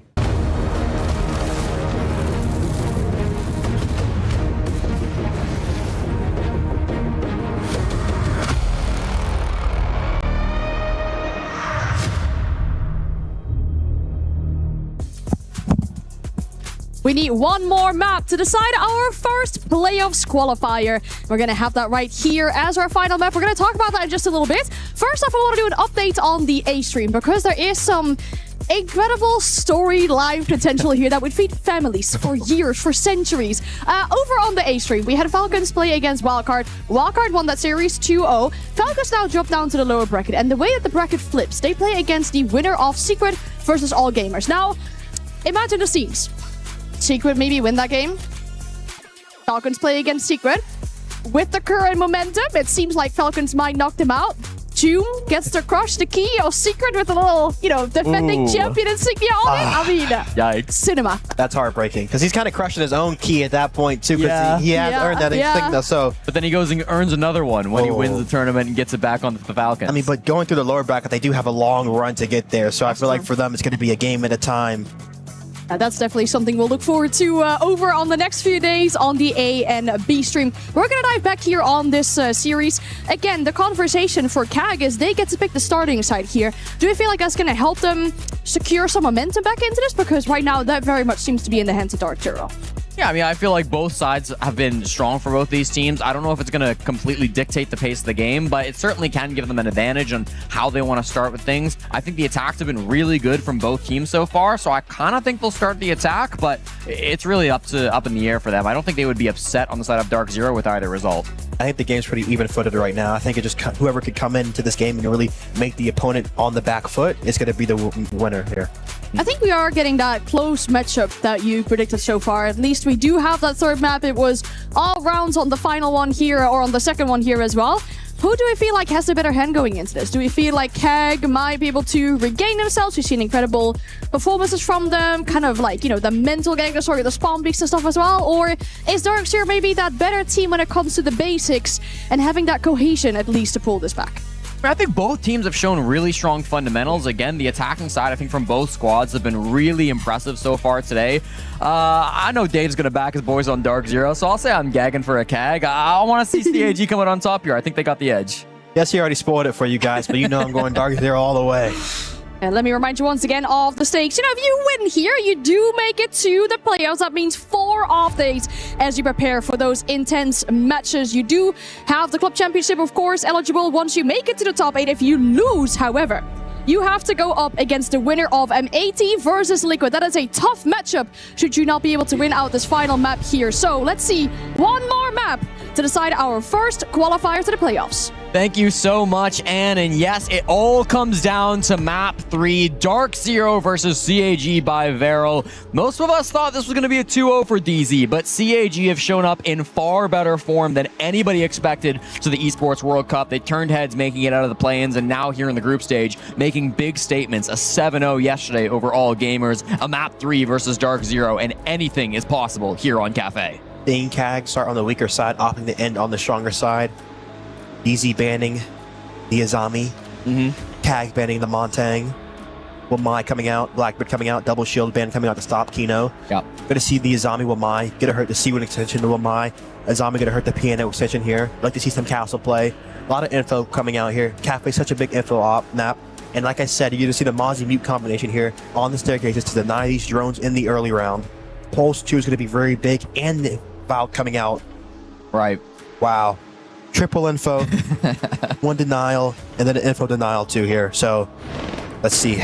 We'll jump right into the game here. Dark Zero versus CAG. As you mentioned, Dave, CAG choose the defense. They had the choice of it. With how good the attacks have been today, we think this is them starting on the weaker side, giving Dark Zero that maybe tougher task of racking up those rounds early. If CAG can get away with a 3-3 split here, if they can have a solid first half, they'll set themselves up very nicely to close out this series. Op bans, of course, a big target on Kino's back with those shields. You don't want to see Kino bringing some of these operators. Only the Blitz going to be left up. Maybe the Fuse if he wants to run it. Meanwhile, I like this Wamai ban. I don't know if I've seen a round on Cafe where Wamai has not been banned since his buff. It feels like that is so common these days on Cafe. Yes, of course. Especially with the C4-2 gives you so much more capability of playing it. Yeah. We'll see what this defense wants to look like. You mentioned it, the information's been flowing. Anatson might want to use some of that information to go for a bit of a run out. NJR is his target as he's here on the pillar door. Doesn't hear anything. Now he hears the shots coming out from NJR. That'll prompt the run out, and that's exactly what he wants to find. The Nitro Self with a secure. Will it do it? Yes, sir. Good night, NJR. Good opening pick from Anatson. We talk about, too, the defense is really forced into making these aggressive plays, and we're seeing that off the rip here. Yeah, it's always what we're going to see on Cafe. There's so much potential for defenders to try to make some aggressive moves, run out the building, jump out those windows, and that's even more powerful when you combine it with a Pulse on the board, the Valkyrie on the board, and even to some extent that Mozzie. So you see the information being gathered by Zaka, 2 players outside this white window. They could even go for another run out outside a pillar, but it has to be watched for now from DZ. DZ doubling up on this repel, caring for the C4, caring for the runouts right now. EWC taking some fights here, popping shots out the window. DD going for...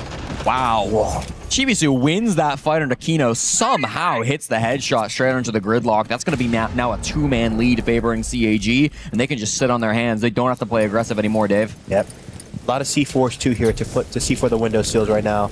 Might get another kill. Nope. Oh. Off the repel. Chibisu 1 HP right now. Yeah, that's a ton of damage from the Capital bolt. Round walk coming out right now. Newer's in a potential position to make a play. Up the brown stairs, over towards the pillar. A lot of these players, though, if they're not on the top floor, they're inside sight. DD's actually down on the bottom floor as well, so there's a lot of map control being held by Keg. Newer can spot those players in sight, and Jan, I know, does eventually find that refrag onto Anatson. Here comes that flank you're mentioning, Dave. It's going to be DD straight up these stairs, finds Faults first, but he instantly gets traded back by Newers. That's going to be now down to a 2v3. This still favors CAG, but with 60 seconds on the clock, they've got things to work with on the side of Dark Zero. They're going to push in through Train, aware that they don't have top floor control. That's the biggest problem here, but they can still try to sneak a plant in through the dining side, making their way through the fire pit now. Janino clearing all of these angles, the wall fully soft over towards white, so it's a dangerous proposition. Zaka finds Newers on this mid-floor site, takes down Chibisu on the down. The Nitro Cell gets ripped, we hear it. Doesn't sound like it's gonna get exploded. And I know, in the 1v2, after getting that first pick, 30 seconds on the board, aware that one might still be on the white stairs, so he's watching for that angle, but he doesn't know the position of Zaka. This is just so awkward. Shu Reap has also made his way over towards Museum, so this is just so difficult. Finds the shot, Chain, I know, hello. All of a sudden, this has become so much more winnable. There's 15 seconds. He's got to check every angle one by one. Zaka's not playing this over aggressive. He's still on those white stairs, and Jane, I know, doesn't seem to have any idea. Zaka's actually going to walk into some track stingers. Uh-oh. Hold on. This utility might now favor Jane. I know 2 seconds. This plant's going to get finished. Slowed. He can't get to sticks him. with it. That's going to be a huge downside. Jane, I know. Oh my gosh. It's a 4K from Jack, and DZ somehow grabbed the win in round 1. What a... I mean, that's a veteranism right there. That's talent. Wow. I've seen him win those all the way back to when we were underage, you know. Never give up on Jack in the clutch here. Jesus, unreal. That round was so good for CAG. Having that come out as the first round for J9 to take it from you, that's got to be just a big momentum killer. That's one of the hardest rounds to win, I think, that we've witnessed in this series, Dave. The fact that DZ come through on the very first round of Cafe and clutch that success out of the jaws of defeat. Really impressive stuff from DZ. Jane, I know, 4 kills on the round. Newer's credited with 1 as well. A great start for Cafe. Going into the basement here, running the Echo for the win con. A little bit of smoke here. Should be playing VIP side or playing the Whiskey side to solve for lower brown. Bringing the double trap out right now if they do want to bring the blitz. Easy looking to opt for a roam clear right now, switching to the sledge here. See if they bring the ram out or not. The gridlock 2 is going to be really good here for the staircases. Bringing out the solid thing just to be playing on the white side. NJR are going to be scanning VIP here. Capital's going to be great to smoke and isolate inside the site, and the flames are going to be great too to displace. You expect much of a roam? Because I feel like it's pretty rare, but we're seeing Chibisu playing that mute currently inside of reading. Shoe Reap's on the top floor. There is some potential for maybe a light roam here. I see if they have the freezer hatch pop, they might play a layer right now. Right. It's reinforced, so it shouldn't be nuts. It's not going to be a roam. They're just bringing the mute for the VIP extension here. They're countering the snake out, so they've done some prep work there. Yeah. Might have put some of those jammers. Yeah, there's at least a couple here on the mid floor, so that might give a little bit of pause to DZ, slow them down on this clear, but of course, there's nobody here to find, so it should be a slow round all around. Dark Zero have lost their last 4 straight attacks here on the bottom floor of Cafe. That's versus 4Fun, Wildcard, and M80. So historically, this has not been a great bomb site for them, but they've got the right tools to try to work through things here. I like the soft breach being brought by J90. Kino here on the shield, of course. The Blitz, one of his favorite operators. The only one he'll have left after the Monty Blackbeard bans. The Blitz bringing Breach of Charge 2 here just to help with that vert. Gridlock's going to make the retake really hard right there. You saw how good the track singers are now, especially just making that limp. It just slows you down, especially when you get hit and does damage to you. Extremely annoying right now. Let's see if they go for VIP clean or they're just going to go for the execute right now. Starting the vert right now, putting breaching charges down.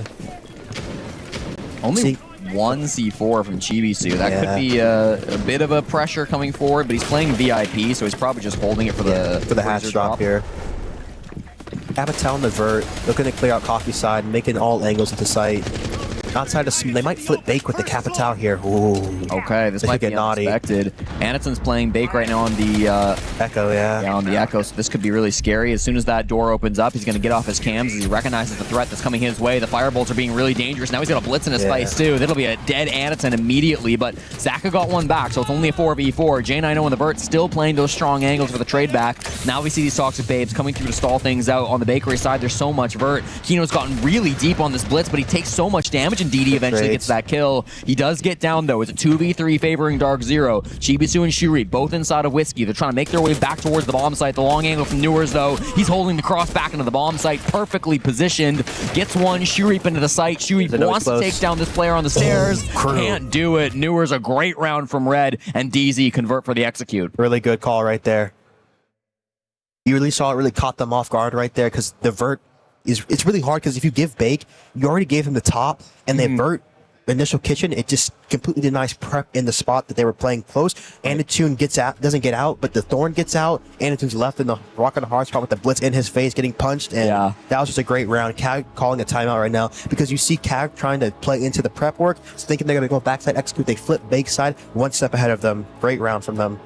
Sparky, the Italian head coach of CAG, choosing this as his moment to call his TAC timeout. It was back on map number 1 when DZ used their timeout after going down 2-0 back on Lair. That was quite a while ago. It was not the most effective TAC timeout as DZ spiraled out of control to a 5-0 deficit that they did eventually lose. Now CAG are hoping to avoid that same fate. The attacks have been really fast from Dark Zero. Felt like the second push was so dominant as well. Do you think this is just like a calm down timeout, especially after how they lost round 1? I think it needs to be a shift in their play style right now, because you know, the first round they did kind of give it away, but that round they weren't really in it just for the solving wise, because they thought they were going to go backside. They go into that Bake front, and I feel like right now they might have to make a call, switch off the prep work, go into more of the default Cafe side. So let's see what they do here. Bring out the Cade right now. Ella, Thorn, Mute, Warden, Train. Usually you see the site, you kind of give the top a little bit here, play for a light layer. You have the triple C4 combo, so you can play the reading side, play the training side for the C4, a cigar double C4, the long bar C4, and the stack C4 are all very good here. Just try to displace them on the top side. And usually you're going to have people playing in the basement a lot here, playing for that lower red retake. You see the wall getting opened up, so you cannot play and train. So the late round is very important right now for CAG. Going to be trying to hold on to all 3 of these floors, at least initially coming through from CAG. Going to be a quick one, Yeah, we've just changed the operators. They were initially running the Thatcher, the Striker, but we've changed all of that up, and so we're looking at a Maru, we're looking at a Finka. Going fast and fierce. I like this too, especially you're starting off on the attacking side. Being able to put your foot down is very important here. Kino with that Amaru, with the Finka, he's got this diffuser in his pocket, so he's just going to be trying to use this util while his teammates make the space. NJR on this Amaru is going to be a scary one to watch as well, so just going to try to explode in towards the bomb site. A lot of these players actually starting over towards Cocktail side. Shock drone. NJR eyeing up a repellent on the piano side here. We're going to go through reading right now. Our hook in hand. Bait smoke right now. A bit of a bait, slowing this down for now, still using some of these charges. Here comes the Finka boost, and this might be it. Kino instantly dead to Chibisu, but the space is taken by Faults. Here comes NJR straight in towards Piano. There's nobody to find here on the top floor, unfortunately. Chibisu is the one that's dealing all the damage. He's just playing bottom pillar. He took down Newers, and now Faults left outside the pillar door, desperately hunting for a pick back. Misses that angle, actually doesn't see him, and somehow misses the shots too. NJR on the top floor will finally get rewarded with a pick, but it's just going to be Zaka going down. This is still full site control coming through from CAG, so NJR works his way down these stairs, hits an LMI, but wins the fight. That's going to be okay. There's Chibisu traded out, the monster from this round so far, so that brings us down to a 3v3. Lots of damage, and Faults gets slowed by the Thorn Trap. Still, NJR pushes his way down these white stairs for a third kill. He could get all 5 now at this point. Goes for the reload inside of Laundry. These last 2 players, both in and around the site. One's inside of mining, one's inside of dining. They've still got really good pressure in towards the bomb sites. Faults holding a long angle. CAG, there's so much time on the clock, so they feel a little bit of pressure to start making some moves back behind the bomb chassis. Shuriq is facing the pressure of Faults. They've got a really good bit of map control now from Dark Zero. They stall things out by pillar. They're split right now. DD's inside the dining side with his wall caded. Aren't going to be able to get the Cade off charge off unless they go below here. It's going to be on Shuriq to stay alive. NJR holding a cheese angle through, rotating lower red. Going to be, because they made the lower red hold, they should be able to kill him. DD had the angle there, but he's not quite able to find the frag. NJR on a triple kill so far. Would love to be able to open things up with an ace, but Faults is rotated over towards red stairs, so they know of his position. They certainly will as the F2 starts to sing. Looking towards both of these sites, they're applying pressure to Shuriq. This could be massive. DD takes down Faults. It's a big pick over in the other bomb site, but Shuriq's having a lot of success. He takes down another one as well. NJR will need the ace to win this round for Dark Zero. He just misses the shot there on a Shuriq. One bullet's all it'll take, but he doesn't find it. DD with the pistol does so, and that's going to be CAG on the board. What a round. Waiting for DD to cross out and help his teammate right there. I think CAG, honestly, they're getting these opening kills, and they're making great plays, dedicating the wall off, but Chibisu staying extended in the hallway. They need to kind of get back to each other and really play for these advantages right now. They're giving a DZ a way back into this round. Do we see the Blitz ban here, Dave? Blitz or an info op here? Blitz or an info op? Blitz it is, and they get rid of the mute. Okay. It's gonna get weird here. This mute ban scares me a lot of bit. Deimos, a lot of Dokubi, a lot of Snake here. Be ready for it. Exactly, yeah. This is gonna be really tough. Newers will instantly jump on that Snake. Still time to swap off of it, but I mean, this is just gonna be Dark Zero playing with the information that they are going to be given. I like this position they're in with the op bans.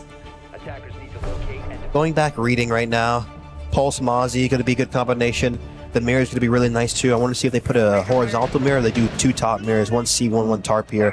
Castle going to be coming out too, or they might do a bathroom mirror also here. Right. Castle coming out just a slow on the top side, making them have to rotate around to get those castles off. And honestly too, a lot of teams have been doing a lot of cheese plays with the castles. You'll see 4. They'll be peeking the castle barricades right now. The Thorn's just going to be a good trap operator just to slow them down. Yeah, definitely a different hold coming out from CAG. They changed a lot of these operators up. It'll be a top hard zone right now, probably. Okay. Freezer extension, yep, with the castle. Gonna push the mirror, gonna play C1 here. They don't have much projectile denial though, so we have to care for a nade take. Yeah, the Wamai banned out at the very start of the game from DZ, so it's going to be tough sometimes to stop some of these pushes, and Kino instantly jumping on that Ying, trying to take advantage of the Wamai ban. And no Warden too here, so the Ying is going to eat. The mirror windows will still be powerful, facing their way in towards Piano. This is where almost every attacking team will start their push on Cafe. Newers wants to try to play from down below on the vert too. It can be kind of tough sometimes when the bomb site is on that mid floor to get the vert pressure going, but it's going to might go quick again. Oh yeah, right in towards the pillar door. This could be fast indeed. It will be. Kino in through the site immediately. The plant spot is being gathered by Faults. He's going deep into the site before he starts that plant. The Candela is just making all of this space. He's run through the entire middle floor. Kino is desperate to find a pick. Will eventually take down DD, but everybody else on his team is died. The shotgun will sing and the plant will go down. So this is winnable, but it's still tricky. Retake top should be one con here for Kino with the shotgun going up these too. white stairs. Close with the angles. He wants to find these players pushing deep into him. Everybody on CAG other than Zaka is up on this top floor trying to play the vert. They're hunting to take down Faults, but he's taking some damage early. Gets outside the building. I like that from Faults.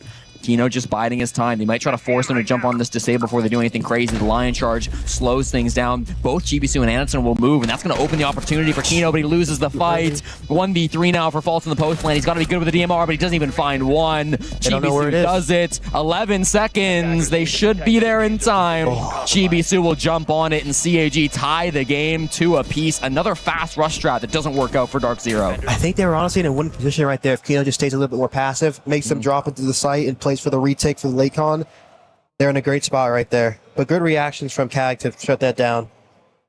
Just desperate to get those picks off the Lion scan, I think. Yeah. But I think there too, also, when the diffuser goes down, I feel like the diffuser is another person. It's a 3v3 right there. So you have to make sure that they get on that bomb. They're actually hitting before you activate. Yeah, absolutely. It definitely felt like maybe DZ moved a little bit fast. They lost a lot of bodies in the start of that rush, too. I mean, that was a tough situation. We were watching Kino sprint through the site, but at the same time, it felt like the kill feed was all favoring CAG, so a tough spot to be in. Bomb located by attackers. Going back to the basement here. Going to bring the Goyo. Going to bring the smoke out. Switching off the Echo. Bringing more traps right now. Bringing the tuber out, too, just a slow C4 capability, too, up the hatch. Should see him go VIP side instead of the mute. Switching off of that here. Yeah. We're just bringing more stall right now. Probably going to be a clean right now. Bringing out the Ram, bringing out the Fuse, Habana, Grim, Gridlock. Going to be a nice one here. 5 seconds remaining. Without the mute, it feels almost impossible to go for a roam strategy. They kind of teased it on the last time they went for Kitchen, but didn't commit to going for anything aggressive. Similarly, this time, they're not going to go for anything aggressive. And I mentioned it as an option back when we saw those first set of Operator bans, but Kino will be bringing the Fuse Shield. Why do you think he wants it for this bomb site? Why is it so effective here for Kitchen? Really good just to clear the util inside the site, clear out the flames, clear anything on sync side, and it just creates a lot of chaos too if you leave one place above.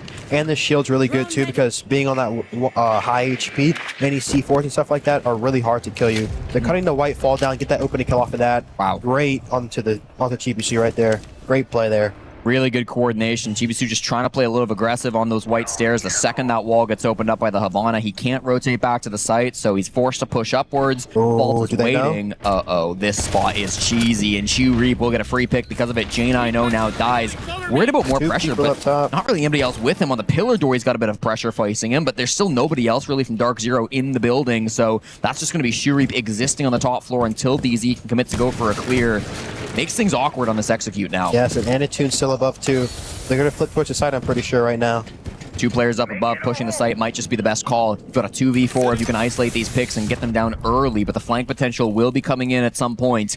Zach is still holding this front door. DD inside the site as well. They've got to be rock solid here as anchors as they wait for their teammates to come back down. Shreep's at the bottom of white stairs. Anderson's at the bottom of red stairs. They've come back to site, and Shreep's finding kills. Kino dead on the shield now. That's going to give man advantage back over towards CAG. DZ stall out once more. Tag in a good spot right now. They don't need to take too many fights right now. Sheer just being a major problem. Can't impact this wall and get the kill on the crew. DG have yet to lead here on this third map. This could be their opportunity, the best spot they've been in yet. Shurip again in a very dangerous position. Watching over that hatch is just Newers. He's not going to be ready for this flank if it does come in his way. There's too many things to worry about. Fault will start to take over towards Coat Check. Same time, Zaka goes down to NJR over towards Whiskey, so this might actually be a good spot. They don't have Diffuse Kit. It's down to the bottom of White Stairs, so they've got to keep that in mind with 50 seconds to go. One playing red right now has to rotate on Whiskey. Let's see if Nick clears this. NJR just looking towards site. He does not see the player on red stairs. It's going to be Anderson who gets that frag. There's a player Coat Check that's just going to be false, but he's not in a good position to go for this trade, so this might be caught easy now for CAG. Newers catches the rotate back from Shurip. That's going to be Anderson though, and it's going to be Trade City here favoring CAG. Newers will use these Bs. He actually gets good pings onto DD. That helps him out, but with the shotgun, this is still a really tough fight to try to take. He's got the Bailiff in hand, a shotgun of his own. He wants to defuse kit before he commits to this fight. 17 seconds, tries to play a long angle up against this smoke. DD still under cover of these Bs, but wins the fight anyways. The SAS shotgun reigns supreme, and CAG take the lead. Get around from them. Really just playing to stop what DZ want to do, having 2 players off site, even the third. Shibisu gets opening killed, but they have still those 2 players on the top floor that they don't have accounted for. Yep. Just great misinformation right now. really throwing DZ off here. 3-2 now Dark Zero. We talked about the attacking side probably being favored here on this third map, Dave, with how good both teams have been on the offense. Now we're seeing some of these defense rounds go more in the way of CAG, and it feels like it's coming off the back of certainly some aggressive and unexpected plays from CAG, but also DZ went for 2 really fast rush plays that both ended up falling flat. Yeah, I feel like, they might look to slow it down here or just keep it going right now, because they're in close positions in those rounds, but very hard here. Going back to mining right now, where they went for one of those quick plays. They're going to be bringing out the Clash. Look at this info, though. Soulless, Valk, and Pulse right now, plus the Warden to counter the Ying combination. It's a lethal lineup coming out from CAG here. Going into the Maru, Nook, Laz, Deimos. They're going to stay fast here. 10 seconds left before insertion. So now this ends up being a critical round. Dark Zero 3-3 seems like it might be necessary to save themselves in this matchup. The winner of this best of 3 series will likely be the second team to advance. Well, they'll definitely be the second team to advance towards top 8. Forgot for a second if that A stream was finished or not, but indeed it was, and told us on the break that Falcons did secure their spot, so... Wildcard one. Wildcard, excuse me. You're right. Wildcard, the first team top 8 at the Esports World Cup. Falcons can't take him down. The weapon. Super Soldier 9-4. If Dark Zero do this, that would be back-to-back NA teams to be the first 2 squads making it to top 8. North America cementing itself as one of the strongest regions in the world. AEC calls near airport. All I gotta say.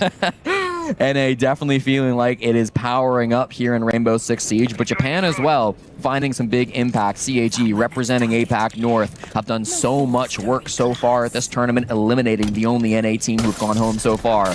Here comes the push now, trying to clear this top floor.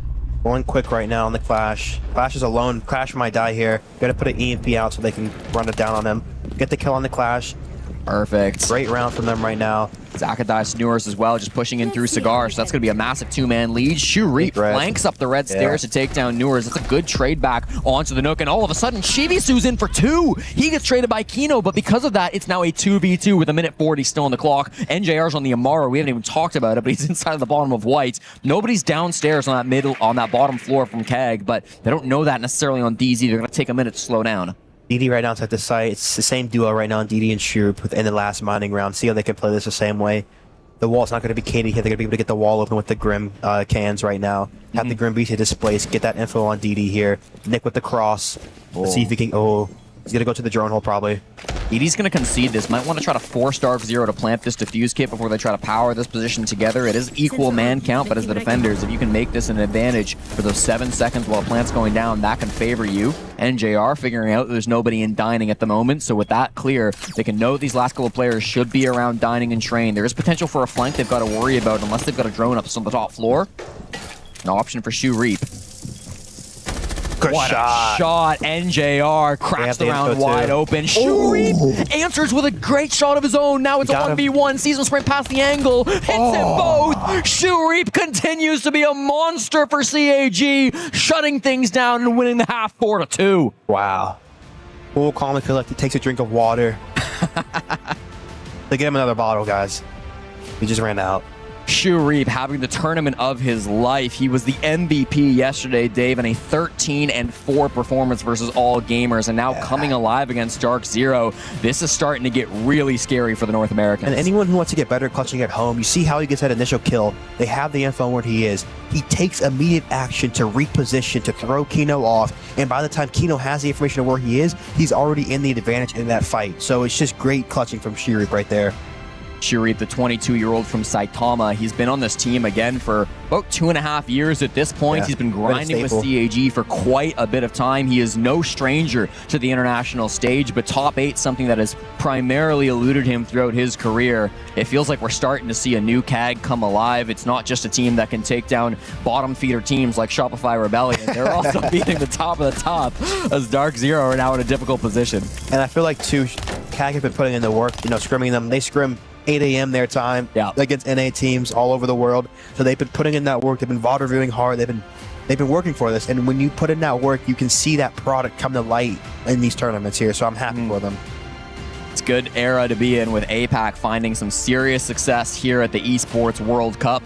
Up 4-2 at the half versus Dark Zero. We'll, of course, have our 2-minute halftime timeout where both coaches will get an opportunity to talk with their players.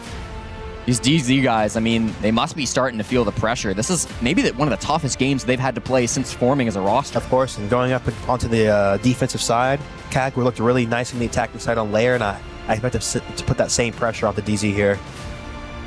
Everything on the line here at the Esports World Cup. I like that smile coming in at the end there from Callout. It shows that the vibes are still up on the side of DZ. Of course. To me, this feels like a team where they could be down. They could have lost 7-0 on map 1, 8-7 win on map 2, down 6-0 at the half, and they'd still be smiling. It's important to keep that momentum up, right? Exactly, and it's all a mindset. There's no attachment to the expectation, so they're enjoying the game, they're enjoying the work they've put in, and that's all you can really do at this tournament here. So they're going to go out and play this last half. Going up to the defensive side, let's see the bans getting out from CAG and DZ right now. We're expecting a Wamai once again. I feel like that's such a staple on this map. Could be even be some info here. Mira, Monty. Might be a double shield ban. Might get rid of the Blackbeard here. Anaton, the most infamous shield player of all time by many people's counts. I'd say, maybe say Spirits is probably the top. Fair. Yeah. Fair. Yeah. I think Spirits really revolutionized this new shield play, especially with the Blackbeard. Yeah. A lot of new tech, but Anatun was always a long-standing shield player. Yep. Yep, Wamai. The Snake Monty ban, getting rid of the info, getting rid of the just the catalyzation on the Monty. Going mining first here. Solus for Deep State. You have the Cade just to slow. The 2 route to slow. The Azami for an extension and the Jaeger too. It might run a little piano extension right now. Play the layer game on the top floor here. Already threw a Cade down. Second half feeling very scary for Dark Zero. They will have to be better than their opponents here on the defensive side. Both Kaid Claws actually going down quite early in this pre-placed for the dining wall. I see. So they're going to be playing the deep layer here. How fast do you want to see CAG, assuming they're trying to take top floor control here? I mean, I guess what's the game plan you want to see from CAG, I guess, and how, what pace in the round you want to see? You need to go for top floor quicker if they're playing for like the deep, just the basement and the deep flanks. So you have to make sure you're not giving them the C4 kills and the opening kills, but you have to make sure you're pushing them back. And I feel like it's, I'd say around 2 minutes to a minute 45. You really want to look for that range where you have top floor established, so you can see if they're playing basement with the pulse. They have the solos here, and you can really put pressure on the reading side. You want to see if you want to end dining. They have the Cade, they have the tube to slow you. So obviously you probably have the end mining side here. So it's going to take time for you to figure all that out and actually solve it. J90 on the budget Wamai, even before the buffs, he would run Wamai almost permanently on this bomb site, so it's not a surprise to see him picking up that Jaeger here for round number 7, the first defense of the half. Anaton also jumping on that shield as we've come to expect from him. Monty banned out, but he'll happily take that Blackbeard, and this top floor clear will start to begin. Any players that you're looking for in particular to get active early here in this round? I'm looking at the solos right now from Neuros. And honestly, Shirip too here. Been a staple on the Zofia. Yeah. I mean, Shirip has just found so much success. He's really been enjoying the Solid Snake as well, so that ban clearly targeting him and the success that he's had so far in the server. Trying to impact there. That would stop anyone playing Shaiko here. Already calling the solos right now. Let's see if he tanks this. It's like gonna tank the call so his phone gets destroyed. Lower red alert coming out for DD here. Playing for the pixel clear. Jack has to be careful. Oh, this is a freebie if he hits the headshot, but he just whiffs a couple of shots, barely missing the head, doesn't miss twice. Shirip takes down J90. The damage so devastating there on the Zofia. Now they've got the man lead. They can start to push their way through this top floor. You said minute 45, but they've got these kills. They might not need the time. A double now for Shirip. He's going up to 8-4 on Cafe, continuing to be the best player in the server for CAG. There's great kills from him, really playing that east balcony extremely well. Yep. They gave him that space early. You see a lot of teams try to contest that. Lurking down on the DD. DD's gonna get this. Oh, crew. Wow. Great shot. They're back in the round now here. DD not ready for it. Yep. NJR equalizing, shuts down the monster of Shirip outside the building, so that's going to bring things all back in favor of Dark Zero. A minute 9 on the clock, and Zach is going to start to work here on the hard breach. They've got full top floor control, Dave, but it was quite costly. Yes, exactly. And, you know, you have the Case on the dining wall. You have the 2 Rupp playing in there with Junior. Kino's going to look to bump out of sight side here, going reading side. Still that C4 in pocket. Still 2 C4s. They're going to go for reading side clear here off of Anatune, catalyzing. Duke are going to be playing inside lower red, or is he mining side? He's playing inside the mining side right now, okay? So it's 3 side here. This can get difficult in mining side. They're very bunched up. Going to have the hatch open. Should try to have someone on the hatch flashing dining so you can displace from the hallway here. Right. You look for Neuros to activate. He's going down white right now, Zaka. Here we see the play coming forward. Anton's starting to get aggressive. It eats a little bit of damage down. With that Nitro cell from Kino, it's not going to be quite enough. The flashbang just over that dining wall, trying to flash these players inside the site, but there's no movement off of it. They need to breach this wall. That's what Zach will be starting to work on now, but the two brow slows things down. They don't have time for this. NJR, great shot on a Chibisu. This just hold has been so strong. They are rock solid in the bomb site, and DZ took the first round of the half. That's very good, too. Just a great way to find themselves back in that round, because they just have that. They have that extension in mining where they have that wall reinforced, the K, the tube. So in the late round, you just run into this brick wall that you think you can get through, but then the tube comes out and you're like, oh my gosh, I have to walk through a doorway. And they have the double up. Crew's not playing it, but he's playing inside the site. He can help them. So it's just great rotations right there. A big fight from him on to DD too, because if he loses that, the round could slip.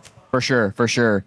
We'll see some of these replays now. Again, it started quite strong with Shureet getting that early advantage just outside of Pillar, but things just go the way of DZ. They do a great job of battling things back, and it didn't feel like they were really able to break into that mining site on the side of CAG. So while a 4-2 half split is never what you're looking for, DZ 1 round away from tying things up after a good first start. Going reading here, double info again. The Pulse this is one of the Pulse's best sites here. You have the Cade, you have the smoke. Should be doing a little bit of a TARP hard zone or a B2 hard zone right now. The Goyle also just great deny for the side and on the top floor right now. Again, players to watch, I'd say watch Junior this round. They'd watch for, they're not going to bring the Grim. 5 seconds left. I'd say just, again, watch for Shiri here. Fighting the East Balk, see how they want to deny him. Pulse going to be starting train side. Or he's going to start, yeah, he's going back to the East Balk side here. Soul's going to start lower red. Lots of map control early being contested by Dark Zero with players on all 3 of these floors. It's just going to be Newers down here on the bottom. Shureep is not interested in clearing him out unless he is. Way over on the bakery side, Chibisu is close by. I'm swapping mags. Potential for a run out, but I don't think the information's quite there for Newers. He will just get on his scanner, and Chibisu is safe up on the roof. This looks like it's going to be a pretty standard clear day of just getting on the roof, working their way in through Cigar. And that's what Cafe is too. It's a very step-by-step map, and that's why the defense has to kind of find a spot where they want to break that push, because it is a very attacker-sided map here if you let the attack their engine roll in here. Right. J90 and Faults, the 2 defenders on this top floor trying to lock this down, and of course with NJR below, they have some potential to feed information. Newer's not likely to find anyone here as there's no targets available, so puts the impact back in his pocket. DD outside of the basement too here. I think he has info on him though. Bomb on cam. Going bake side right now. DD, he was so instrumental in winning that first map for CAG. Instead, it's going to be Kino who takes down Chibisu elsewhere around the map, and Newers has actually given up this bottom floor control. So as DD just walks on in, Newers will evade his capture. Now the top floor clear is well underway too. Anaton's starting to make some space in towards back bar. There are still Faults and J90 up here trying to make this play happen. They're stalling things out with the Toxic Babes. Barbed wire also being really annoying to get through, so this time is just being ticked down by Dark Zero. Tarp walls are cated right now. It's a great hard zone. They get the kill on the layer too. Oh boy. Beautiful. Oh, dies to the Claymore. Okay, that's still a good pick back. DD eventually finds Newers. He was hunting that pick for a very long time, but his teammates are all dying. Zaka goes down to Faults, and it's just going to be Anaton left alive on this top floor as DD will join him up those red stairs. 65 seconds on the clock here, Dave. They've got good breach despite the fact that Zaka did go down. Who's favored in these final 60 seconds? I'd say DZ right now. It's a 2-3 split right now, so they could be able to retake the top of both drop pillar side here. You have 2 nades, 1 smoke left, so you need to try to just bait on Anatune right now. DD needs to stay at the top. Make sure he can hold for the top retake. He's going train side right now. Faults with the kill. Wow. Yeah, DD's just trying to work a pick there, trying to get his team back in the man count mid, but Faults. OG. Back to back, the captain. Step it up when they need him. Really nice frags to come through there at the end. Dark Zero tied the game 4-4, and we're right back in it. Yeah. Right here. Here we go. And I know flipping through all those. You see it. You see them. They got so many strats, man. Pages upon pages upon pages. Like you can difficulty, right? Look how you see how thin theirs is, and you go back to the DZ one. They have like it's almost like an encyclopedia strat book. Strats are very deep on this North American side. The reason they're major champs. Bottom floor. This would be a perfect hiding the echo here. Yep. Look for that right now. Bring out the Aruni, the Goyle, the smoke combination. The Ella playing VIP side. Should be a basic horizontal extender right now. Looking out for their setup on the attacking side. The BB, the Gridlock for the staircase, the Habana for the hat, and Sudoku to help with the clear. The Ram's going to be for the vert. Let's see here. See if Habana brings breaching charge to help with the vert right now. Right. We'll have to see what this push ends Thatcher up too? coming together. The Thatcher, what's that even The for? Fuse. You know, I saw EP try to Thatcher the Echo drones yesterday. Right. So it could be for that, could be for the smoke canisters, but Interesting. maybe the smoke canisters, and maybe if they think they're bringing a Cade, you know, maybe they didn't have an operator spotted, so they might just think it's a Cade. So yeah, they just have that initially here. Fair enough. Do see the kite from time to time here on the bottom floor. It's not usually worth a ban on Cafe, but we do see it being brought out every now and again. Of course. Junior behind the big bar, DMR in hand. This should be a slow round. We have a little bit of a roam from Faults on brown stairs, but he's already back to sight. So that shouldn't be anything too worried about. First one who should stay up the longest, probably going to be Crew on the red here. Just playing to shoot. A ram drone has double impact. You see 6 impacts come. Well, Jack won't be able to impact anything, but 4 impacts coming out to deny this vertical play here. And you have reaching charges on the Thatcher here to help with the vert and dining right now. It's going to be the train vert. It's going to be the main question. How much can Zaka get from it? All eyes on Zaka now to be able to make sure he can get these floorboards nice and open. There's 60 seconds deep into this round. They're just starting to realize that it is all free for the taking. So he already lost one drone Jesse too. Right. Yeah, over here towards red. That's where they tried to pop it up, but it looks like it was cleared out. And I like this. Kino and Newers both just holding on to impacts, waiting for these ram drones. Here comes the second one in through mining. The impact misses though, so that's still going to be really good information. Shooting down through these floorboards. Good from Zach, able to get all of these floors open. This is exactly what he had to do to win this round. Now they're going to put one more down and start to provide even more pressure towards the site. Red Halvert's going to be weak though here, especially above the coffee double door. Yep. We need a breach shot from DD here. Make those positions of NJR and Faults a little bit safer. Can play over towards that red stair side, over towards Kochek. Hatch, of course, has been opened up without any real issues, and they're starting to burn some of these Goyo canisters in the site as well. It's clearly that they've found some good value out of these cluster charges. Spotting out this Ella inside of VIP as well. They're going to have to find some way past it, but they've got Anderson on the shield for the drop. And the good thing about the Ella too is it counters the shield play really hard right now. Yep. Great Echo Cam 2 to spot Brown information. Seeing the Ram right now. Wow. Yeah, this is really good intel favoring Dark Zero. They have all the tools they need to win this round. They could even call for a flank up the brown stairs for Faults. That's exactly what's going on. Kino is making this call, so Faults will take the bait. Looks like some of these track stingers have already been shot off, so he can move up quite quietly. He steps into one track stinger, though, and will have to back on off. Just a flash. Missed from Zaka. He's not going to be able to flash that one out, so a little bit slow here coming through, but Newers finds the opening pick straight on Anderson. There's another one coming through. 5v3 favoring Dark Zero, trying to fight this VIP player. But Chain, I know, is playing it really passive, really smart so far. They don't have to over-aggress into this. They know the push is coming down through these white stairs. DD gets down. This is going to be 5-4 for Dark Zero unless these two players can do something amazing. Running out of steam right now. SG goes 1-for-1. Perfect trade from Dark Zero. Leaves Zach on the 1v4 getting spammed by the Yokai drones. Good luck. Dark Zero, a perfect start to the second half. They are running away with the game, Dave. In clinical rounds right there, you see how in sync they are.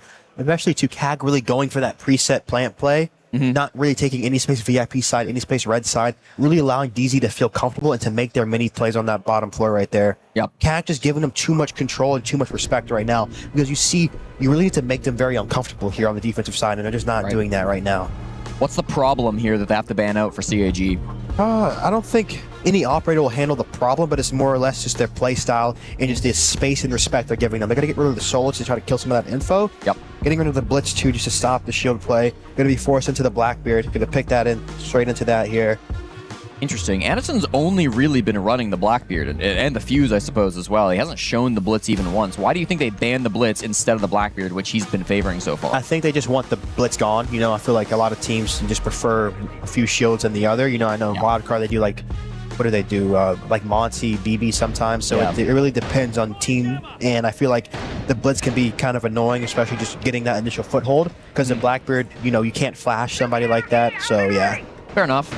We also see that Solus getting banned out, as you mentioned, Dave. That's what Newers has been playing for the majority of this second half, so he's going to have to switch things up. Goes to the Valkyrie, which can also be really strong for information. Yes. So it doesn't feel like he's changing his even game plan. stronger, I feel like, for information. Yeah. Because you can really spread them across the map, and it's very active info, too. Everyone can make plays off them. Everyone can be on the camps. Whereas the Solus, it's just very... You can calm that info, but not everyone can be on it, except for you here. Right. Especially with the 4 Nitro cells. Like, they can really guide those C4s, try to pick up some freebies. Bringing out the Mute 2 here. They switched the K, they switched the Tube around, too. Just switched it off people here. Right. not running more of a top extend because they did run the Jaeger Azami last time. Did a little C1 pixel hold. Looks like they're back in the hard zone up to Tarp with the smoke right now. Using the tube, using the cage from below to stall here. Off all the Valken foe with the C4s, forcing them into a funnel. Okay. So similar idea with this hold. You've still just got 2 players in the top They're floor. just moving it back, forcing CAG deeper into the map, having them to get that foothold, not giving them the kills on the initial front, and just pushing them deep into the round right now. And that's worse for CAG here. Yep. And we remember that pixel hold going so poorly for J9O. Yeah. Shuri punished it on those white windows. So it's good to see that replacement coming through, that extension changing up just a little bit. Oh, little lineup problems here, nading the hatches right now. CAG thrown off. That's not a good sign to see. Yeah. Oh boy. On the back foot. This feels like the worst we've seen from CAG this series. They're starting to fall apart in this matchup. They have to find some way to get themselves back in the game. Their captain will be the first to fall here in the 4th quarter. DZ taking that 5-4 lead. Outside the building, DD ended up going down too, just outside of that small base. This is going to make things a really tough, really difficult without that twitch. Yes. Going to the top right now, playing off the C4s here. Yep. Walking long bar, they're going to have info on him. On the top floor, again, it's J9O and Faults. This is going to be Faults holding the position of Cocktail. He's watching for this angle that Chibisu is about to push in from.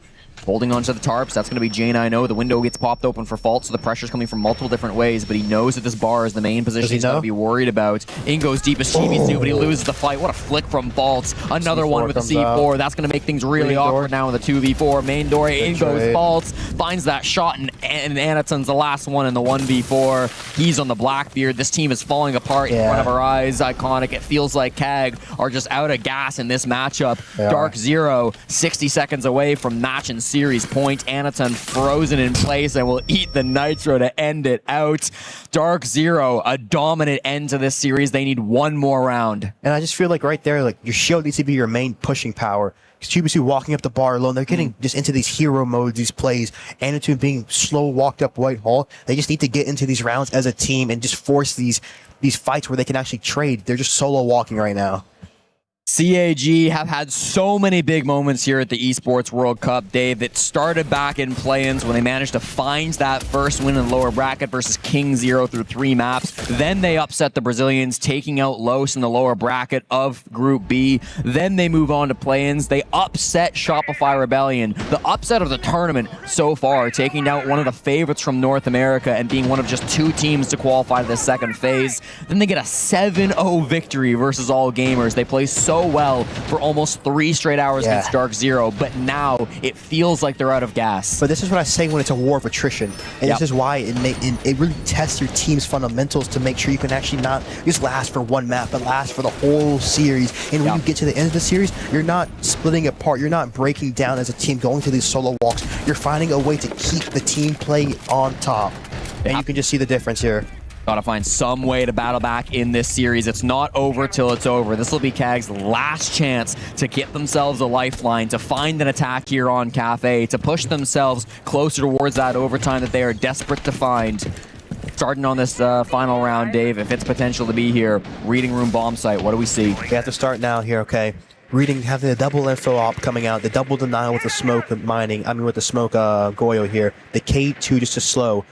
You could probably see another tarp hard zone. You're going to clearing site Goyos early just for your execute to make that a lot easier at the end of the round. Gridlock coming out to lock off red. The Cat's probably going to use to clear out the tarp side or the C1 extension right now. The Grim's going to be used on the back windows. You've seen him using the Zofia, but the Grim just gives his teammates more info inside that setup here, okay? Getting these initial Frisia walls, okay, they're playing more aggressively, playing off of the Valk info. I like this. Yeah, not giving him a ton of space here. I mean, DZ have really just run a similar strategy now, exactly on this bomb site. They're still trying to stall things out. They're still trying to play with 2 players on this top floor while Pulse feeds them some intel. Gonna go for him. Newers might have been going for a little bit of a run out there towards Bakery, too. Doesn't get spotted on the cam or find any frags, so that's going to be all okay, but you've got to worry about him down on this bottom floor. There's so many different threats from DZ at this point in the game. Oh, this nitro, it could be absolutely huge to start things off. Almost eats up Anaton. He's down to 1 HP. They'll spot that on the pulse scanner, of course, knowing that he's going to be still out there. For the drone hole? Nah.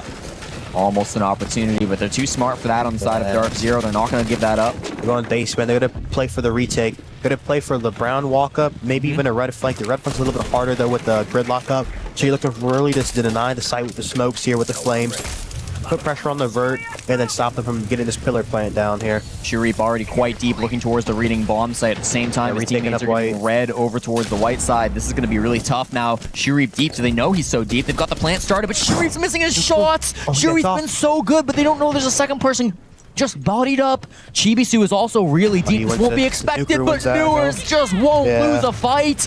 He's able to shut down CAG, and now it's all on DD and Anaton. A good fight upstairs. J9O over-peaking a little bit. Anaton takes him out. DD at the bottom of brown stairs, trying to group up with his teammate. Both are so low on HP. Newers and Faults inside the site. One will fall. Faults the other inside a train, fighting for his life in the 1v2 to win the series, taking down his opponents inside a pillar, just whipping with the TCSG. These are tough shots to hit, but he's not able to find it for now. Stalls things out into the fire. That's going to deal some damage, but he doesn't quite get the tick. Plant's happening right now. He's trying to get the kill into Anaton, but he just can't get it. Everybody is low in the server. One bullet is all it'll take from anyone. Prone inside of Laundry. Anaton gets the job done and extends this game. That's ice right there from CAG. Close round right there. Low HP, finding a way.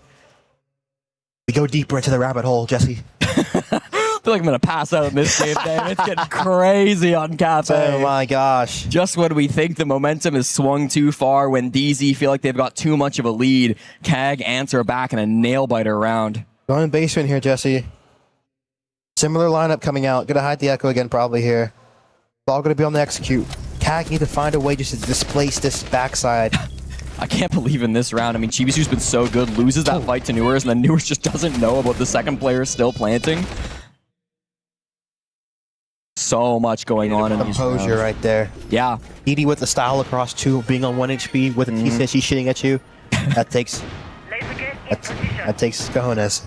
DD putting up the best game of his career back at map number 1 on Lair, absolutely carrying his team. Was a little bit quieter, 3-13 the stat light on Bank, but now has come alive here, 10-8, hitting double digits alongside Shurip. It's been a real team performance from CAG on this final map. Of course, and that's what you need. That's what's going to elevate you to that next level, being able to find that team play.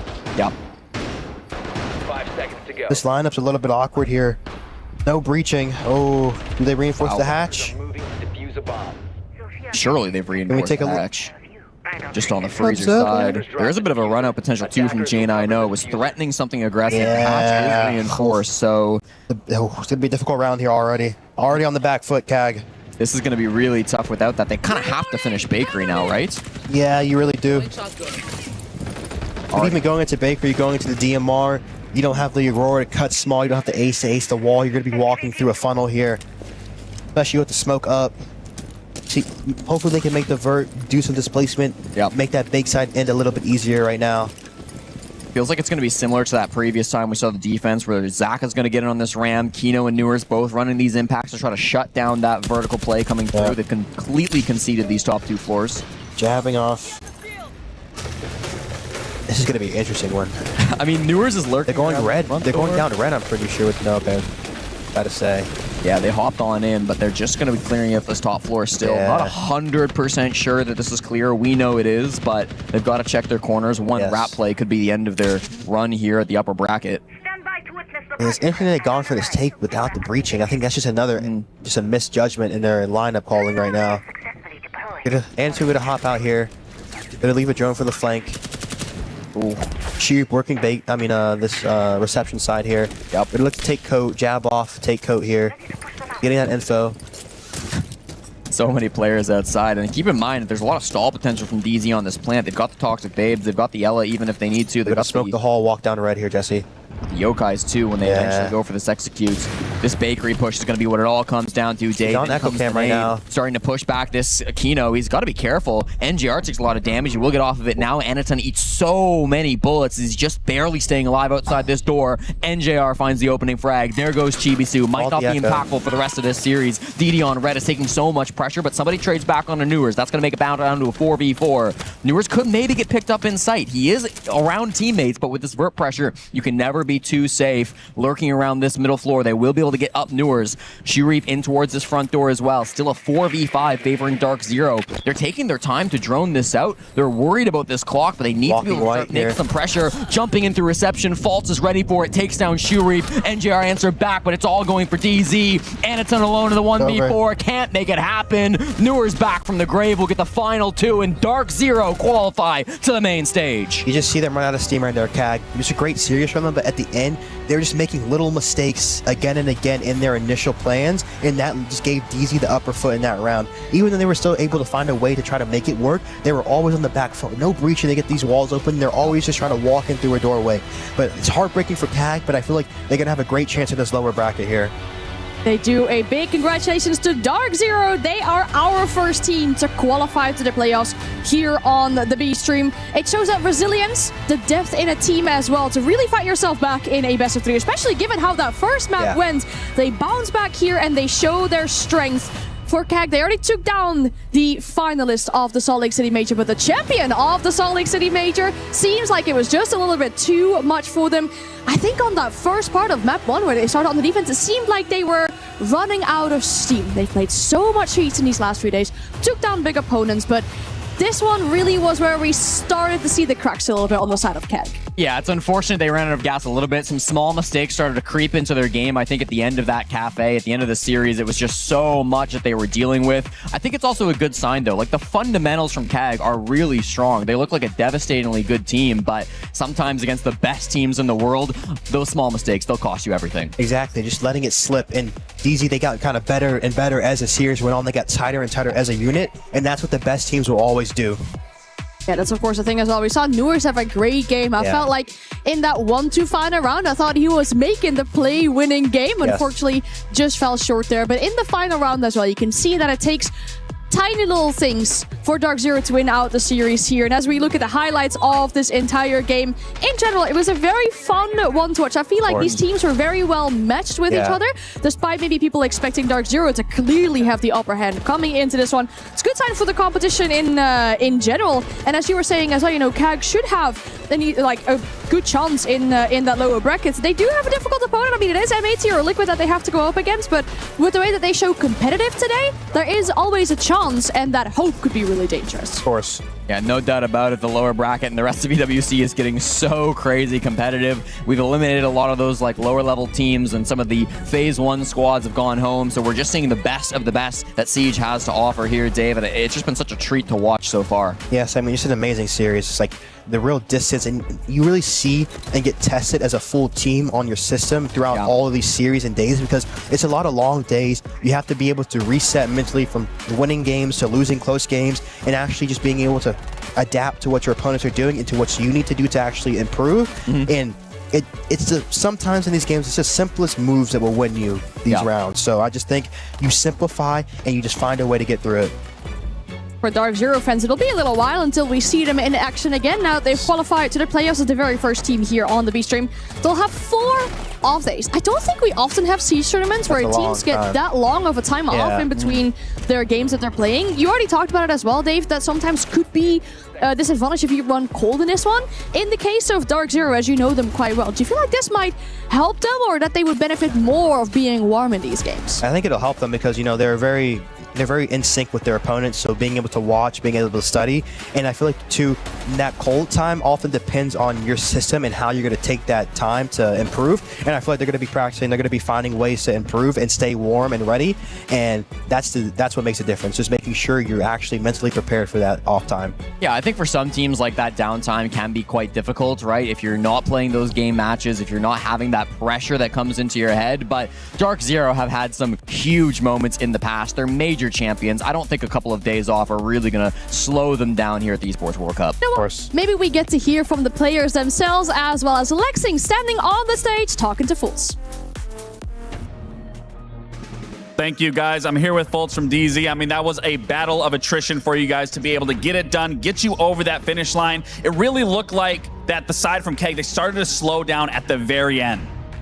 Yeah, I think they played a phenomenal game. It's not usually typical for us to lose one-on-one gunfights, and I think they really exposed kind of our lack to trade each other in the first 1.5 maps. But I think towards the end, you kind of saw us starting to figure them out, and the game broke down a little bit like that. Yeah, and just even looking at that match, do you feel it's important, especially with how little games you've clearly played so far at EWC, to have a match like this to only extend you further into a main stage appearance?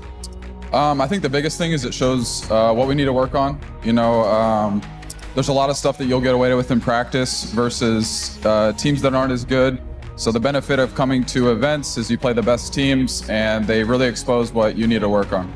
Absolutely. Now, it looks like you guys have 4 days off. Is practice going to be pretty heavy? Is the mentality going to stay strong? What are you guys going to do to focus on everything leading into those main stage matches?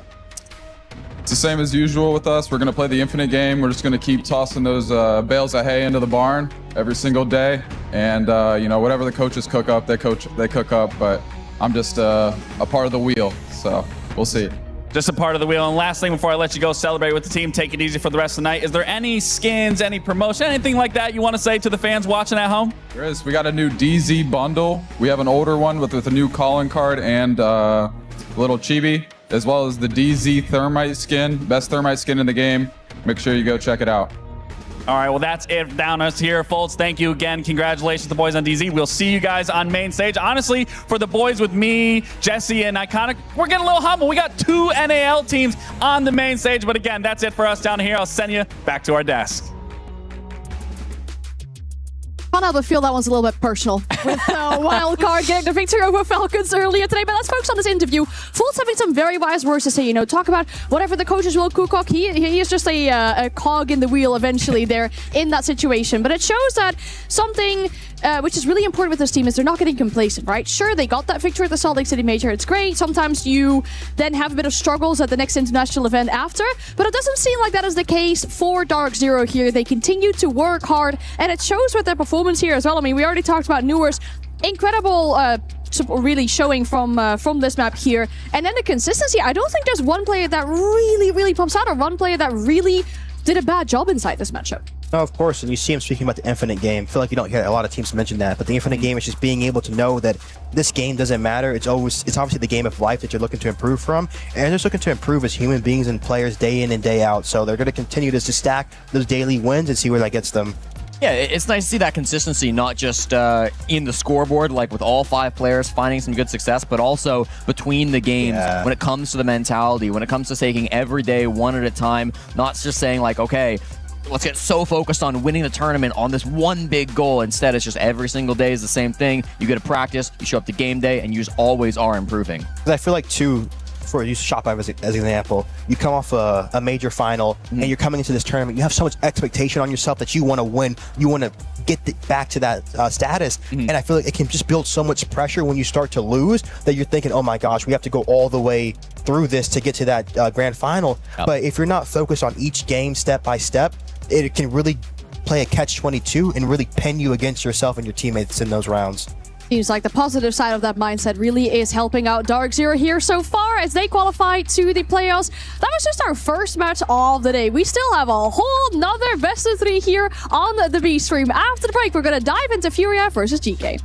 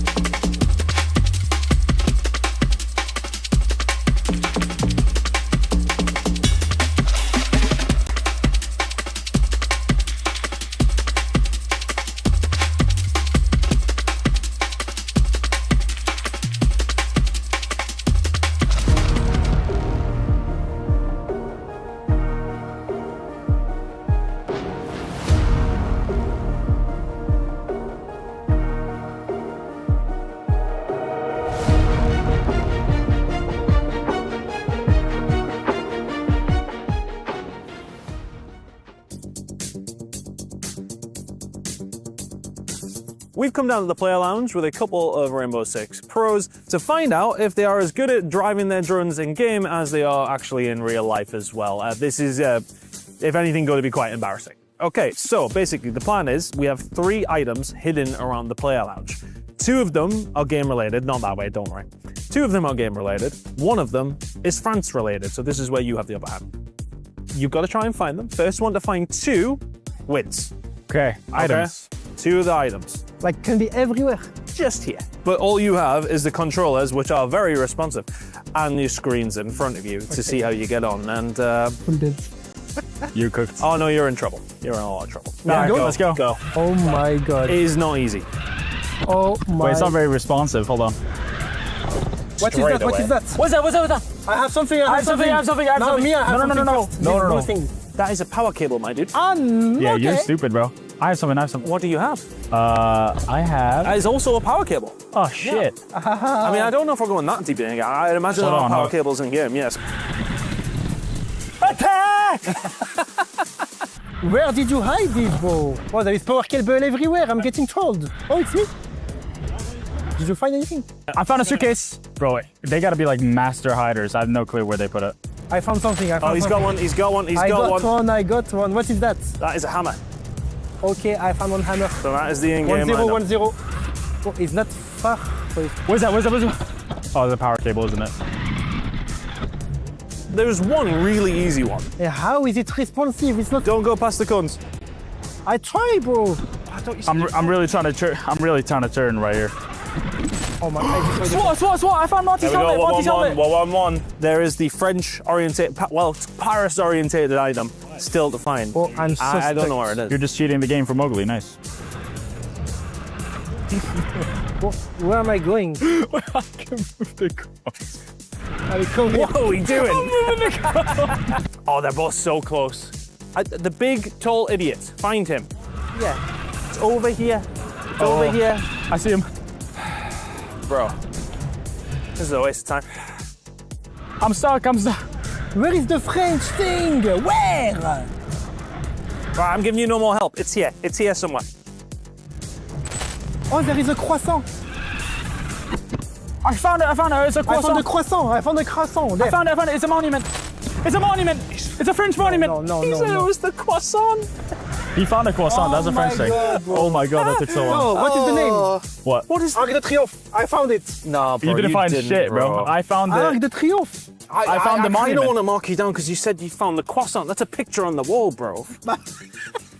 You found a picture on the wall. Look, bro. There, somewhere. There is a croissant. I know who else you can see. Apart from this random guy. Is your teammate? No. Yeah, well. Yeah, you're gonna die.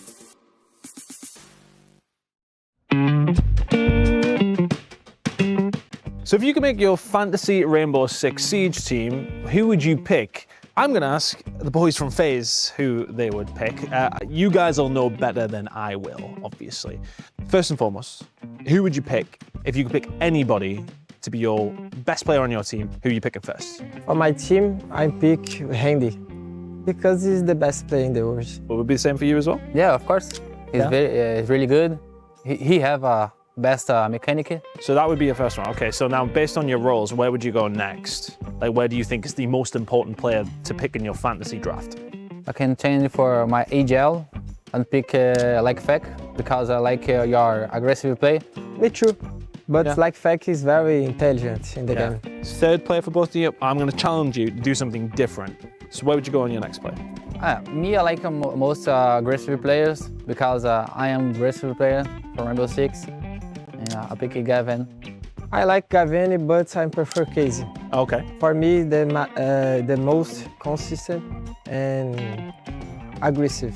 All right, so we're starting to round it out a little bit now. How are we feeling on your next play? I'll let you go first this time. Lady. Oh, okay. For Team Liquid, the support. Okay, so we're both okay. Not working the team. No, not working the team. Okay, so somebody different for you then. If you think they wouldn't work in a team, there should be an easier choice for you, right? SOs. Yeah? Yeah, and play 6 years. Yeah. For him, I'll pick it. Right, final players. Who are you picking to round out your team? For me, I pick Cyberzera. Oh, okay. I was wondering when you were going to start picking each other. I like so, but I like this. That's a good job considering you are teaming together. That is positive. Yeah, okay. And on your side? Pichiquidias. Yeah. Because I have very skilled. He's very skilled age. He's funny guy. Yeah, just for the vibes? Yeah. Just for pure vibes. Do you think this team's winning events? Do you think it's winning EWC? Yeah, of course. So you don't think your team is better than his team? Yeah, I think it's better. Yeah. No. I like Aveni, but the case is the best. Only aggressive. Having me. Yeah, not aggressive enough. He's having me. Okay, well, you'll be fine. All right, okay. Thank you very much, guys. Thank you. Play is in our DNA. Whenever we let it out, it becomes our superpower. Now imagine an entire city being built to supercharge it. Kadir City, powered by Play.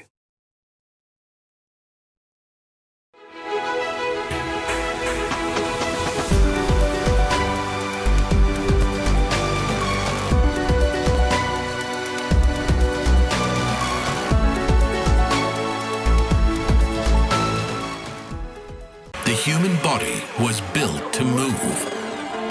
Not trapped at a desk in one singular posture for 12 hours a day.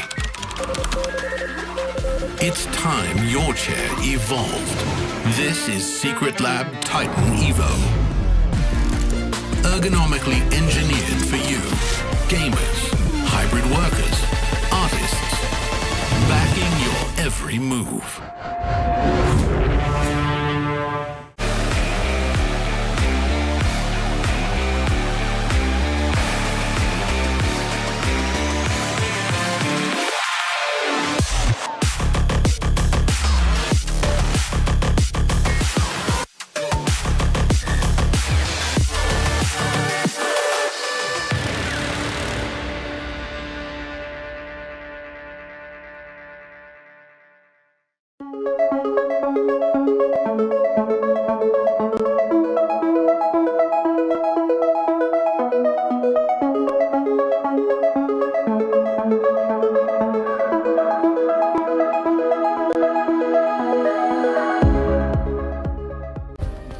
Play is in our DNA.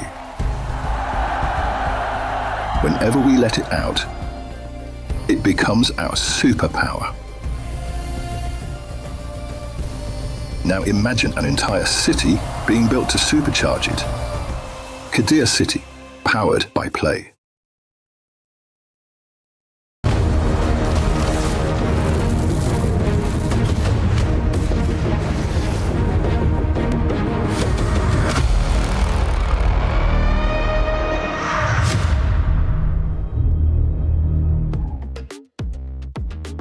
It's time for our final matchup here on the B stream. My name is Anne. I'm still joined by Jesse. And this time around, we're also joined by Ace for the final game of the day, which is great because then we know we're going to get a guaranteed 45-rounder if Ace is part of the cast and part of the game. How are we looking forward to this game then? Yeah, it's going to be a good one, is it? We know that already. I think if GK can show us what they did at the end of the match yesterday rather than the beginning, then I think it should be an absolute cracker. Like you say, I have a habit of attracting these big, long games. So 3 maps, surely. Yeah. Who knows how many rounds? It's also nice to see two teams that are kind of newer to the international stage go head-to-head here, right? Furia, they were at Salt Lake City, but you'd be forgiven for forgetting that because they didn't last very long.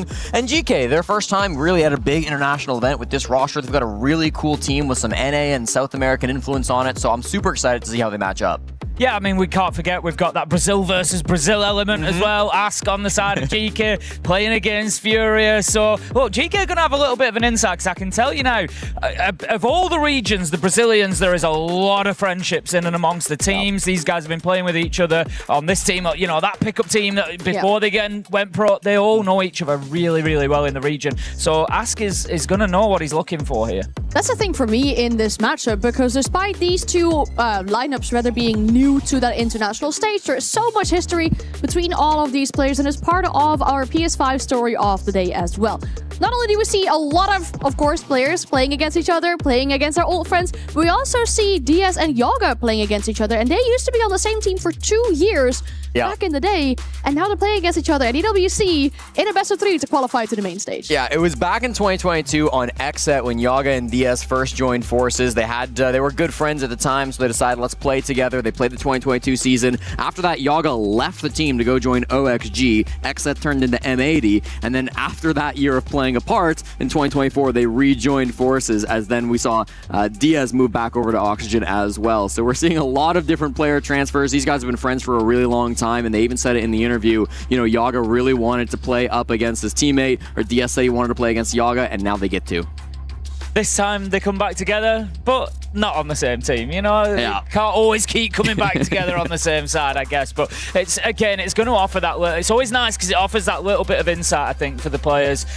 They've got half an idea of how that person thinks, how they play, what if they're in that sort of situation, what might they do here, you know, and you get a little bit more from them sometimes, so I think it's going to be good. Yeah, it is, and it's not just these two players, it's for Ask the same as well, right? If we talk about Ask and Diaz, they joined Liquid at the same time together, and then looking at Ask when he got kicked from Liquid, which we know that he was really upset about, he got replaced by Vulps, and guess who he's playing against today? So there's so much history between all these players on the stage. I'm sure a lot of them will feel like they have a specific point to prove here against their opponents. Let's dive into matchup, start talking about Furia first, because what we saw from them yesterday was a really intense and close game against Weibo.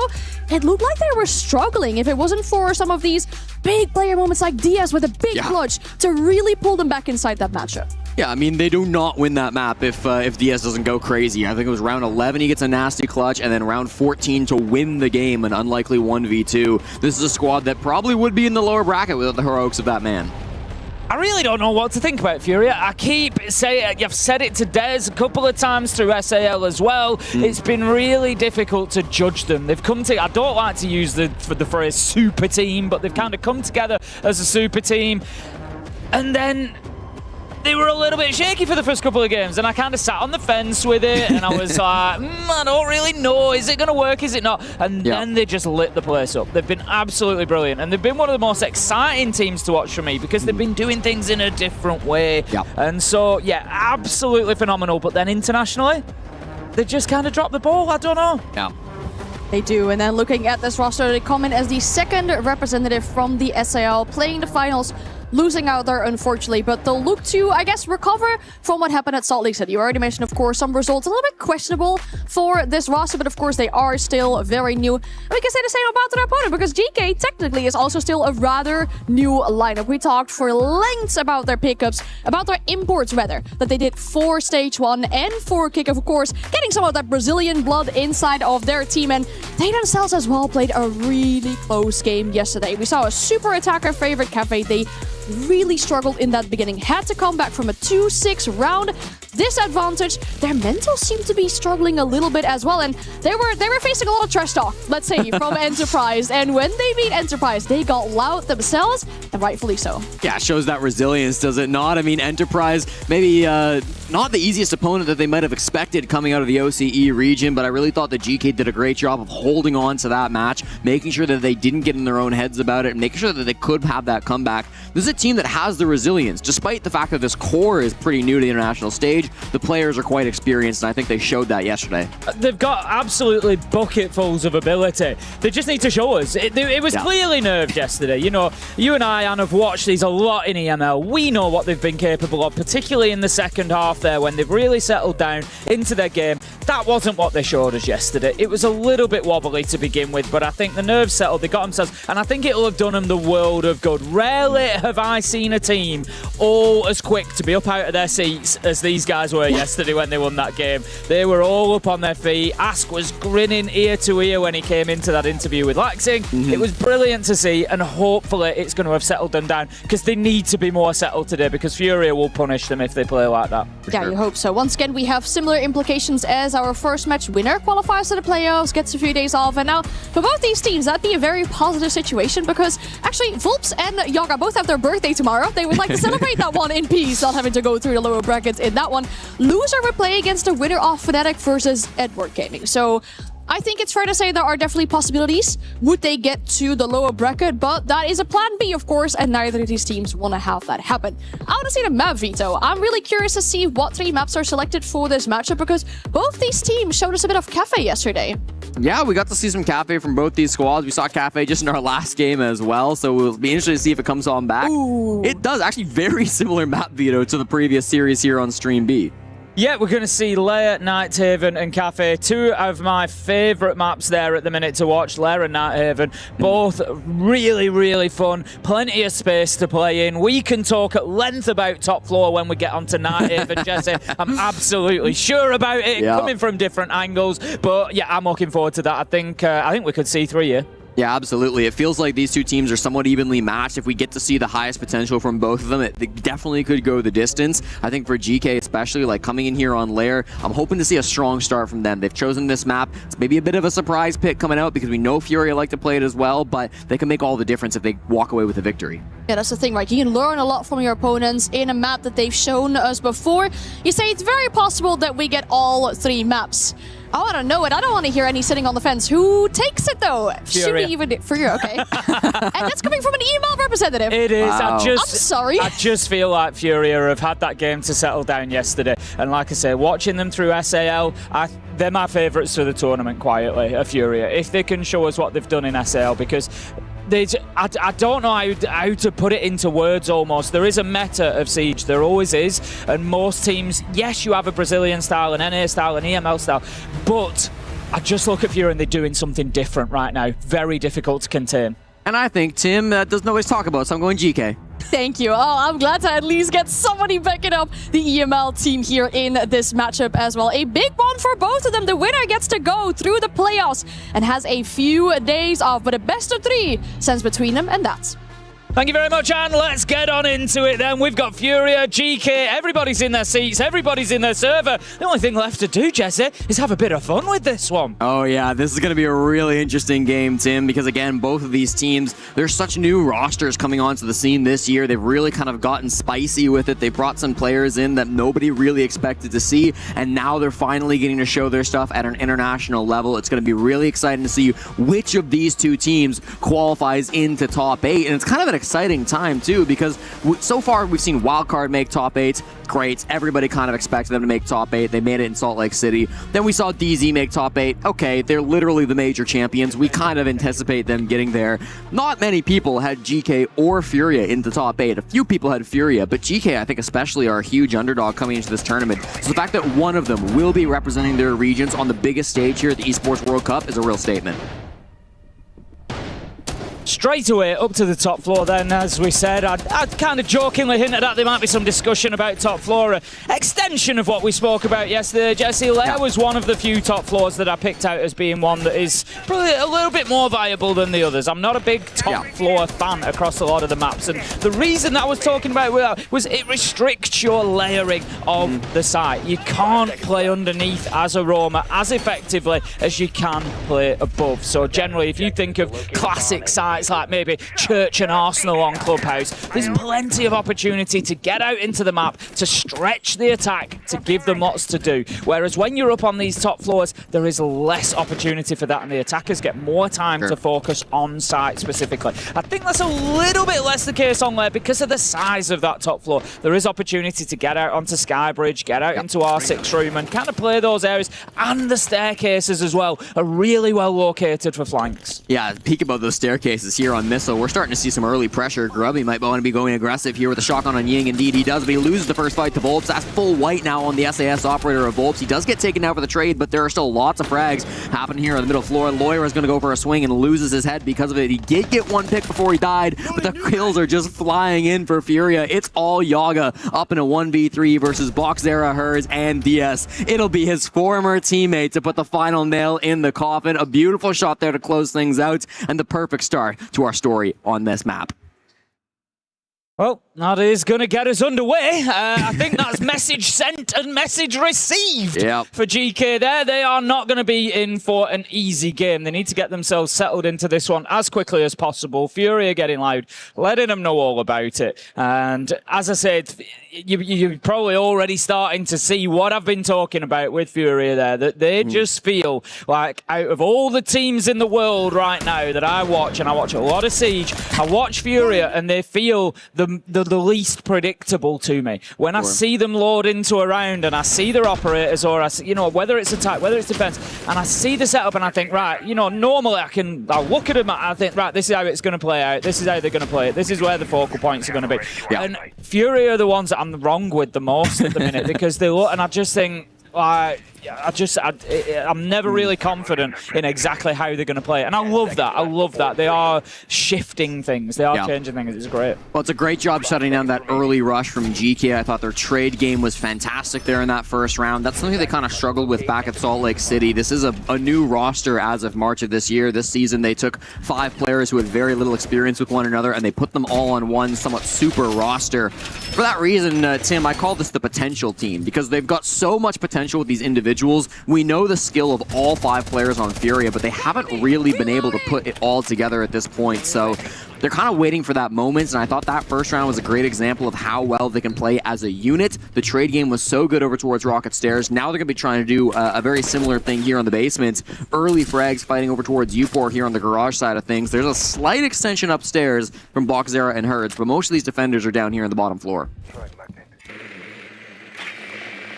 I think we will see a little bit of warehouse attention. We've got Furia defending in there for that reason. Absolutely beautiful from Loira. Starts spraying the softball. Oh, I tell you what, make it 2. Why not make it 3, Loira? He's just absolutely unstoppable at the minute. The Vector, just the way that he controlled that recoil up onto the upside down rappel. He gives himself away a little bit there. I'm going to say it, Loira. I'll let you off. You've had 2 kills, but he sees Ask on the thermite, and then he goes back for a really slow peek into his ADS. Ask will happily mop that up, but the damage is largely done. They've lost the Twitch, lost the Grim. The Grim particularly big part of those final executes. Yeah, the Demon has caused his chaos. He's given his team that massive man advantage, and now you can see all the guys on GK doing their best to try to put together this push on the locker side of things. They went quite fast once again, trying to make their way in through this bottom floor. Keep in mind, they do not have control up above. That's still being held by Boxzera inside of Armory, so this push is going to get a little bit awkward, trying to funnel their way in through these doorways. It's being read really well by Furia. I want to see GK use their time here, Tim. I want to see them start to push some other angles and get some pressure in on the site.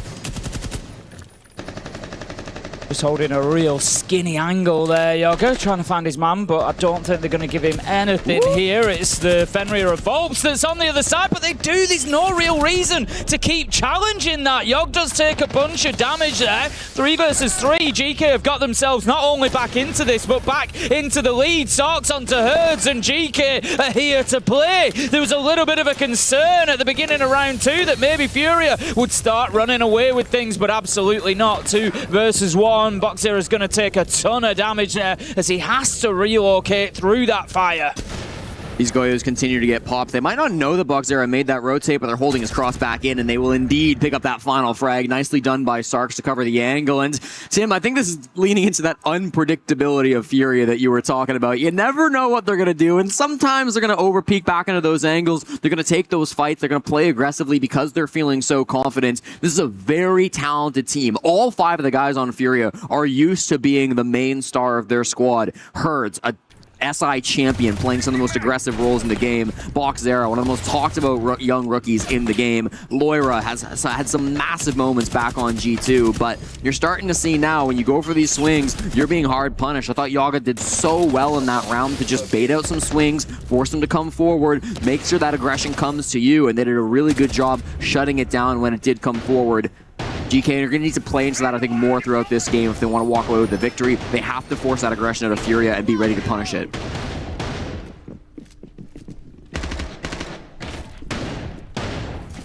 Third defensive round will see us on the mid-floor. Watchers would expect no major surprises. We have seen one or two teams so far here at the Esports World Cup who've been happy to just kind of completely reverse the normal order of things and kind of go backwards. Wildcard particularly did it on Fortress yesterday, as I recall. They'll start downstairs and then work their way back towards everybody else's first choice. That's not going to be the case here today. We're going to be going to Bunks and Briefing, just having a look at Furia. How many have you got up on the top floor, Furia? Well, everybody is the answer, Jesse. Usually we'd leave at least one insider side, but Furia say, nah, we don't need anybody insider side. They don't really do much down there, so we're going to get them up on the top to help us out. Yeah, Diaz is playing right by that hatch. Hertz could maybe drop down the hatch as well if they face some early pressure, and certainly the pressure's coming. It's going to be an opening pick from Loira over here towards the ops side, just going to take down the player on Ashes. Sarks is trying to make his way in towards the building. Ask is following up, but that's that maybe lack of coordination that we see coming through. Sarks in front of his shield player and going to pay the ultimate price going down early on this round.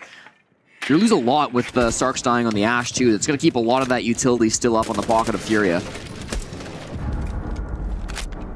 Upo just going to be trying to get established inside of the map on the top floor. I mean, this is they're not attacking the top floor, but it's the top floor site that GK got absolutely slammed on in round one. So, you know, taking over that top floor control is not going to be any easier than it was necessarily the first time around. There's a ton of utility up there for Furia to play behind as well. You can see the barbed wire on Rocket Stairs. They've almost got a top floor setup. Yeah, I mean, that's the name of the game, right? Lock down this top floor. Laura's done an amazing job so far, and he will continue that. A big shot into Yaga. There's the Nitro into U4. I mean, it is really just GK struggling to get any map control here. Furia are fighting for their food. They're playing around with it, and they're getting some really good picks in this round.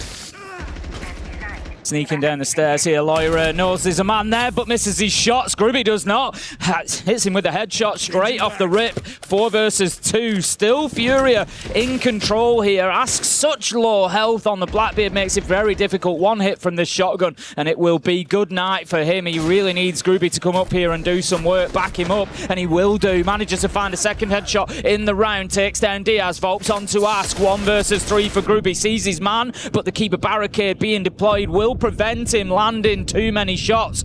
Puts that DMR to use to clear out the utility. 45 seconds left to go. There's the shotgun. Hertz picks him up.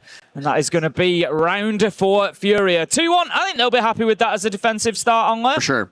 Yeah, no, I think this is a really good start from Furia. I think that could be a 3-0 as well. They had a heavy advantage back in that second round before it ended up going away from them. And I mean, it almost feels like GK have a bit of a misread here on the round so far, Tim. It feels like they're trying to slow down and stall after some of those early frags don't go their way. What we're seeing is GK, they'll lose that opening fight, often to Loira, making some crazy aggressive play to get that back. And then they stall out a little bit. They sit and they hold their angles and they're waiting for Furia to give up that map control. The Furia are not giving up anything. They're just happy to aggress into you, fight for every little bit of inch, and even if you wait 60, 90 seconds outside or waiting just with a little bit of map control, it feels like Furia are not giving anything up for free. So GK, they've got to find ways to continue to move after they lose that opening pick. It sucks when Loira styles on you and gives up that opening frag, but you've got to find some way to bounce back from it.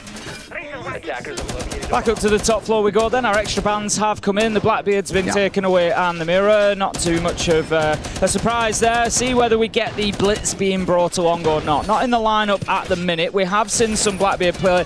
We saw it in the last round from Ask. We'll see if we get any more of that as we go, but for the time being, actually 2 rounds out of 3. Round 1, round 3, they brought the shield, they brought the Blackbeard, but deciding to take a different attack, a bit of a different attacking strategy here on the top floor this time around. Not too much of a surprise given how badly it went wrong last time. Yeah, last time really did not go the way they were hoping for. Without the mirror windows, it might be a little bit easier for them, especially pushing in towards that ops side of the map, but they've just got to be careful about where they start to put this pressure on, right? They went for the Ying rush strategy towards the bottom of Missile. Didn't really go their way. I like that from teams sometimes. You know, you'll see squads try to get something sneaky under their opponent early in the game for round number 1, and if it doesn't pay off, it's a 1-0 lead. Who cares, really? Now you can try to reset, go for a bit more of a standard push. I'm expecting to see a lot of pressure on this bathroom side from Sarks, and Ops still going to be a popular place to push as well.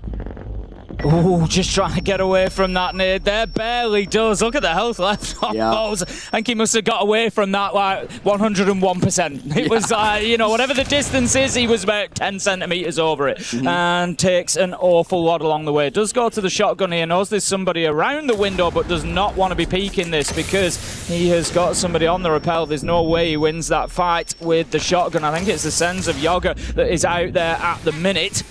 And definitely not one that volts wants to be challenging. He knows he's in trouble here. He actually relocates, gets himself out of that position. I think that's a good move from him. Grubby is so tight on the staircase. This is not going to be expected by Volps, surely. This is a really powerful angle that he's holding with the shotgun as well. The same shotty in both hands, but Volps has got the SMG. Sees him walking up now. The time is a little bit off, so through the smoke, Grubby walks up and gets the kill. 3v4, 2v4, it's all falling apart for Furia here. A better top floor attack this time coming out of GK. It's all up to Diaz. We've seen him do this before. We've seen him do it yesterday to rescue them against Weibo. He's on the Tachanka this time. Can he find himself 3 more? It is a huge ask. Grube, low health. He's definitely 1 shot for the LMG. Ask probably 2. Upor, he's going to be a little bit of a problem given that he's on a full complement of health right now. Out goes some Shamika launchers, but the track is on him. Takes a little bit of damage along the way as well. Diaz, he's got to be asking an awful lot here. The plant is going down, will not be stuck as they've left themselves exposed. Jesse, 1v3 becomes 1v2, becomes winnable. He is one of the most clutch players in the entire world. He wrecked the North American League with his late round plays. He's going to try to do so one more time, but against the Deimos, it's really tough to find these picks.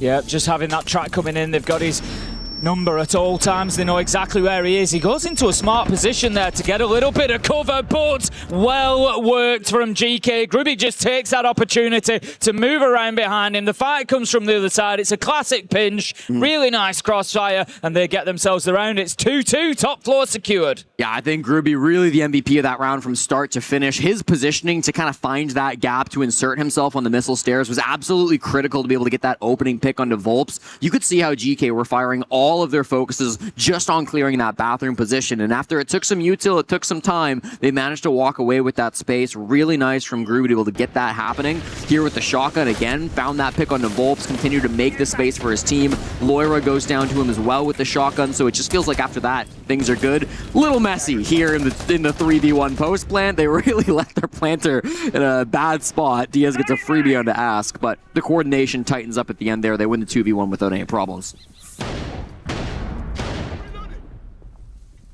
Okay, then round 5 we will go. Furia moving us down to that basement again, just continuing through the same rotation. Looking at the lineup that they've got, Volps on the Ella is the one that jumps out to me at the minute. Going to be looking to prepare for any shield player that comes along, and that is exactly what they are going to get. Rather than us this time, it's going to be Grube bringing along the shield. Last time they attacked onto Lab, he was the Twitch. They were obviously concerned about the mirror. That's been banned out now, so it frees him up to be able to go across that shield up. I've said all that, and it looks like we're probably going to have a reyost.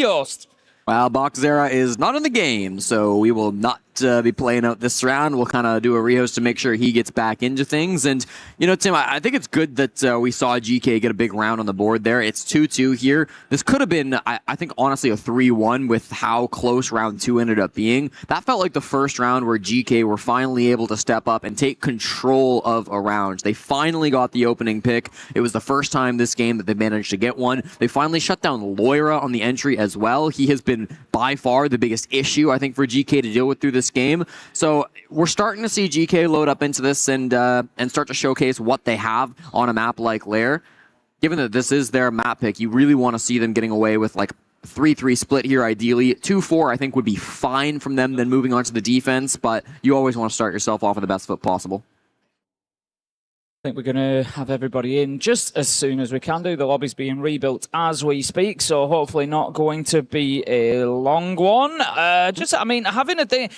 I quite like the defence on Lair. I think we see generally, reasonable performance from the defenders on Lair. So right now, I'd have to kind of say that I feel like GK are coming away with this. If we look at Furia's position, normally they're about a 67% win rate on Lair. It is a map that they like. And yeah, I think right now, GK are kind of on top of that. They're stepping up to them well, and it's It was the question yesterday. Both of them had, I think, a little bit of a wobbly start, it's fair to say. Furia, being taken to overtime by Weibo. If this is a team that we genuinely think could go on and win this tournament, I'm, not playing down Weibo's ability, but we would have expected them to be maybe getting a clean win there and moving on through. But they were pushed right to the line. GK, exactly the same. And so definitely two teams that are still showing a little bit of shakiness here. They've both stepped up their game a little bit, I think, and it's ultimately GK coming out on top of things right now. Yeah.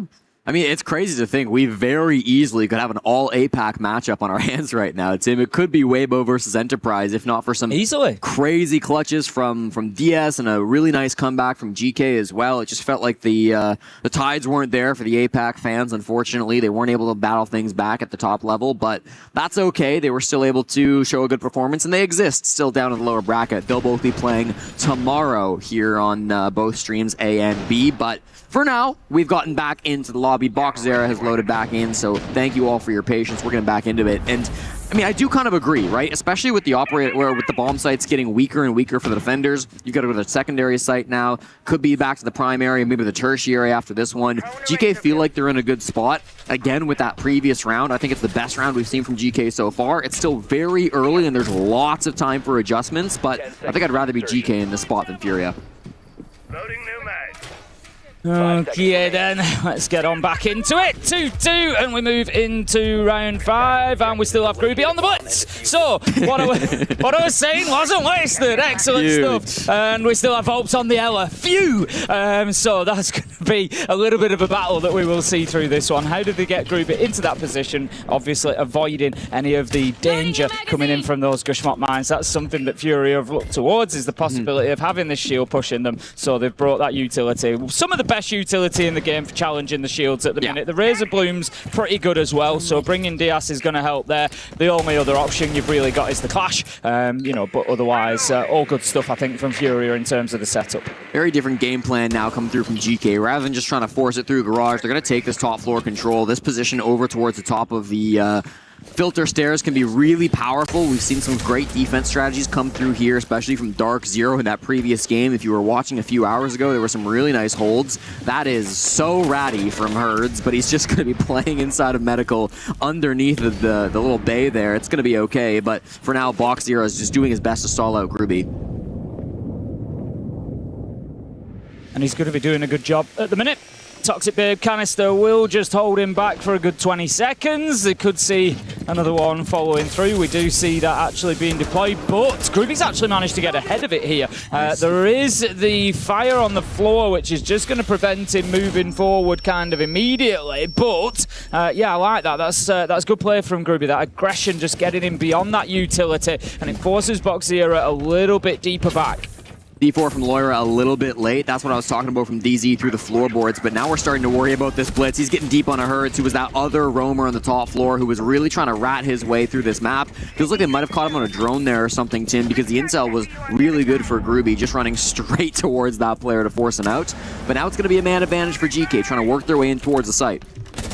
Spinning around the corner here, knows that there's somebody there, Ask, but just can't quite find the angle onto his man, doesn't want to over-aggress that corner, doesn't really need to. He's chased him away, and that was the main aim there. He'll get back onto his drone and his radar. He really should have got back onto his radar because Volps is going to take himself an absolute freebie, and just like that, I feel like this has been round after round in Lair so far, Jesse. You have this like great kind of 30, 40, 50 seconds where it's really back and forward in the middle of the round, and then one of the two just comes out and goes bang, triple kill. Yeah. And like pretty much win themselves the round. So this time it's Furia. Boxzero picks up the last of those kills, and Furia take themselves another round. It's 3-2. And we're seeing the individuals really step up here, Tim. Of course, it's great aim coming out from everybody on Furia, but particularly Volps on that flank up through yellow, and Boxzera never giving up those filter stairs. It really felt like Furia were continuing to play to their playstyle. This is not a team who want to fall back to site. This is not a squad who want to give up map control, and that's kind of the mistake that GK continue to make. Ask was there inside of lobby, and he just kind of gives up after fighting Volps. He's like, listen, we're the advantage. We can probably just focus towards site. Like, I'm not going to over-worry about this guy going on my flank, but worry about them because they're not giving up on these angles. Furia consistently have shown that we want to fight you for map control. We want to play aggressive. We believe in our individual mechanics to be better than yours, and so far I think they have been. Yes, I would agree with that. I think a little bit of a differentiating factor at the minute, but certainly not a big one because we've only got one round in between us at the minute. 3-2 in favour of Furia, but this could honestly easily end 3-3. And I would say at this point, I would argue that 3-3 would be a very fair split. Yeah. Given what we've seen so far. I think both of these teams deserve a little bit of something out of this half, so I think coming away with a nice even split would be a fair representation of what we've seen so far. So we go to bunks and briefing. Last time around, Furia went completely top floor, and it completely worked for them. GK were unable to get themselves established inside of the building. That's going to be a big part of this time. How did they get themselves established in there for that top floor fight? Because they lost 3 players trying to do so last time around. That can't be the case here. You spoke about those individual gunfights. This is the round where they've got to be winning them. They're extending even farther this time, Tim. They're playing quite heavily towards Skybridge. You really don't see teams pulling this, but they've committed the barbed wire, the Kiva barriers, the Goyo canister as well. I love Volps' spot here. He can use some of these toxic babes to stall things out if he starts feeling pressure as well. So really interesting hold to come through from Furia. It makes taking green almost impossible until you start clearing out this utility. It's going to be really slow if they want to take that space, but so far a lot of the attackers, they've not really engaged with it. Sure, they're cleaning these Kibas, they're holding the windows, but they've got a lot more to do to get past the toxic babe, the barbed wire, and the Vulcan canisters before they clear this position. Yeah, it's really been a key facet of Furia's game so far as the denial. Looking back through each of the rounds, there's usually at least 2 denial operators in terms of time, whether it be something like the Ella preventing that movement through until they're cleared, the Goyo, the smoke, the Tachanka we've had. You know, we've had all sorts of stuff being brought along just to slow GK down, force them into that late round, force them to problem solve. But I tell you what, GK have been doing a pretty good job of it so far on the whole, and they're not doing bad here either. A minute 30 into the round, they haven't lost anybody yet. They've lost somebody now. Herds is going to get a kill with a nitro. We might as well call it a double. Sarks is down as well, and I don't think if you were going to pick 2 operators to lose to 1 nitro that you could have picked a worse combination than Zofia and Dokkaebi. Well, good news, it's not Zofia Dokkaebi, it's going to be Striker Dokkaebi, as they do pick up Sarks, but Ask immediately eats the bad end of a shotgun, and he will drop the fuse kit as well, so that might be even worse coming through for GK. Volp's a double, why not? The SMG-11 sings for the head of Groovy, and now the shotgun's not done either. It's 3 for Volps, a 4-2 surely on the table. Yeah, GK again, just struggling to get this top floor control, and it comes down to those gunfights, comes down to that nitro at the beginning. Sarks, he's been got back on his feet, he's 20 HP. It makes it a lot less likely that he's able to turn this one around. And Furia, I like the management of the round from them here. They've actually dropped 2 players back down to site now as well. They know they don't need to overcommit to that top floor. A 4-2 half comes in with a flawless round, and that takes us into our 2-minute tactical timeout at the half, and that's going to give the coaches a little opportunity just to interject here. Huge round from Volps coming out on top of that one, of course, playing so well with the smoke. I love that strategy from Furia. We really don't see that from teams extending into Skybridge, and it just makes it that much more difficult to take the map control. They didn't hold on to it for their lives, right? After they used some toxic babes, they burned the Goyos. They decided to fall back. They played just above the bomb site, and I thought they did a really good job of slowing down GK, forcing them to take these bad gunfights. Volps should be very proud of him. That's the guy that you're seeing on your screen right there, talking with his coach. Anne mentioned it earlier, but Volps, of course, celebrating his 25th birthday tomorrow. If they can win this game, he'll have a stress-free birthday, able to take that victory and just wait for the top 8. If they lose, they still won't have to play a game on his birthday because they will be waiting for the next set of lower bracket matches, but they would have to play an elimination game right after. So Volps hoping to avoid some of that birthday stress and walk away with a victory today. I will say, whoever gets the days off, they've got a wonderful opportunity at the minute here in one of my favourite cities in the world. I absolutely am head over heels, truly, madly, deeply in love with Paris. I genuinely, I'm not being sarcastic. Okay. I genuinely am. Absolutely love the city. My life just keeps seeming to bring me back to Paris, Jesse. Over and over, I seem to come back, and I'm happier every time I do. But the weather is absolutely fantastic at the minute really here in Paris. So whoever gets a couple of days off, assuming that they don't go and be typical gamers and, you know, they get themselves out and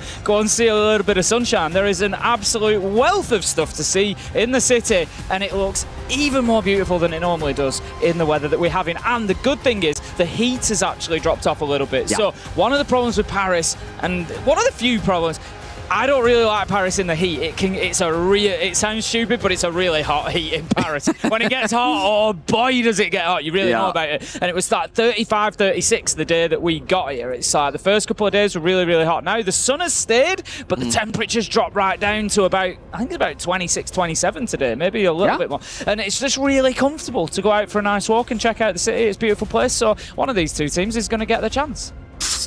Quite a pleasure it will be. If that's not something to play for, I don't know what is, Jesse. Yeah, I mean, top 8 at the Esports World Cup, a massive prize pool bump, and some club championship points. That's all well and good, but a pan shuffler in the sun, walking around, you know, one of the jardins. Come on. Doesn't get much better than that. And of course, Furia off to a good start to achieve such a goal, and this is going to be their golden opportunity now. Moving over to the attacking side, here on Lair, their opponent's map pick. This could be a really good start to come through from Furia. Again, just feels like they've been the much better team in terms of the individuals. GK have not really been able to get some of those trades back as well. A couple of players were still waiting to get online. Uport in particular, not really finding much success so far, despite being, a player who can be relied on at times to find those big kills. I want to see a little bit more from him on the defensive side. He's going to start the Azami, likely over towards that ops position, and I'm excited to see what he can do with it. Okay then, let's get into it. That's our half-time timeout done, and GK, I feel like this is, I spoke to Iconic yesterday about these, as I call them, swing grounds. And it's largely dependent on the score. It's not always the same. It's a bit of a moving target, but at a 4-2 half, I feel like round 7 becomes one of those swing grounds. And for sure. Iconic was saying, as a player, yeah, absolutely. Having that 3-round deficit versus a 1-round deficit is the absolute world of difference. And that's the situation that GK find themselves in here. If they can get this first round, it breaks that momentum that Furia have built up over the last couple, and it just gives them that feeling that they are still within touching distance, the game is still in their reach, and that they can start getting something going on the defense. So really important round for the EML team. Kind of strangely, you'd often see Herds rocking the Blackbeard on this attack for Furia. They're going to move it over to Volps, the ag.al instead this time around. Herds can play so many different operators, but as an entry fragger, typically you want to see him kind of as the tip of the spear. He's going to be kind of working over towards this storage side as Volps and the Blackbeard moves his way from Opt over towards Skybridge instead. So poking around where they want to commit to this push. I think seeing the mirror window inside of Ops, they're thinking Skybridge and storage might be a little bit of a better angle, but they'll still have options as it's early in the round. Yeah, it's a really tough mirror to clear out, is that one. I mean, they've got the Zephyr of Loira. It's on a soft wall, so they could kind of peek around the corner and blast the soft wall, and it'll at least give them something to work with. But still, not an easy pick. You risk even in doing that. You risk losing your Zephyr as you go around the corner. So yeah, definitely choosing to push from this top side instead at the minute. Loira's actually working around underneath. I think he's looking for one of those triple Zephyr strikes that we see. Nitro goes out, not going to be successful. Does do a bit of damage to Volts, but doesn't manage to find the kill. Here inside of storage, we see those triple stuns coming out from the Zofia, trying to get that kill through the vert, but unfortunately, it's not going to be able to find its mark. Stark's doing a really good job standing up on some of that elevated surfaces so that he doesn't get killed by the Zofia below. This is nice tech, and now that you've heard those Zofia charges come through, you don't have to worry as much about what might be coming in from the below. I don't actually like Zofia as the vertical option here, I will say that. I'd much prefer to see a Deimos or a Buck. Deimos is banned out, but Buck, you've still got the option. Sarks absolutely slams Volts. Just stands straight up in his face. We've seen the SS shotgun doing great work against the shield recently. Ask manages to pick up Loira. That's the Zephyr off the board, so they've got little to no value out of bringing the Zephyr along here. Herds manages to pick up Sark, so it's a very late trade, but still GK in command. 40 seconds left to go. 4 versus 2 as Ask picks up the IQ. Shocking, he gets that frag on a Herds. It's a massive pick back onto one of the most devastating players on the side of Furia. Diaz needing to have some value here on the glass. Boxair is going to move over to try to support him as they're looking in towards the bomb site. He doesn't have any more smoke, so this is going to be a really tough fight, and he loses it to Upor. The big problem that they were facing there on the attack was that GK had set themselves up really well. They had 2 aggressively right up towards R6 room to be able to take that fight, looking to get aggressive, but then there was 2 that had just sat way deeper, 1 in display, 1 by mask wall, and they were just there to mop up any problems should those gunfights be lost. So it was a really nice setup from GK there, not overcommitting to the kills, not chasing the numbers, and they win that swing round and they get themselves back within 1 round. So I think GK are going to come out confident following that in round 8. Only gets 1 kill, but I think Starks is my MVP here, Tim. He wastes so much time inside of storage, and killing the Blackbeard is such an important pick to be able to take down onto that push. Furia a little bit one-dimensional on that execute. You know, really good pressure on the storage side, but they really just gave up on ops immediately. There was a bit of pressure display, but it was given up on pretty early, so it just didn't feel like there was that second dimension. I guess the Zofia below was probably the goal for that second dimension, but as you said, you know, once those charges go out, that's kind of all you have in the pocket for Zofia. So if they had a buck or something, maybe a little bit more success, but unfortunately that push doesn't really go the way Furia wanted to. And good to see Upor as well, getting on the board. I mentioned him before that round started. 0 kills for the first half, but finds 2 in that second. Yeah, no, you know, quite often we'll see this where a player maybe on the attack doesn't really do the business, but gets on the defense and switches. You know, it happens frequently. Whether we'll see him get on a roll or not, time will tell. But yeah, I don't want to labour the point about that book really, but looking at the problems that, beautiful from us there, just absolutely making that SMG-11 sing at the minute. Takes down Moira, and a great start as well with the Snake. You don't get to choose them. I always say that about the spawn peaks. You don't get to choose the operator, but I think if you'd looked across this lineup beyond maybe the Blitz, you'd have said, yep, we'll take the solid Snake off the board. So great stuff. The Raura's just going to create a little bit of space there to get Volps on in. Does take a bit of damage from a Toxic Babe as he moves his way through, so will be slowed down. Groovy picks up his teammate Box Zero, so that's the Raura off the board. There's going to be no more of that. Here comes the Blitz.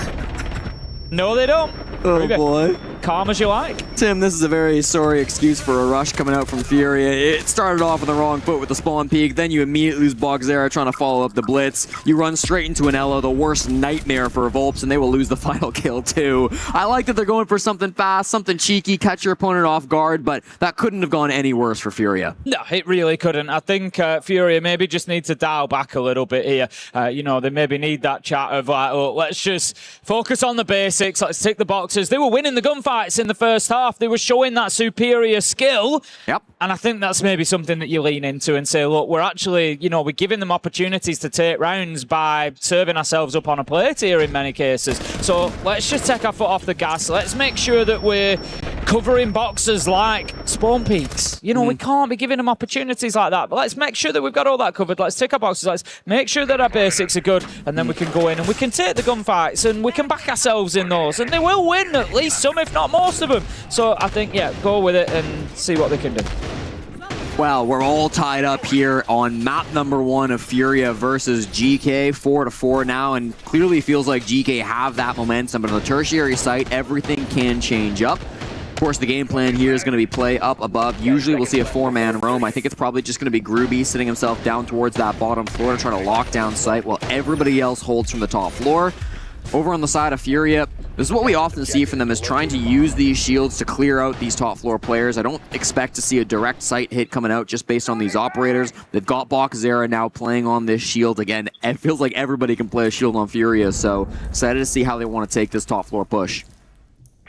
Surely they can't get away with it again. It doesn't look like it's going to be the case. There's no blue silhouettes in front of us he's going to get an opportunity for at the minute, but give it a little bit of time. They certainly don't want to be losing the entry. The last 2 have gone in the direction of GK. Furia will want to get themselves on that best foot forward. Just having a look at the lineup, it's a little bit more of a classic top floor lineup here from the defenders. We didn't see the Solis brought out by Furia. Ask will be on the Solis, so it's all going to be about that electronic denial down into the bottom floor. No sense on the side of Furia either. This is something we've seen once or twice. Get all those sense gadgets out to basically create an absolute ton of clutter visually, but electronically as well for the Solis. Make it difficult for them to spot which gadget is actually the diffuser, but that's not going to be the case. Yeah, Furia don't love the sense strat. They've only run it once this season. They're not going to be pulling out here at the Esports World Cup. Upor, a great opening pick. We talked about him not having as much value in that first half, but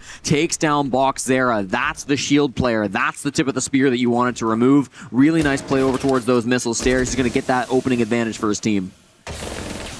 Furia could be walking into a little bit of a problem here, because when we look at Nighthaven Labs as the second map, I don't want to get too far down the road, but it's GK's favourite map. They're 2-0 on it recently. It's a map that they really do know how to play, so Furia need to make sure that they're coming away with something here if they want that map pick in the second to pay off for them. It's not the map that we generally see from Furia, so granted it's going to be difficult to prepare for, but Upor does continue his improvement here in the second half. Manages to take down Lyra. That's going to be the snake off the board forward once again. Snake and Blackbeard both lost, both key operators in the attack, particularly when it comes to creating space.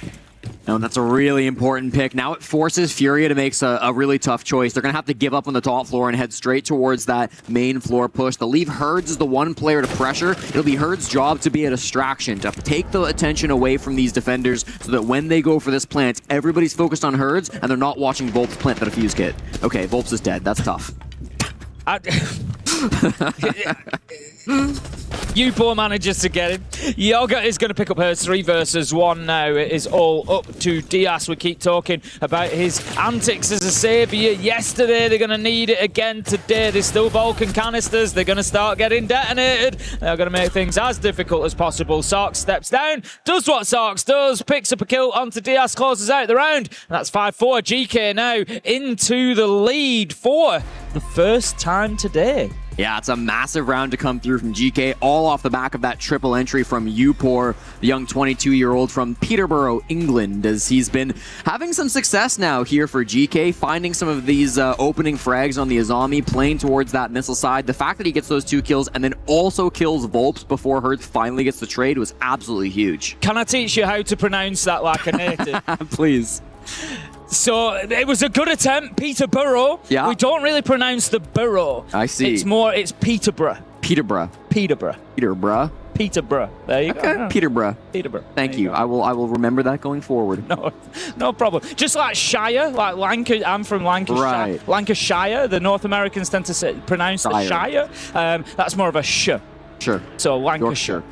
Yorkshire. Okay. You're going to turn up in the UK, like Jesse, the pudding. and exactly like the pudding, Yorkshire pudding. You're going to turn up in the UK. They're going to think you're from there. Beautiful. Well, we are seeing a Fury attack timeout after this second half has gone disastrously for them. Tim, 3 straight bomb sites, all of them being won by GK. It just feels like these attacks are not being able to put together in the way that Fury had hoped. I mean, there's still time to turn this around, right? But going down 3-0 on the second half, even with a 4-2 lead that they'd gathered, I mean, it just feels like it might be a little bit too late coming through from Furia. Yeah, I think it's kind of the conversation, hopefully, that I spoke about. You know, Redux has had his opportunity as the coach there to have a chat with him, and I think what it needs to be is like, look, guys, back yourself in the, give yourself the opportunity to win the gunfights. Back yourself here. Let's make sure that we're just focusing on those fundamentals and putting ourselves in good positions. But right now, this is much more the GK that I'm used to seeing over the last few weeks particularly. They were not great yesterday. They've really settled into this tournament now today. Here at the Esports World Cup 2026, they are starting to look much more like they have done in Stage 1 of EML, and honestly, Furia could be in a little bit of trouble here. I know it's early to start calling it, but do not be surprised if an hour and a half's time GK sat in the quarterfinals. Furia, and I'm saying that because Furia need to wake up, and they need to wake up quickly. Well, I do really like the Mira ban coming through here, Tim. Of course, we saw that Mira was a real deterrence for Furia taking that operations control back in the previous time they attacked this bomb site in round number 7. So I want to see a bit more of a focus here on the op side of things for Furia. It's all about getting that multi-dimensional push going, right? It can be difficult sometimes to coordinate a push from the north and the south and the east and the west, but they've got to find some way to pressure multiple different points of this map at the same time. Last time it was really just the storage hallway where we saw that pressure coming through from Furia. This time we're already seeing a bit of a change-up. Pressure on the outer mask wall, maybe some players over towards the op side of things. Some pressure still Skybridge, but it's just important they have something else with this. Just taking out the default cam there, so there won't be any eyes on the ground should they choose to move in that way. I do like the Ying pickup. I do not like the Diaz going down. That's going to be the Grim taking out another part of that execute. They keep looting. I was almost going to say it's not really their fault, you don't want to shoot, but it is a little bit their fault because they need to start being more careful with these key operators. It is continually the key operators being picked up. It's the Solid Snake, it's the Grim, it's the operators that you're either looking for on an execute or to get you in on an entry and create a little bit of space, and it's just not going well. Sarks, brilliant stuff from him. Nice nitro onto Lyra. By the flip side, GK, what a start they are having to these rounds. We've got to take our hats off to them with that. They're getting aggressive, they're taking the fights, and they're winning them. This is brilliant. Close with the shotgun, another one for Sarks. I mean, the Panthers in the pool, but there's blood in the water. GK can smell it. They're playing so aggressive, Tim. They're going for runouts. They're tossing these nitros. They're swinging with their shotguns. They can tell they have Furia on the back foot, and that's why they're playing so heavily into this aggression. I love it seeing that come through from GK. It feels like they know their opponents are weak. Now it's just about finishing the job. Volps with this Candela is going to do all that he can, but up against Sarks and the Warden, no hope at all. It's flawless for GK as they take map point. And a story of Yoga versus Diaz and Ask versus Brazil. It is Yoga and Ask that are coming out on top at the minute. You got to say it. And like I keep saying, this is the GK that we have seen more frequently in EML. They are willing to back themselves. They are willing to take gunfights. They are willing to be aggressive, and they are willing to surprise teams. And right now, I think Fury would have to say that they are well and truly surprised. Got a bit of a trivia fact for you about these two teams, Tim. The last time Diaz and Yaga played against each other, of course, they spent most of their careers with one another through 2022 and 2024 on the same teams, but in 2023, they found themselves on opposite sides, Diaz on M80, Yaga on Oxygen. It was just a regular season game for the North America League, and Yaga not only won that game, 7-5 on Cafe, but MVP'd, dropping 17 kills against his good friend Diaz Lucas BR. So now to see him finding that success once again. Not quite the same MVP performance, but I think he's had his moments for sure in this matchup. It's a bit of history coming back to repeat itself, and Diaz battling these demons that continue to follow. Okay then, let's get into what could be our final round. 6-4, GK lead, round 11. We'll see them going down to the basement on defense. Just having a look across the lineup, we've got the Ella, we've got the Fenrir. That's going to be the answer to the shields. We've got the Smoke and the Goyo for denial, and we've got the Azami for, well, a little bit of everything, as we know Azami is great at. As it stands, Furia just looking to get into, I would imagine, filtration here.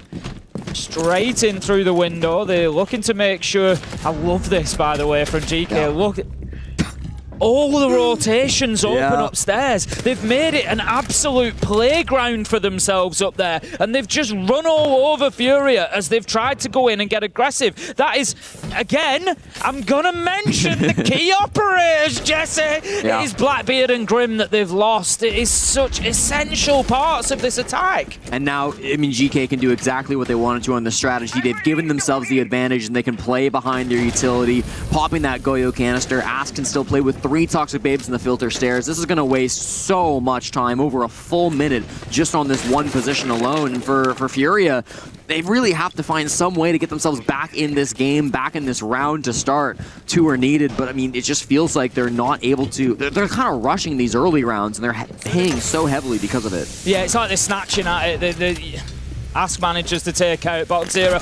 It is ultimately the Toxic Babe that does it. He gets a second onto Herds as well. Almost certainly wins the round for his team. It's up to Diaz. I was just about to say, Furia, it feels like they need a magic moment from somebody. They need one of those supers. You can't rely on the hero plays, but sometimes you just need one. Diaz, I keep saying he did it yesterday. Is he able to today? It's not looking likely at the minute. He sprays some shots in through filtration. Doesn't manage to find anybody. GK are just going to sit on their hands now. They don't need to get aggressive here. They don't need to do too much. There's a minute left on the clock. They have the crossfire. They can just wait for Diaz to push in from somewhere. He was the most clutch player in North America for quite a few years, but this is going to be tough. If GK don't overswing this, if they don't give him the opportunities, it's going to be really awkward to stop him from falling here. I mean, trying to make his way into the site and get the plant down, but it's so awkward. They've got him on a bulletproof cam as well. They just literally see everything that he's doing at the minute, so there's absolutely no need to concern themselves. They'll know if he's going for the plant, they'll hear it, and GK just playing it perfectly. 30 seconds left to go. Diaz knows that he needs to find kill. He can see this bulletproof camera off in the corner. He's just constantly getting pestered by it. There it is. Eventually it was going to happen. Yupo manages to find that kill, and it's going to be the first map going to GK, and I tell you what, there are no slouches on Nighthaven Labs. Furia could be in a bit of trouble. Absolutely fantastic game coming out, and it really felt like they were able to read Furia. You saw that play coming out from Ask as well. Type in the chat a little bit. He's waited many months to be able to trash talk a Brazilian team in his native language, and now he's able to do just that, breaking double digits on Lair. He was not only just typing, he was also clapping when that happened. And we talked about him going up against, his former friends, his Brazilian brethren. And it is firing him up, absolutely. And so is it with all of GK.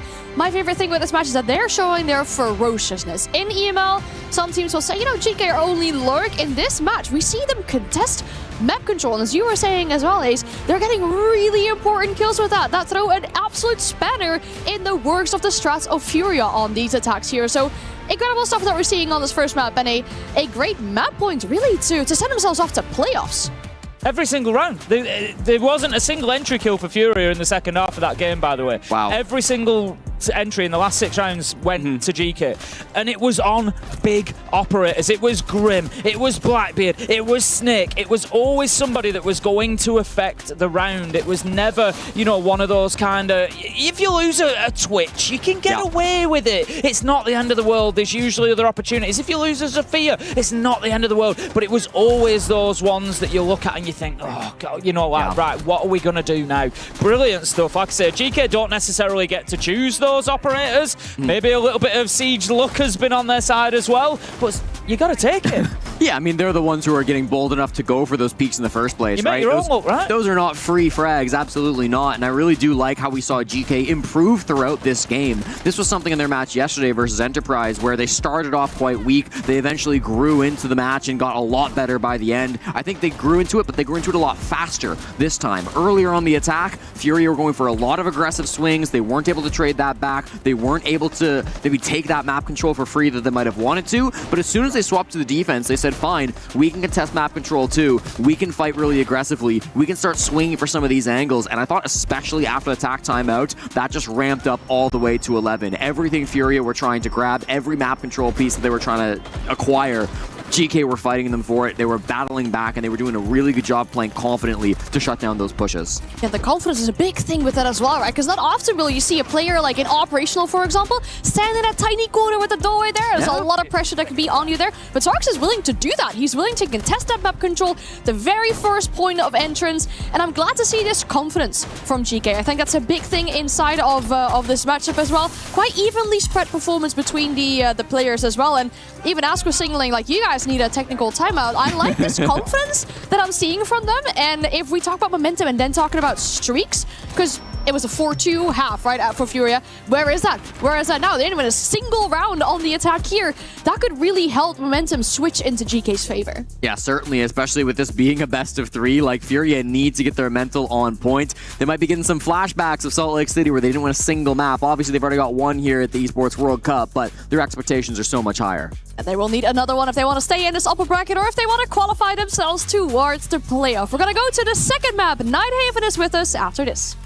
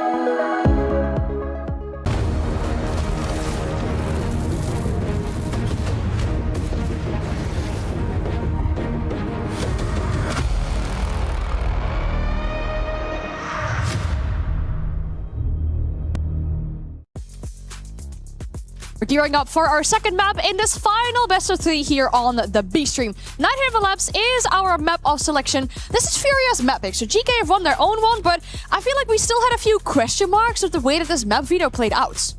Yeah, I mean, I think both of these teams are kind of leaning into the footage they've seen from their opponents, right? Their opponents have kind of played these maps, and I don't think we're going to expect to see maybe a map veto that has got 2 maps that are very lopsided towards one team or another. So far, we've seen GK find that success on their own pick. Now, Furia might have that same opportunity. Yeah, look, it's not a map that we normally associate with Furia, isn't Nighthaven Labs? I think that's fair to say. It's one that they normally ban out. But look, if they've been doing some work on it, maybe that's why they brought it out. They've thought, right, you know, nobody's going to assign this against us, and they're backing themselves on it. And you know what? That's absolutely fine. Like I say, it is a good map for GK as well. It's their #1 preference. They've got, I think, 2-0 recently on it. So they certainly can play here. And if Furia may well find it backfiring at this point. Who knows? That's the big question mark that we have. And for Furia, if they don't want to make sure that this backfires towards them, I'm looking towards what we want to see from them on this map. You mentioned it briefly, just they need to fix their mental, some things with that there. I feel like being careful is something that you mentioned as well during that game, Ace, when it comes to these openings, that you don't let these important operators slip away so early in the round, and such pivotal parts of your strategy fall apart before you even get to contest anything on the map. What else could we hope to see for the likes of Furia? Maybe a player in particular that needs to step it up, or anything else that needs to change? I think they really just need to slow down, to be honest with you. Like, so many of those rounds, on both the defense and the offense, they were making really fast plays. They were rushing to the building. They were getting punished by spawn peaks. They were losing a lot of those opening gunfights because they were going a little bit too quickly. So I want to see them, particularly on the attack, try to pump the brakes a little bit. Use a little bit more of that information, the solid snake, the Dokkaebi, the Grim, whatever it might be, even just drones, right? Finding some of these players' positions early and making sure that you don't run into a trap is going to be critical to winning this game. Yeah, I mean, you know, if they could improve aim, game sense, you know, strategical communication, you know, yeah, absolutely. They could. No, look, Furia are a great team. It was a tough map for them. There's no two ways around it. They did struggle on lair. GK were really on top of them. There wasn't really many areas of the gameplay there in the second half where I would say that Furia were on top of it. They were getting hit in every gunfight. They were getting hit in every entry. GK was strategically on top of them. So yes, there is a number of things that they need to change. But like I kept saying, I think it's just, let's bring it back to basics. Let's stop overcomplicating it, and let's wrap those important operators in bubble wrap at the beginning of it. Let's just keep Blackbeard out of it. Let's keep Grim away from it, and let's, you know, prevent that early loss that's really hurting them.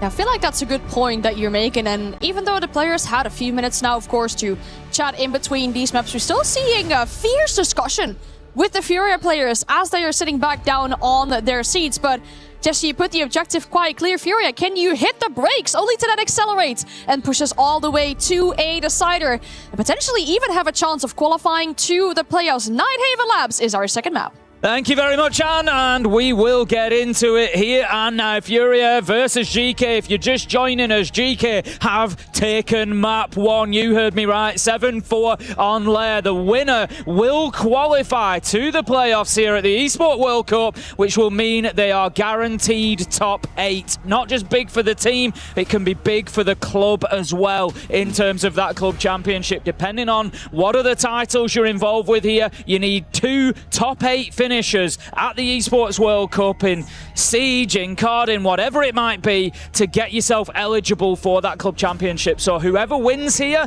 gives their club at least one of those top 8 finishers. Yeah, absolutely. And you start acquiring those points as well, which can be so critical just to get yourselves on the board, get yourself some opportunity to earn some of that cash for the club championship. There is so much on the line. So plenty to play for here between Furia and GK. We go through to Nighthaven Labs, and defense bans pretty much as you'd expect. Kaid banned it, the most common set of operators banned out for the defenders, but going to be Grim and Monty taken off the board for GK. That should mean that these walls will have no problem getting opened up. If there's ever a time where we're seeing the IT wall staying closed, that's going to be a huge red flag because everything is on the board for Furia. But watch out, because without that Monty and without that Grim, some of the actual executes and map control might be a little bit tougher to take. I'm not sure about the Grim ban. They kept killing him on the entry in the last map. I think I maybe left him up. He seemed to be a bit of a bullet magnet on lair. It could have continued through here to Labs, but in all seriousness, yes, a good operator to take out in terms of the executions. But look, GK have got a real opportunity, I feel, here on the defense.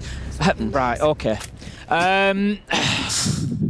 So obviously, I cannot be overheard from the casting desk when I said, let's pick out those important operators and wrap them in bubble wrap. Yeah. Furia at the beginning of these rounds. Only hard breach option, by the way, gone.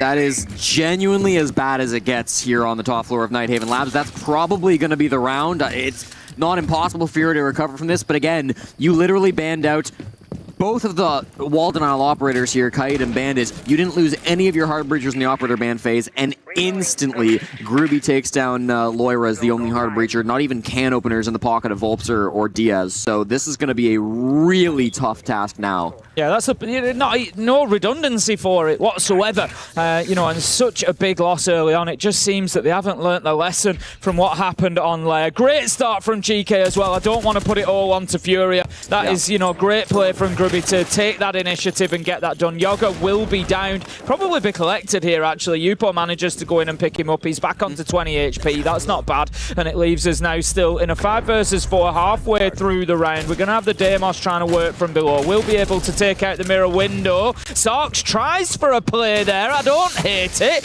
but Boxera is just that little bit quicker. Spins 180 and finds his man with the vendetta. They're getting it done here, Jesse. Somehow they are forcing their way through into kills. Herds picks up Yaga as well. 20 HP is gone.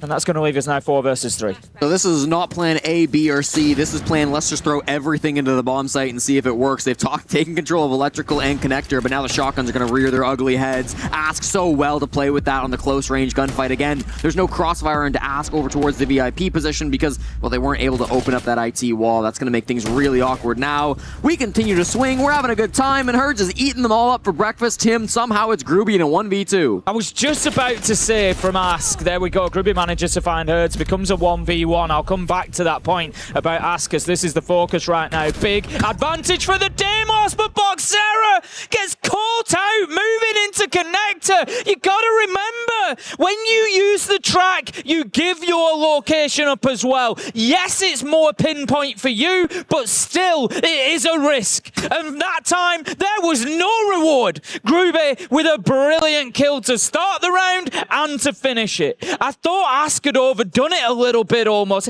I was just about to say it was such a Brazilian play from him. And who better to counter that Brazilian aggression than the Brazilian on the side of GK, taking the shotgun, a double fight into connector and winning them both, but then he got a bit too Brazilian with it and he went for a third inside of electrical and he gave himself up. But look, it did a job, it got his team back into it, and Grubit finishes it brilliantly. GK 1-0, Furia, gotta be wondering what they can do here. Where do we go from round 1, Tim? I mean, that's just the most It's a disaster. ridiculous start. I mean, credit to Furia, honestly, with how bad that round started. The fact that they just said, okay, screw it, we lost our hard breach. Let's send everybody into electrical with 1 below and see what happens. And it almost worked for them. I mean, Herds was making a montage on that position, just playing close with the F2, having a really good time with those guns, but it just feels like... They're going to get away with this. I'll tell you now. They just droned it. They droned it. He can't get away with it. They droned it, and he's reinforcing. Thank God. Go on then. A Fury. But is this Furia learning? Tim, did we not say right before this game that we wanted to see Furia pump the brakes a little bit, slow down? In round 1, they could not have gone faster. They could not have done more of the opposites. And again, credit, it almost works out for them, but they really have to be careful with these opening deaths. They cannot be so loose with their lives. No, they absolutely can't. And they've done better that time. Credit where it's due. That's exactly what we're talking about. If you're wondering, maybe you're a newer Siege viewer and you say, well, how can you stop them just looking out of a window and getting a kill onto you? That's how you stop it. For 30 seconds. Groovy manages to find Volps, Ask onto Loira, and again, GK are just well on top of this. I'm kind of starting to feel for Furia almost. I've been critical of them, but I'm now looking at it and I'm saying, you know what? They droned out that attempt at an entry. They are kind of doing what they need to do to slow things down and be careful. But GK are just on a downhill. They are just like a boulder rolling towards them, and they will not be stopped. This is so impressive from the EML side.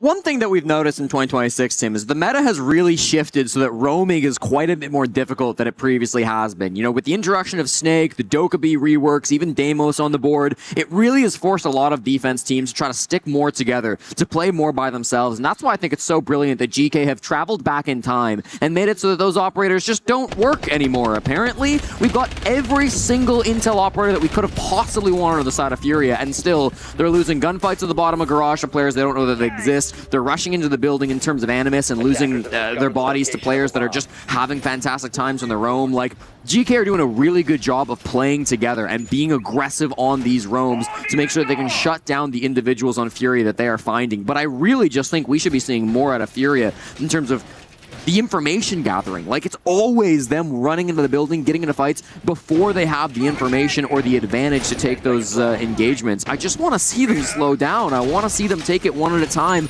try to isolate a pick rather than feeling like the round is only 30 seconds long. Activated. Into round 3 we go then. It's going to be storage and control this time around, so we're onto the mid floor for GK. Furia need a round here. They need a round and they need it quickly, because otherwise this is going to get out of control and they might find themselves going into the second half with, quite frankly, too much to do. With the way that things have gone for GK at the minute, honestly, if I were them, I'd just be shooting at every barricade I could see, because at this point I'd feel like they'd just hit somebody on the other side of it. It doesn't seem to, you know, no matter what they do, it just seems to be working at the minute. And it is, you know, partly, of course, management and the way that they are planning to play this, but everything is just coming together for them. We're going to have a top floor roam here from Gruby. He is supported by Upo. He's also got Sarks up there as well. So a heavy top floor presence to try and slow Furia down. Makes sense. I really like this setup with the Denari, of course, all towards the top floor. They've got these tripwires set up. Usually you'll see them kind of over towards the connector side, but he's used some of them towards IT, some of them towards Rafters. It's another opening pick on a critical operator. I mean, it feels like a given at this point, Tim, every single round. There's one followed up by Upor finds the head on the Herds, and there's no trade back coming through from Furia. It's all individual plays where you're not able to power one person. Yeah, brilliant stuff from GK once again. How do they manage the round here? That's what I'm looking at. Do they now start dropping back to site? Lyra manages to get the kill onto Yoga. Given that it's mid-floor, I don't actually think that they will do, and I don't think that this should do. Try and keep hold of this top floor. Don't let them gain any superiority. They won't know that there's no sledge, that there's no ram, for example. Yeah. So I think, yeah, keep a hold of this. They've still got 3 players up there. Sarks, Gruby and Upo are going to be the ones to try and hold on. Ask is the only one inside of site. If Furia recognise that, maybe there's an opportunity for them to actually play downstairs and see if they can just get something a little bit direct. But right now, I like what GK are doing, making it very difficult for the Brazilian side. Yeah, I mean, force them to use their drones, force them to clear you. Like, everybody on GK is just standing up on this top floor. Nobody from Furia wants to go down below, so instead you're just going to see them walking into crossfires. Gruby and Ask on the east side of the map, Upor and Sarks on the west. Like, they've just got a really good hold on this angle that DS is trying to walk through, and they just can't really get into the building. That's why you're seeing them rotate back, because this is just not a favorable position. Does manage to find a shot through that glass scope, Lyra, but Upo takes him down, and Diaz is also down, but not out elsewhere. Sarks picks up the kill. It's all up to Box Zero again. They see him through the mirror window. They know exactly where he is. He's having to play into that utility. A smoke grenade will allow him to at least bypass that and start pressuring towards the actual room itself, rather than having to try and fight through the utility. But look at this, it's just a hail of bullets every time he goes near this door. Upo switches to the shotgun, comes around the corner, finds his man. It's 3-0 GK, and it's big trouble for Furia. I fully expect to see a tactical timeout here from Reduct. Yeah, we see Shepard put down his microphone. He understands what's going on here. Furia will need to call attack timeout after these 3 rounds. And again, it's the same thing. They're losing so many bodies so early. And part of that's how GK's playing, right? I do want to give huge credit to how GK have read this matchup, understanding that Furia, they're going a little fast and loose with some of these opening picks, so they're running aggressively into those spawn peaks. They're trying to swing these windows, and they're playing really confidently too. I mean, GK look like the better team by a mile, and you go back to the start of that first map, you go back to the start of Lair, it felt like it was Furia with all the confidence, and now we've really seen the pace change up. Ever since GK moved over to the defense, it just feels like they've been unbeatable. They have now won, what, 5+3? They've won 8 straight defenses here against Furia from the last map coming into this one. every single one has kind of been the same story where they've gotten an opening pick within the first 60 seconds. It's been on a critical operator. There's been no trade. There's been no information on the side of Furia, and they're just not able to put themselves in a position where they run things back. And if you've got to isolate one player, and I'm going to, you got to give it to Groovy. He's gotten all 3 of the opening picks so far through this game, and for a guy who has been on international teams before, who's played at the highest level, who's sometimes been dropped off of those highest level teams and has had to grind his way back now on a team like GK, it's really inspiring to see that success story. And Furia have to find some way to shut it down, or we're going to be out of here in the next 20 minutes, Tim. It's now 8 kills in a row, 8 entry kills. If we look at Lair as well, they got the final 5. They've got the first 3 here. I feel like that could be a real. You were saying about Shepard putting his mic down. I feel like that could be a really good opportunity for some mind games from the coaches. You know, rather than getting loud, if you just absolutely slamming a team, predicting that tactic, you know, eyeballing, because they're facing each other here, so it's a setup where they can see each other. I think like if you just eyeball the other coach and just, you know, bring the losing coach and just bring your microphone down before they've called the time. Literally. Like, I know what you're going to do because you don't have a choice because we're absolutely hammering you. I think that'd be a lot of fun. Right, let's get back into it then. Round 4, we've got the other bands have come through. Mira, not surprised to see that taken away. It has been a little bit of a problem for Furia. We saw it very well displayed at the end of that final round. Box Zero really struggling to work his way in towards site. So that's going to go by the by, and it's going to be Deimos on the other side. And Groovy is spawn peeking. In other news, the sky is blue. We're seeing just how successful this water play I'm has drinking's been. Wet, Jesse. It just feels like the same thing over and over again. Groovy will not be rewarded with a pick this time around. It feels like maybe in that tack timeout, the coach of Furia was able to say, guys, let's stall things out a bit. Let's try to pump the brakes before we get into these early gunfights. Now we're seeing Furia start to go at things one step at a time. But again, they've lost every single attack through this series. They've lost every single attacking opening pick. Bird's thinking he might find a gap, but this Raptors position is still so locked down by Groovy. I think just managing to find the angle there onto the default cam to take it out. Groovy does take a little bit of that. This is better from Fury. We've got to, you know, I've got to say it is better from Fury. They've gone in, they've taken some ground immediately. They've got catwalk cleared out. They haven't lost a critical operator yet. Brilliant stuff. We've got the book of Box Zero just working. He will eventually try to work in underneath. They get themselves the entry. First one in 9 rounds. Herds takes down Ask. That's where Mike gone, so there's going to be some magnet loss there as well. 4 versus 5 now. Furia's really got an opportunity in front of them. That's fine. GK have been playing quite aggressive throughout these defensive sides. Finally, Furia do something to shut it down. They take care of Ass. They notably keep Groovy alive. Groovy was in a really tough spot with those Capital bolts forcing him back out of Raptor. So the fact that Groovy survived was a little scary. Here's a good angle that Volps is just staring into. Finds Upor, maybe not aware that that breach had gone over, but it's immediately traded back by Groovy, and Yaga finds one back as well. GK showing us something different again here, Jesse. We haven't really seen them been behind in Mankind very often over the last few rounds, but this time they are 5 versus 3, and it becomes a 3 versus 3. They managed to get those 2 kills, level it up, and even get themselves back in front. Sarks takes down Box Zero, 2 versus 1 now. It's all up to Diaz, but look at Groovy and Sarks, both low health, 55 seconds. It doesn't matter. It's that man again. I said it yesterday coming into the game. Watch out for Groovy. He's been putting up numbers in EML, and he's putting them up here at the Esports World Cup as well. Phenomenal. We've seen him around Siege for a good long time now, and it's wonderful to see him performing at this level on this kind of stage. And you won't see it as we're on the player cams, but Volps has just typed a novel into chat, all in Portuguese. I don't know what it said, but it's certainly going to be messing with the heads of Furia. And let me just say, this has really been, I think, the first round where we've seen some life out of Furia. They finally slow down. They use their utility to clear a position. They force Groovy out, and he still styles on them. He still steps up and kills them in the late round. They finally managed to avoid his spawn peaks and to avoid his early pressure, but what is it worth? It's just him. Nothing. Exactly. He is him. Groovy's playing out of his mind at the moment. He's hitting every shot that's required of him. He's 8-0 now, and I'm just so impressed with how he's playing. 16-6 on the series. He's just taking Furia apart. Absolutely dismantling them. Coming in here, I'll hold my hands up. I would have had Furia as the favourites for this matchup.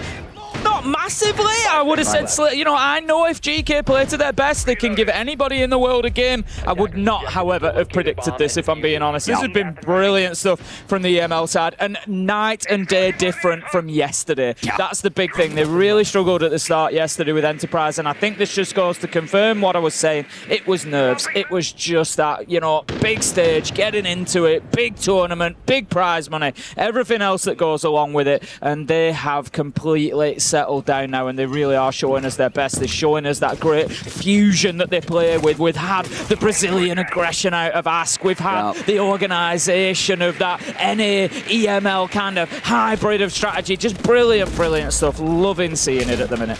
So finally, it feels like GK are stopping the spawn peaks. They're not going for anything crazy aggro here. It's a bottom floor defense played mostly with this anchor setup. They do have a lot of players here on the mid floor trying to lock down positions like storage, like cargo, these critical map pieces that you need to be able to hold this bottom floor, but they're not going for an extension all the way to the top. And in fact, they've used a lot of these castle barricades to block off some of those positions like the bottom of Aqua Stairs, as we're seeing here from Groovy. So they're going to take this kind of slow, and they're going to force Furia to try to execute. Smoke canister comes in, but Yogg again plays that really well. Toxic Babe canister goes out to slow down the push that he knows is going to come. Sarks manages to pick up the solid snake. Loira taken out again. He's been kept very quiet, by the way. Most of Furia have, but Loira struggling to get into this one as well. Diaz 0 kills so far in 4 rounds. Tough day for Furia at the office at the minute. Sark's half health, but still running around on top floor. So again, it's like playing with a wasp in the room. Yeah, no, it's really annoying just having this player constantly on your backside, constantly trying to pressure you from different flanks. I mean, Lawyer is a great example, Tim. I thought through the first 6 rounds of this series, Lawyer was the best player in the server. And since those 6 rounds have passed, he has not really been in the server. He was completely absent through the second half of Lair, and now here on Nighthaven, he's not being able to find value on the critical operator of Solid Snake, so we have to see something better coming through. Here's the plant attempt from Fury. They're starting to smoke their angles. Yeah, definite opportunity for them here as Herds manages to find the kill onto the smoke. They bait out the Nitro as well. That's going to be the go signal for Volps. They've got the cover that they need, and Diaz picks up Sarks. He's been quiet, as we said, but now gets moving. Comes off the plant for a moment, Volps, and does aggress onto this door. Yupa is low health as well, so needs to be careful there. This is actually a little bit of a problem for them because they're having to rely on Groovy above, but once again he finds the answers, puts the diffuser down on the floor. They need to get in there and get the kill onto the castle. Ruby's going to win him another round. I mean, he's just completely stopped that push with Volps going down. He might get another one here, but no, not quite. They finally shut down Groovy and give themselves an attack in this series. It took them ages to get there, Tim, but they put a good push together. They don't get overconfident with how those early rounds went, and they're managing to focus the site for an execute. Yeah, 4-1 it is then to GK. If Furia can come away with a 2-4 here, it sounds crazy, but it's not the end of the world. Yeah. Given how this one started, I don't think that'd be a very fair representation of the half. I think 5-1 would be, much more tell the story. Yep. But if Furia can come away with 2-4, it's daylight robbery, it's a steal, and they can go into the defensive half of Nighthaven, then feeling fairly confident, I think, that you can get a 4-2. It is definitely possible, but right now, I would not go against GK getting this 5th round here on the board for them and going 5-1 on the half. They've got the mid-floor as their final site choice. They're not going to go back to basement again. That would have been an option for them, having just lost it, but they decide to just continue on through. Storage and control. They won it last time around. They won it confidently last time around. Yep. It was a great top-floor hold. It was a serious presence up there. Sark, Scrooby, and Upo were the 3 that particularly held on to it, and they're going to be trying more of the same. They don't have the mirror to play behind this time, though. The one player who I think has been solid so far from Furia on this map in particular has been Herds. Is the one player that was with them when they won their World Championship back when they were W7M, and of course has found so much success. He's been the face of this organization for a really long time. He had a really impactful pick earlier on in that round, of course, and we're starting to see him come alive here on Nighthaven as well. Hoping that we can start to see Furia spiral that into more now, right? If Herds can get in and get you some aggressive picks, if you can start to get yourselves that man advantage, if you're not dying to spawn peaks for 5 straight rounds, then hey, you start to give yourselves a bit of a lead. Just do something with it at this point. Find a way to convert it to execute just like they did in that last round. There's always a chance there, Jesse. There's always a chance. Okay, we're going to see the prep work continuing as the rotations get opened up, but this is quick from Furia as well. 45 seconds in, Selma charge on the wall, opening up Garage. That's going to just change the dynamic a little bit for the defenders in terms of rotations later in the round. Diaz manages to get an entry again. It's something that Furia have been struggling to come by, but trade is there. Loira again, still quiet, gets taken out. Solid Snake lost. A lot of intel, a lot of space clearance is gone with him. 4 versus 4. Got to be really careful with how much map control is being held by GK right now, Tim. Of course, you got Upor up on the top floor, and then everybody else really spread across this mid floor, whether it's Yaga over towards the cafeteria side or the rest of the players closer towards the site. Fury are trying to make some kind of a push in on this cafeteria side. They are in up above as well, trying to work on some of this vert, but they're always so careful about where these players are positioned. You can't be too cautious because Upor is just creeping around this top floor. The rest of these players have done a good job staying alive. Keeper barricade is going to be deployed just to give a little bit of extra space. Don't shoot that one, Upo. He's yours. He's yours. We're good. Look at how they've got this nailed down at the top of Aqua as well. There's going to be no pressure coming in from there realistically. Just helps the rest of the players that are trying to keep themselves active and alive on that top floor. Ask manages to take down Herds. That's Ram off the board. Boogie drones have done a little bit of work so far, I think. 50 seconds left to go, and that's Ask on his way out of the round. Nice little trade back, take down Ask, make sure you're in a strong position. They've actually given up some critical map control on the side of GK. They're not trying to hold up above this bomb site, so if Starks goes down, storage could be, or control could be a really good position to try to go for the plant, and as Volps takes him out, this is exactly the opportunity they've spotted on the side of Furia. Yeah, real chance. It's all going to come down to Yogg from underneath, really. He's the win condition at the minute, and he needs to move quicker because Volps is putting this down. He's going to be successful. Nothing Yogg can do to deny it. Back upstairs in a 1v3, finds the first, cannot find the second. It was Diaz that he took down, Volps that he couldn't, and that's going to be Furia stealing a 2-4 half there. They've really woken up in round 5 and 6. They look much better. They looked a little bit slower, like we've been asking for. Kind of the fundamentals, making sure that they're the ones getting the kills, they're the ones in the lead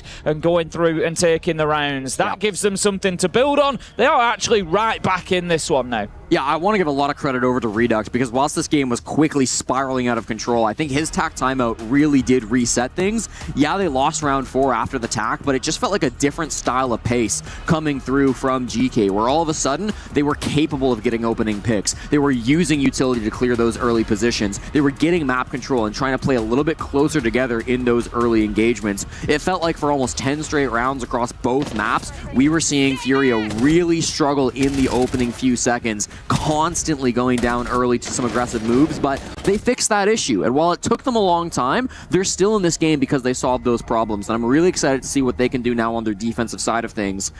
This is a team who dominated on the offense yesterday up against Weibo. It was a very attacker-sided cafe, so I'm quite surprised to see Furia struggling as much as they did on the attack, but the attack is over. You can move to the defense now, lock down your own map pick here on the defensive side of Nighthaven Labs, try to make some kind of an impact here.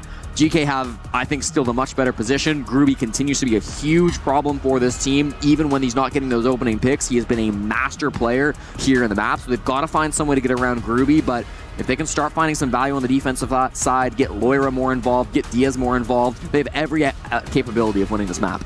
I think, yeah, that's one of the key factors for Furia. If they can start getting those players online, at the minute they've got Herds and Boxera that are really doing the work, the heavy lifting. If they can get everybody else into it, they need to start facilitating Diaz and Loira a little bit, you know, creating some kill opportunities for them, because it's just a confidence thing more than anything. As soon as they start getting a couple, it'll break the seal and they'll start rolling forward. They're fantastic players, which we know, and they just need to be able to show that. And yeah, Furia getting them online could be a real difference maker, but we're in the same situation we were on Lair, where I'm going to be talking about round 7 as one of these swing rounds. If they can come away with it, then I think GK really put themselves in the driving seat. Last time around, it was GK who were able to win that 7th round. It was actually the opposite way round. Furia were 4-2 up, and it just goes to show how important this round is. Furia were 4-2 up, GK get the win on it, they go 4-3, they then just go through and sweep the rest of the game and take the map. So Furia, don't feel like you're out of this. This is your opportunity. It happened to you last time around. Get round 7, get by within touching distance, get in the heads, and come back and win some rounds. I'm going to focus back in on the entry, Tim. This is something the GK did an incredible job of yesterday in their matchup against Enterprise, where we saw GK finding that success on the opening duels, winning 73% of their opening gunfights. And so far today, it's been much the same story. I mean, anytime GK's been on the defense, they've been almost guaranteed to find that first frag, and they've got a few on the attack back in map 1 as well. So if that trend continues, if GK continue to have the opening pick and continue to put themselves in man advantage situations, it's going to be really hard for Fury to battle back from this 2-round deficit they find themselves in. While I didn't like it as much on the attack, I don't mind seeing Furia play aggressive. This is their play style. They like to contest map control. They like to get in your face early. Play into that, because it honestly was working well for you on Lair. Their defenses looked good when they played aggressive. They can keep that confidence up. If they can have their mental not rocked after the rounds that they've just ended up losing, this could still be a strong position. I want to see them getting aggro like GK did. Top floor it is then. That's going to be our starting point for Furia. GK, I think we need to see them a little bit more multi-dimensional here. It was a criticism you made of Furia in that first half. It was all very one-sided was the push. I'd liken this site in many ways to Church and Arsenal, apart from the verticality is obviously reversed. But Church and Arsenal on club, you always want those multiple angles of attack. It's exactly the same here. You want a presence on catwalk. You want something in connector. If you can have maybe a little backstab towards the end of the round through Aqua, you just make it so difficult. Erds takes out his mirror window, finds a kill onto Groovy as well, but there's a response. Yoga manages to pick him up immediately with the triple detonation from the Zofia underneath. That's okay. That's value for Herds. I said I wanted to see them get aggressive, get that opening pick. That's exactly what they do. They start off on the right foot, finding Groovy. It was a really nice play with the mirror window. He had him on the drone. He was like, this guy is not getting on drone in the proper position. I've got a freebie, so really nicely played. Ask can now open this wall without any issues. There might be an impact, but nobody's really near enough. That wall gets opened up so they can walk through it without any problems. Taking out the default cam and the keeper barricade, just trying to soften up that catwalk position a little bit. I feel like it's probably one of the strongest positions that Azami plays in all of Siege, to be honest. The corner of that catwalk is an absolute nightmare to move her from. If she is playing out there, she can also challenge in towards connector as well. Really, really versatile role. Volps manages to find Ask 4 versus 3. Furia looking much more like themselves now, I must say. They really seem to have woken up and come back into it, but GK don't care who they are. 2 kills come in. Yoga, Sarks managed to turn that man count in their favour again. 3 versus 2. It's up to Loira and Diaz. We've been asking for more, Jesse. Now's the time to deliver. This is the time to step up, of course. Loira being close, of course, on this IT side of things. 2 SAS operators trying to lock down these angles. There's players Aqua, there's players Rafters, there's players IT. That multi-dimensional push is coming out in full force from GK, just like we wanted. Toxic Bay is being fumbled a little bit. Gonna throw it over to the Aqua side instead so they can isolate these picks, but Sarks is winning the fights. Sarks does manage to find Diaz. You pour onto Loira. GK take the swing round of round 7 again. And this time, rather than getting themselves back within 1, they take themselves 3 ahead. It is 5-2 now, and they are cruising towards a win. I honestly think Yaga is such an important part of this team, Tim. I know I'm just going to be accused of NA bias, but the pressure he has and the extra dimension that he applies to these pushes, he's down below getting that trade onto Hertz early in the round. Then he's pressuring Aqua size, and he's punishing that aggression to come out from Furia. We said it earlier, Furia are an aggressive team. They're going to make these swings happen. It's this play from Hertz, which is really nice, but then Volps gets quite aggressive swinging on Aqua. This is his kill, and then I don't think we catch it, but Volps really swings the Aqua door and goes down to Yaga, which exposes that second angle. It allows GK to have another dimension to that push, and it really just makes it impossible for those site players to win out. I'm not going to allow any accusations of NA bias, Jesse, because I'm going to back you up on it. Yaga is very important to this team, and something that we saw with GK, when Yaga first came in at the beginning of stage 1, it took a little bit of time to kind of settle him into the team, which is understandable. Sure. New players coming in. He was getting caught out in kind of little solo plays for the first couple of weeks. But I think they've done some work, obviously, to, you know, mesh him into the team a lot better. And that's when we've seen them improve through that second half. And that shows how important Yaga is and how much that value is there from him. Because as they've been able to integrate him better, we've seen their performances on that upward trajectory just keep climbing and climbing and climbing. And it's continuing to happen here as well. Brilliant backstab from him on Aqua side. Really opened up the round. And yeah, he's had a fantastic day today and continues to. In the Yoga versus Diaz show-off, it's certainly all coming up Yoga at the minute. Yeah, no doubt about that. Sark's on the IQ. I love this pick. He might be able to get himself into an opening frag too, as Boxzera is up on the top floor, but seemingly not aware of how many attackers share this space with him. Just inside of IT, you know what? He's got himself boxed in with that castle barricade, so that's why he can play so safe. They're committed to holding IT and Raptors, but they actually don't care to hold the rest of the top floor. It's an interesting little setup to come through from Furia. We have to see how it works out for them as they now start to fall back, layer themselves towards the bomb sites, not giving up any of those free picks. Again, Sark's on this IQ, should be able to spot any of those Valkyrie cameras that Furia will no doubt hopefully try to play around. Volps is low health, needs to be a little bit careful, but Boxzera manages to win out the fight against Sark, so that certainly gives Furia something to build off. They've also got Lyra still playing up on the top floor. He's out in Warehouse, so they're still very much spread throughout the map here. GK with a minute and a half left on the clock have got some work to be doing. Groovy does send out the track onto Boxzera, but it's not really going to help them clear him too much. I actually like this team play coming in from GK. Rather than chasing him down with the Deimos, who gives his own location away, he's sending somebody else after him. But it's going to be Ask who is the next to go. Lyra manages to find that kill. But here come GK. Here comes GK, here comes Groovy. He will get traded out by Lyra. Finally coming down off that Raptors position that you mentioned, Tim, taking the second gunfight. If he loses it, they might be opening the door for GK to sneak back into this round, but I think he recognizes how important it is to stay alive, knows that his life is more valuable than getting one of these picks. If they can fall back to site, that would be totally fine. Does eventually die to Yaga, so now things get a little bit scary. Hers remains on this middle floor. He's inside a cafeteria. He doesn't really have to go for a flank here. I don't mind his passivity, but they're trying to hunt him down from GK. Yeah, they definitely know. Yog comes around the corner, but so does Herds. Picks up his man, knows where the last is, but again, he doesn't need to overcommit to this fight. He can just kind of disappear into the depths of Kitchen, just hold them at bay. 30 seconds left on the clock. Don't give them the opportunity. Yubo takes him down, but Volps is there. Herds has bought that time for Volps to be able to get up the cargo stairs, be in a position to challenge, to trade off his death. Good round from Furia. GK, though, can just play this round for round at the minute. The Brazilians need to chain a couple together, and that's not something that we've seen them be able to do so far on Native. And they had 5 and 6 next to each other. Other than that, it's been all GK, so we need them now getting 2-3 rounds to get back into this. I think that bottom floor side is always going to be really tough for GK because as we saw back on map 1, this is not a team that do a great job at finding players when they're spread so wildly across the map. Furia contested all 3 floors in that round, and they never really got a handle of what that roam clear was looking like. It felt like everybody was focused on Boxzera inside control, but at the same time, Lyra was in Rafters, eventually came down for a flank for a kill. Storage was being controlled. There was a player in cafeteria. All these other positions, maybe 1 or 2 players on GK were focused on, but they never really were able to use their utility and force one player into a bad death. So I like to see Furia extend themselves around the map like that. They can try to do so one more time as they come here to the storage bomb sites. Holding this top floor control is going to be critical. I want to see GK working together to force these players back. Attackers are moving to defuse a bomb. Razor wire up.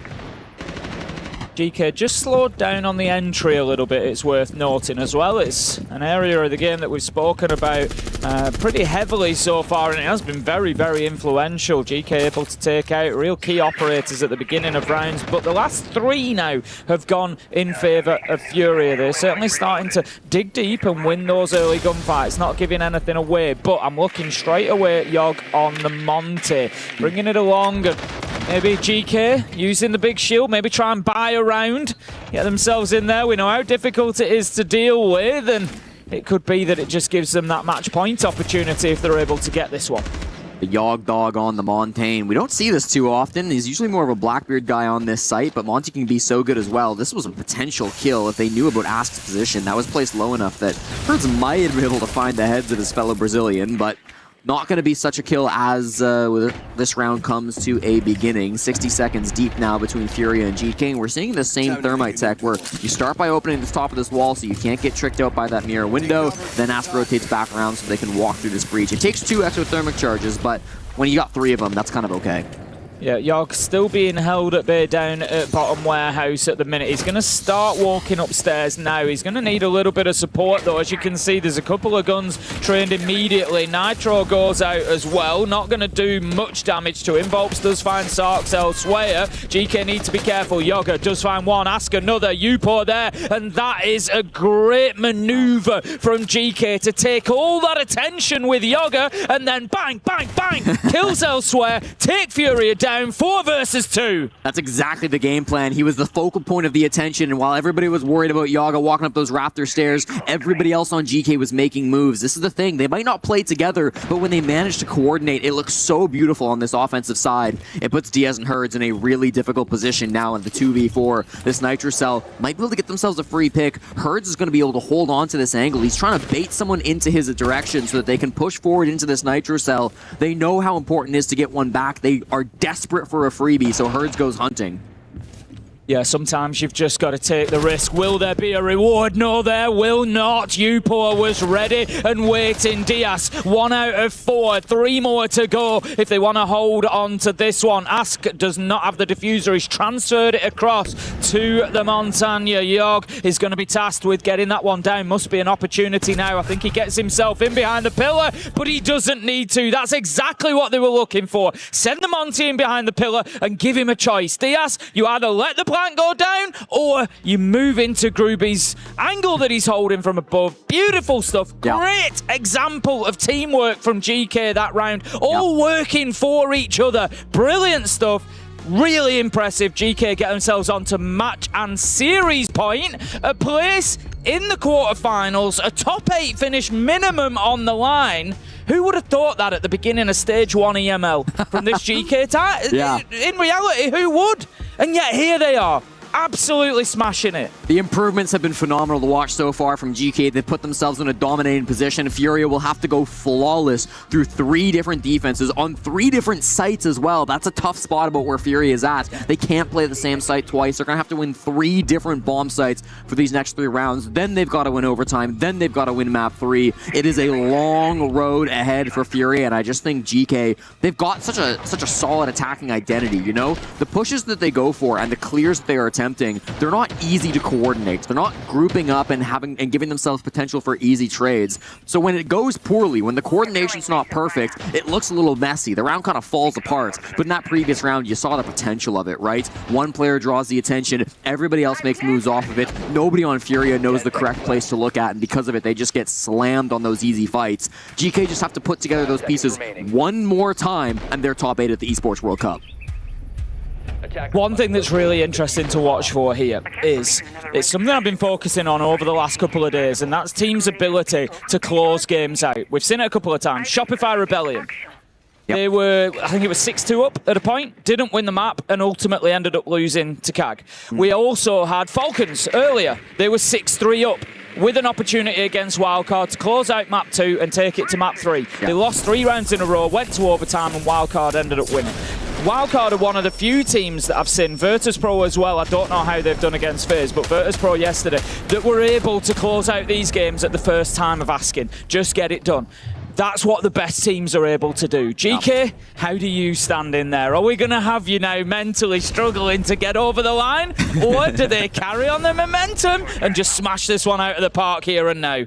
Yogg might be getting another freebie. Herds is standing still. He does so much damage, but he just misses with that third. I think Yogg repositioned on that final stun to try to be able to get Herds as he rotates away. If he had just stuck to the same spot, that might have been a kill, but a swift breeze will knock over Herds at this point. He is on so little HP, and Herds has been, no doubt about it, the best player on Furia here on Nighthaven Lab. So if he goes down, that might spark the beginning of the end for Furia.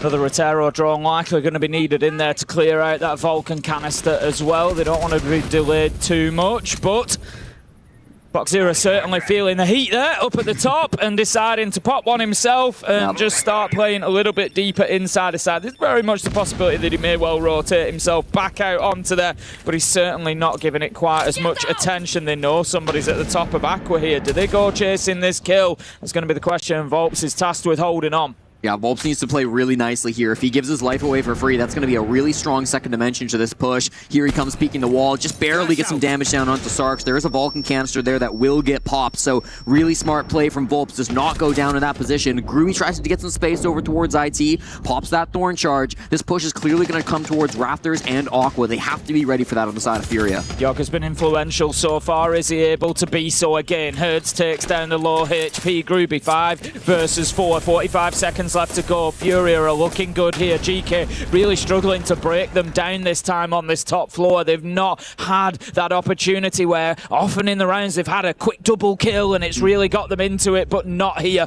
Herds sitting deep, finds Upor. 5 versus 2 now. 25 seconds left to go, and it's time for GK to roll the dice to take a chance to try and push, but no, they're able, Furia, to play off each other nicely. Loira off Herds' contact, manages to get the second as well onto Yogg, and that's going to be Furia taking 1 of 3 rounds that they need in a row to keep themselves alive here at the Esports World Cup, and with a hope of getting that quarter-final spot.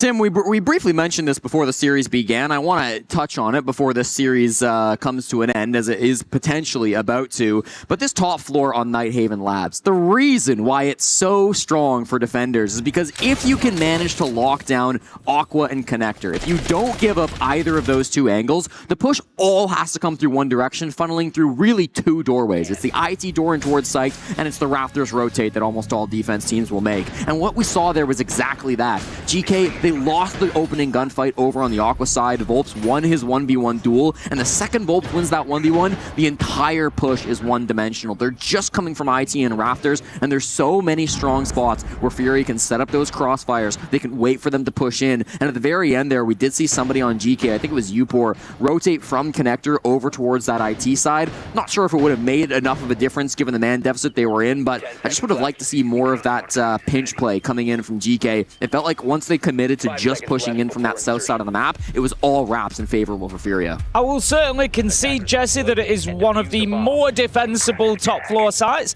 It is one that I have less of an issue with, I will say that, but I would still argue much the same as a lot of the other top floor sites. Those areas that you're talking about, Aqua, Connector particularly, are very, very quick and very easy for a lot of attackers to take control of. So whilst it's necessary, and if you can hold them out, yes, it does make it a strong site, but you've just got those external entrances straight on in, and I'd say not taking those areas is often more of a failure on the attacker's side rather than a success on the defender's side. But sure. We'll agree to disagree. Or partly agree. Right, here we go. We're in round 11. GK have 2 more opportunities to close this one out. They're going to take us down to the basement, and this time we're going to have Furia with the pulse. I actually love this pick from Furia, just really up in their intel game. Yes, information is flowing on both sides. You see the pulse from DS, and also, of course, the drone inside the site from Ask. This is a really solid drone. You've got the Deimos, you've got the Snake, you've got really good opportunities to find these players, and there's a lot of roamers here on the top and middle floors. GK needs to be able to isolate these picks. They can't just walk in and take 1v1s. I want to see them use their utility to gather information and find a favorable fight. Upo's got himself into Garage, but it's going to be Groovy taking that initial fight. Does some damage to Loira, can't find the kill. Upo circles round, beautiful teamwork again. Is there another in the offing? Herds has been big so far, 11 and 8. Can he get in here and level things up? 5 versus 4, early advantage GK.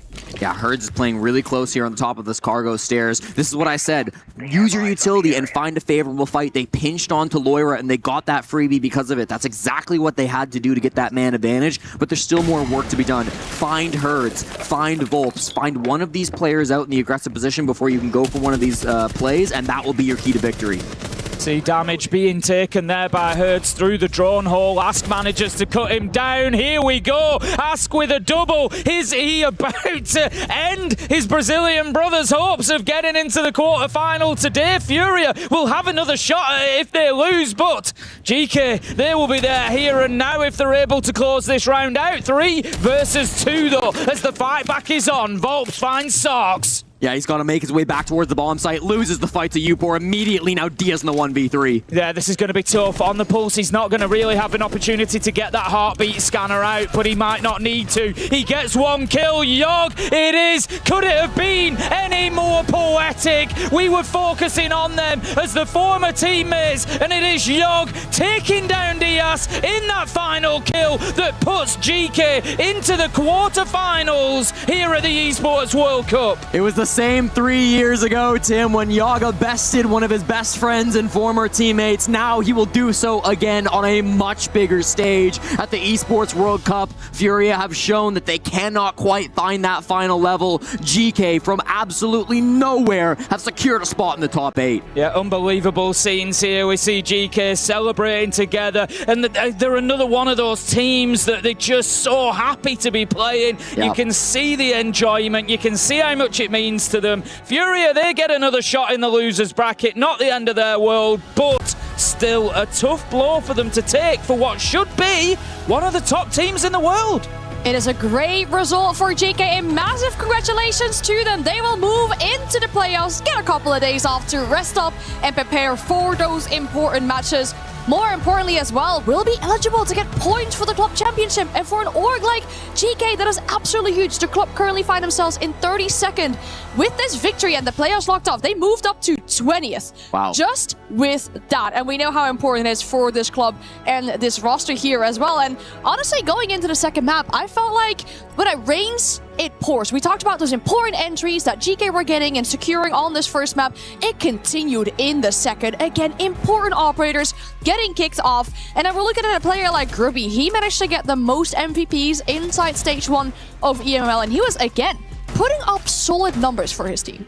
Yeah, there was no doubt that the MVP of this match had to be Gruby. I mean, the way he was able to explode onto this map at the very start, find opening pick after opening pick after opening pick. You're right, when it rains, it pours. And listen, maybe when it rains, it you pours, because he was also having a great game the second half of Lair. It just felt like a whole team effort coming through from GK and Furia. There were some strong moments, no doubt, but I just think on the attacking side, they looked way too weak. We saw them with some great pushes yesterday, but it took so long to find those great pushes today. Yeah, well, as we said, Nighthaven is not a map that they normally play, and coming in there, we always ask that question, is it something they've been prepping, you know? And I just feel like, yeah, they were still behind the curve on it, and being that it is one of GK's favourite maps, it was no surprise to see them come and run the show. Absolutely brilliant stuff from them. Like I said, a pleasure to watch the ML side today. It's been so enjoyable to watch, just, you know, almost unbelievable at times. Yeah. That run of 8 entries, and it was just, it was unbelievable. The next track, oh, that's the Blitz gone. Next track, oh, that's the Hibana gone, the first one on that. You were like, surely this can't continue. Yeah. Unbelievable stuff. It's we may have the reigning EWC champions. Apart from that, it's a little rough on the side of EML in regards to trophies in recent history, but at least we have really entertaining Siege, and we see that here again. And again with GK, these fundamentals of the teamwork and having each other's backs, it is just all working out. We're looking at an attack where they have a solo Monty walking up the warehouse. They're like, oh, that's very dangerous. That's really, really risky. And somehow they have him covered. They got it sorted out. And you're seeing it here once again on these faces. Look how much it means to them. Yeah, I mean, clearly they have been working for this for so long. This is a roster that so many people counted out, right? Even in EML, this is a squad that struggled at back through kickoff. You said it, Tim. Back at the start of stage 1, who would have expected them to be here? No, honestly, that's how we've got to look at it, because we came in saying in EML we don't really know what to expect to this team with all these different styles. How are they going? It's not just even now about how are they going to get it all to work. It's how quickly they've got it to work to this level. Absolutely brilliant stuff. In case you haven't been watching any EML or any of the interviews, there is a certain player with a very contagious smile, and I'm sure he's smiling. It is Grubby standing by with Lexing for a chat. Gruby definitely has me smiling. I want to say congratulations to you and the boys getting it done in a 2-0. No need for a third map. You were also the MVP in that series. How are you feeling? Well, I'm feeling amazing, to be fair. Like I think we expected the game to be like hard and it was hard, but we managed to close it pretty easily, like on only 2 maps, like Lera and Lab. So we are all happy, and obviously I'm happy with my performance. I think I still could do a bit better as always. But yeah, I mean, being the MVP, I don't think it really matters for me. Like the main thing that matters is that when we perform as a team and we close the games, and we play like this on the maps against really good team, which is Furia, but they are a really tough opponent to play, and you guys can only imagine that. And I'm just happy of that. I'm happy of the whole team performance, like the mindset, the mentality that we showed, and the prep that we done paid off at the end, you know? Gotta love a humble ag.al. Well, I do want to talk about, obviously, with you guys being a very brand new team, they were talking about on the desk, there was a lot of question marks about this roster, how fast you guys were going to gel, how quick things would come to fruition. Did you expect that not only would you be able to qualify for an event like this, but now be able to be on the main stage with a real shot of getting an Esports World Cup Championship title underneath your guys' belt? Yeah, so starting with this thing at the beginning, like when we started the EML, like we didn't really look really good because we lost so many games in a row. But then I think we bounced back. As I said many times, like I think the Heretics game was kind of a breakpoint for us when we won in the overtime. And since that, we won so many games in the overtime. We gained the experience. We played the small tournaments, we played against many teams. We gained the experience, and about like overall making the main stage, about the expectations, I don't think we set up any expectations on ourselves. I think we are just enjoying our time that we are there. We know we can go far, but it's only in our heads, but we don't have really expectations. Now we are just enjoying every moment of the game. Main stage, not main stage, we are just like we are just doing it for the love of the game, you know, as you would say. And yeah, everyone is happy. Obviously made it work. People are now happy, but we have 4 days off, and I think I'm not happy with that, you know, 4 days off is too much. But yeah, I mean, we're all happy. I don't think there's much to say, you know, there's like no pitchy, no expectations. We are just happy that we made it, you know. For the love of the game. Well, before I let you go and celebrate with the team, is there anything that you want to say to your future opponents heading into that main stage? Well, I wish them good luck, because it's gonna be hard. All right, well, he wishes them good luck. Groovy and the rest of DK are going to be on the main stage. That breaks everything down here for the day. I'll send you back to the desk for one last breakdown. We love to see Groovy putting out the threats there to his opponents for that playoff stage, because I feel like it's worth it as well, right? They are really going to be a good competitor going into that. Seeing the teams who've qualified today to the stage, maybe they are still a bit of an underdog in the situation, but they came into EML as an underdog, and this is where I got them. Yeah, I mean, underdogs have had a really good time here at the Esports World Cup. We've seen some really miraculous stuff coming out from guys like CAG, of course. Some of the other APAC teams have had some success. Now to see it from GK as well. I think a roster that people had high expectations from, given the names on their team, but with how well they're playing, they're going to be a real threat in top 8. Honestly, the way they played, I think I'd rather play FaZe. Right now. Well, I'd rather take FaZe on, you know, bring it out. They're doing it for the love of the game. Yeah. They're out here just enjoying themselves, and that's a difficult team to play against. Yeah, and FaZe also got pushed to a third map by virtus.pro, because that first map was really dominant for the side of virtus.pro. So you're looking over. FaZe did eventually win that game out. It got close. It needed a third map, but hey, are we surprised with that? virtus.pro a worthy contender. Another EML team that we're seeing here. Maybe Ace is the time to be an EML fan right now, except if you're a Falcons fan or a G2 fan. Yeah, I mean, it sort of feels that way, and I like that. You know, people often, I get asked a lot, do you support a team? Do you, and the answer is no. I just like to see the winners kind of rotate and everybody get their opportunity. All the fans get, Mr. Nice, I like everybody to have a chance of winning. But I love seeing it, not just a switch in region, but a switch in those team names as well. Let's have the unexpected. Let's, have virtus.pro and GK doing it. Let's mix it up a bit. Let's have Furia having a little bit of a comeback instead of it just being FaZe. Let's have it spread around a bit. I love it. Yeah, exactly. Even within EML, right? Change up the names that we're used to seeing. I know there's a lot of G2 fans out there who are sad their team didn't make it, but pick another EML team to support. I think GK are such a fun squad to root for. Fnatic have been such a blast to watch play here at the Esports World Cup. virtus.pro are deadly as ever, and Falcons, of course, one of the best teams in the world. So there's so much talent inside of EML, and it's good to see some of that on display.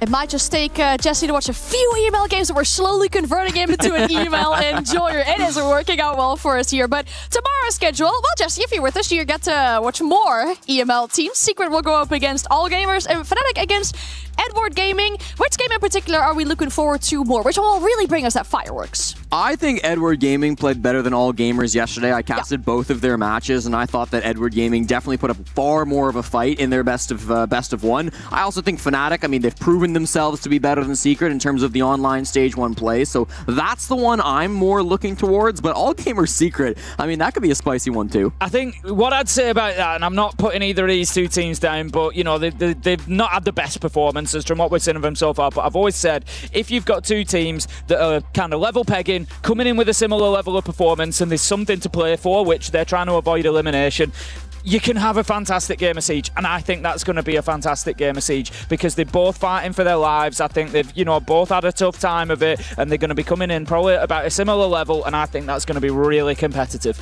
It's been a wonderful day for us here on the B Stream, but it does come to an end. We'll be back again tomorrow with two very important do-or-die games for our teams. We thank you so very much for watching. For now, to relive all the action of the day, we're going to send you to the STC highlights of the day.